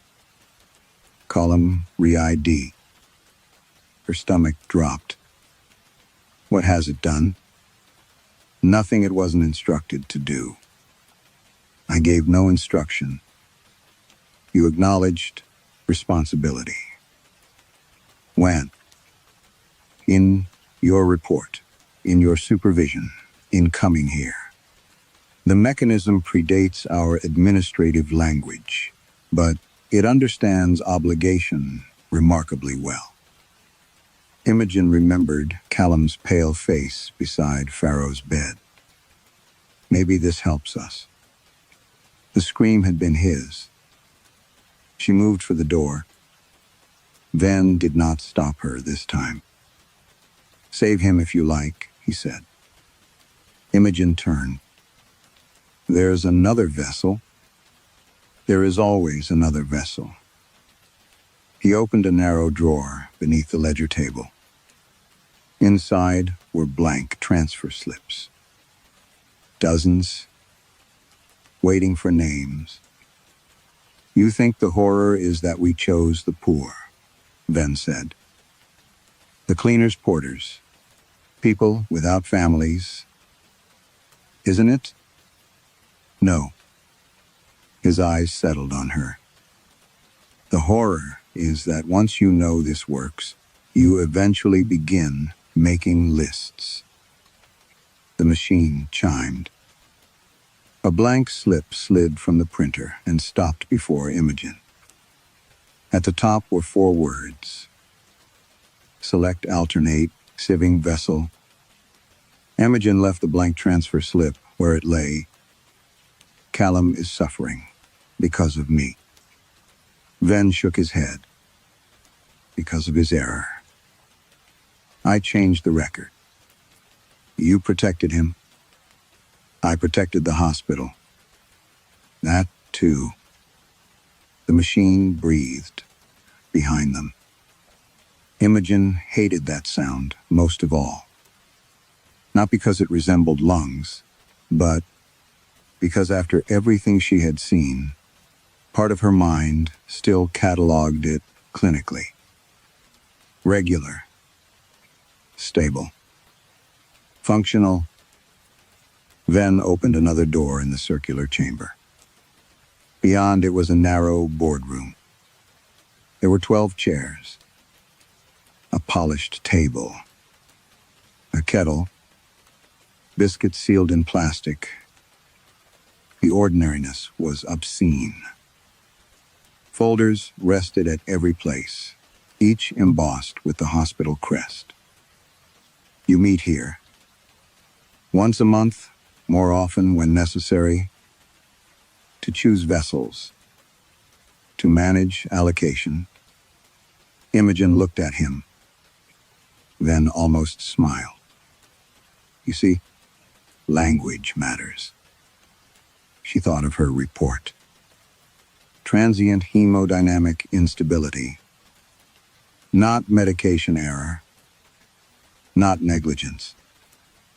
Not fear. A sentence shaped, carefully enough, could move guilt away from the person who caused it. Just as this machine moved pain. Ven pulled out a chair. "You could join us." Imogen stared at him. "You think I came down here because I want a promotion? I think you understand what everyone else eventually understands. And what is that? That suffering already exists." His voice remained calm. "A cancer patient will suffer, whether we approve or disapprove. A child after spinal surgery will suffer. A man crushed beneath a lorry will suffer. We do not create that fact. You choose substitutes. We distribute burden to people least able to refuse. To people whose suffering produces the smallest secondary harm." Imogen felt something inside her recoil. Ven continued. "You believe cruelty becomes moral if it remains random. No. Then choose." He placed the blank transfer form before her. "Callum is upstairs. If his cardiac stress continues, it may kill him. You can transfer it." "To whom?" That is what the committee decides.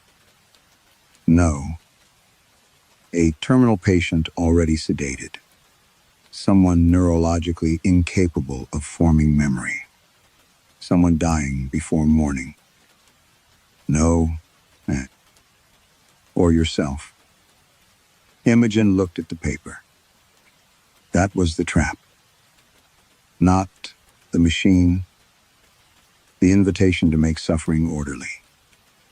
To convert horror into administration. Callum had made one mistake. She had made another. And because neither wanted the full consequence, somewhere in the hospital, an unseen person was always made available. Imogen walked back into the apparatus room. Ven followed. "What are you doing?" She examined the pipes, gauges, and valves. 22 years of anesthesia had taught her to understand systems under pressure. Every system had failure points. Imogen. She found the main regulator. Ven's calm disappeared. "Do not. What happens to Callum if I shut it down? His transferred pain returns to Pharaoh. And everyone else? I told you. 216 patients. Pain returning at once. Some would survive it. Some might not. Children would wake screaming. Cancer patients would remember what the machine had hidden. People who had never consented to this arrangement would pay for its destruction. Imogen put her hand on the regulator. "You'll kill people," Ben said. "So have you. I have saved thousands. You made other people pay for them. And you think medicine does not already do that?" The question hurt because it contained enough truth to be dangerous. Imogen thought of Margaret, Ruth, Thomas, names that had entered her notebook, only because their pain became medically inconvenient. She thought of her report. No lasting harm. The lie had never been that Pharaoh was unharmed. The lie was that harm counted only when it remained attached to the person whose chart mattered. The machine chimed. Another scream traveled through the pipes. "Callum." Imogen gripped the regulator, then stepped toward her. "Once you do this, there is no mercy." She looked at the motto engraved above the apparatus. "Pain is neither corroded nor destroyed." "No," she said. "There never was." She turned the regulator.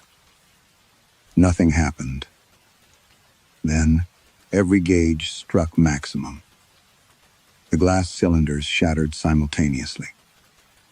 Ven shouted. Imogen tore the emergency pressure lever downward. A sound passed through the hospital, unlike machinery breaking. It was the sound of hundreds of people, inhaling before a scream. The green lamps went black. Above them, St. Orison began to howl. And on the table, behind Imogen, every blank transfer slip caught fire at once. The official report called it an infrastructure failure. For 6 weeks, St. Orison remained closed to elective admissions while engineers, insurers, regulators, and police moved through its corridors. The language hardened quickly around what could be proved.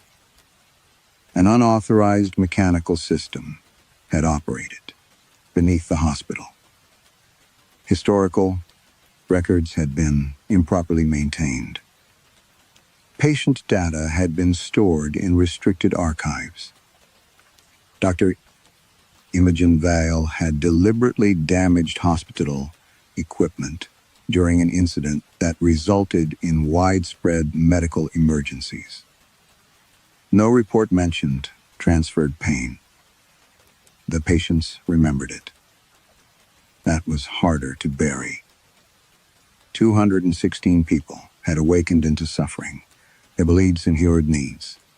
Their bodies had been spared. Some screamed for hours. Some went into shock. 3 elderly patients suffered cardiac complications. A boy, recovering from spinal reconstruction, bit through his lower lip before adequate analgesia could be established. The oncology ward became a place of continuous sound. But something else happened too. Ruth Keene's burns vanished. Thomas Wren's abdominal agony stopped. Margaret Hollis woke without guarding an incision she had never possessed. Kitchen staff returned from unexplained sick leave. Porters stopped collapsing. Long-term patients who had spent months complaining of impossible sensations slept quietly for the first time. No one connected the two groups publicly. Imogen did. She testified anyway. At the governance hearing, she did not soften a single word.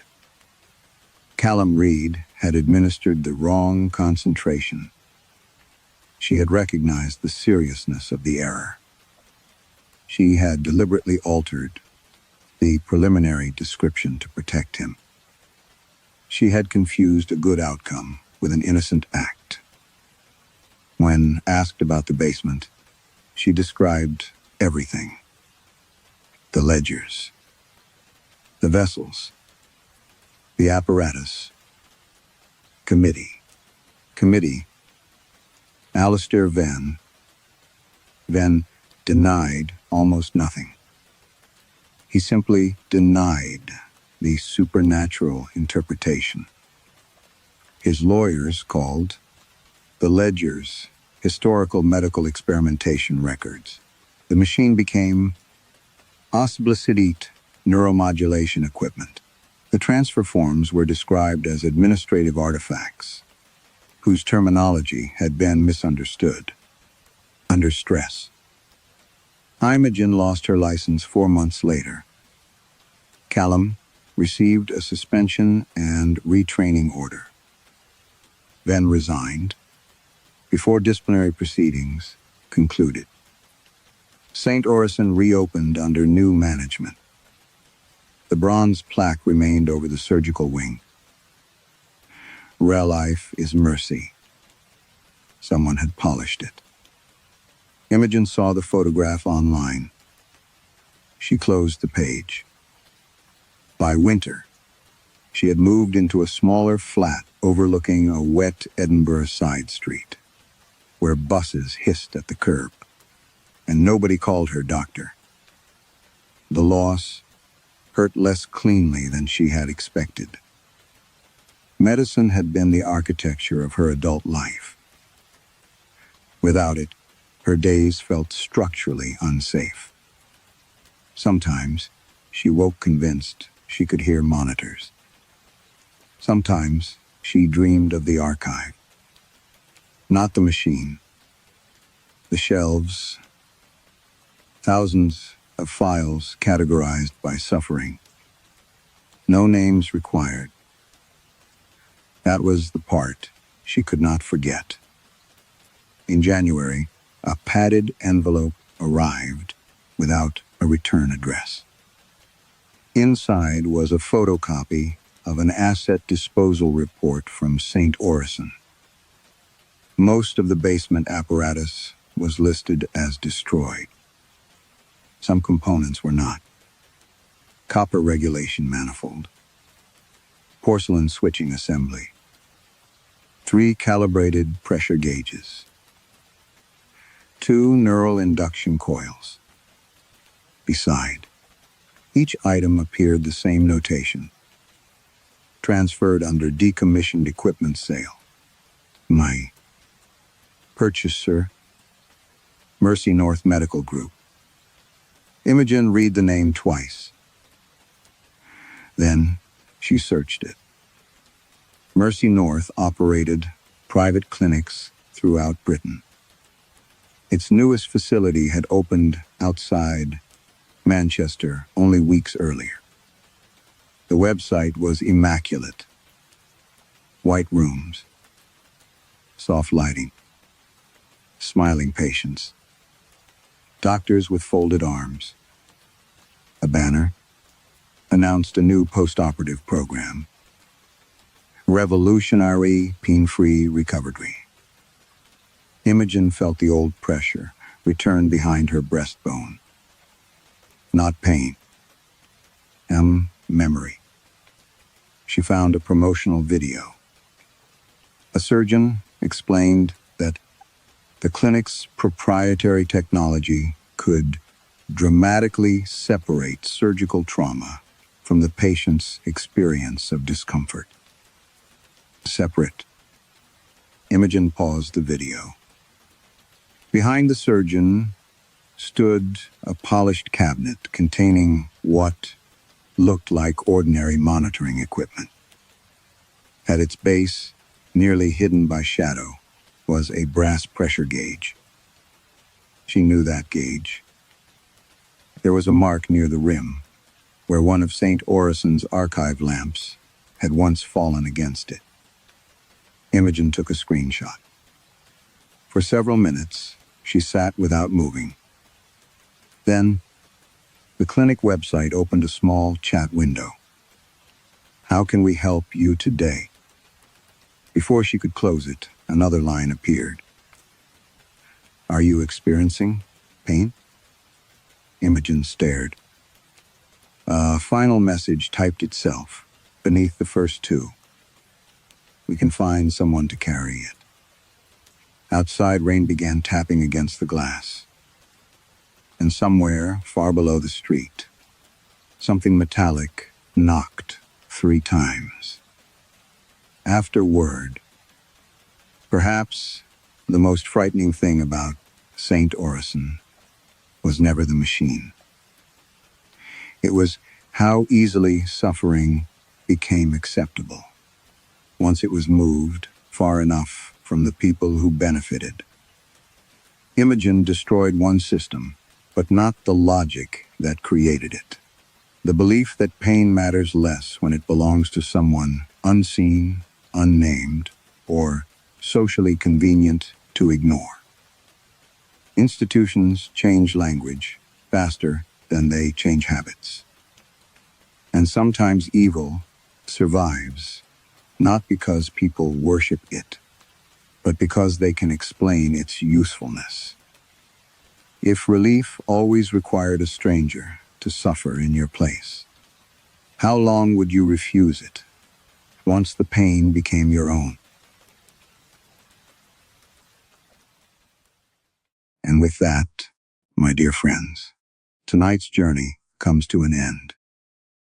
I hope these stories gave you a little space to step away from everything that was waiting outside this moment. Maybe they made you curious. Maybe they made you wonder. Or perhaps they simply kept you company while the night around you became a little quieter. Whatever brought you here, thank you for staying with me until the very end. Now, there is nothing else you need to do for a while. You don't need to think about tomorrow yet. You don't need to solve anything tonight. Just make yourself comfortable. Pull the blanket a little closer. Close your eyes when you're ready and allow the day to slowly disappear behind you. If your mind is still busy, let the thoughts come and go without holding on to them. Tonight is over. You have done enough for one day. And tomorrow can wait until morning. I hope you sleep deeply tonight and wake up feeling lighter, calmer, and a little more rested than you were before. And wherever you are listening from, I hope the night is gentle with you. Thank you for sharing another midnight with me, here at Chilly Midnight. Take care of yourself, stay warm, and sleep. Well, good night, my dear friends. May your dreams be peaceful, and may morning find you with something beautiful to look forward to.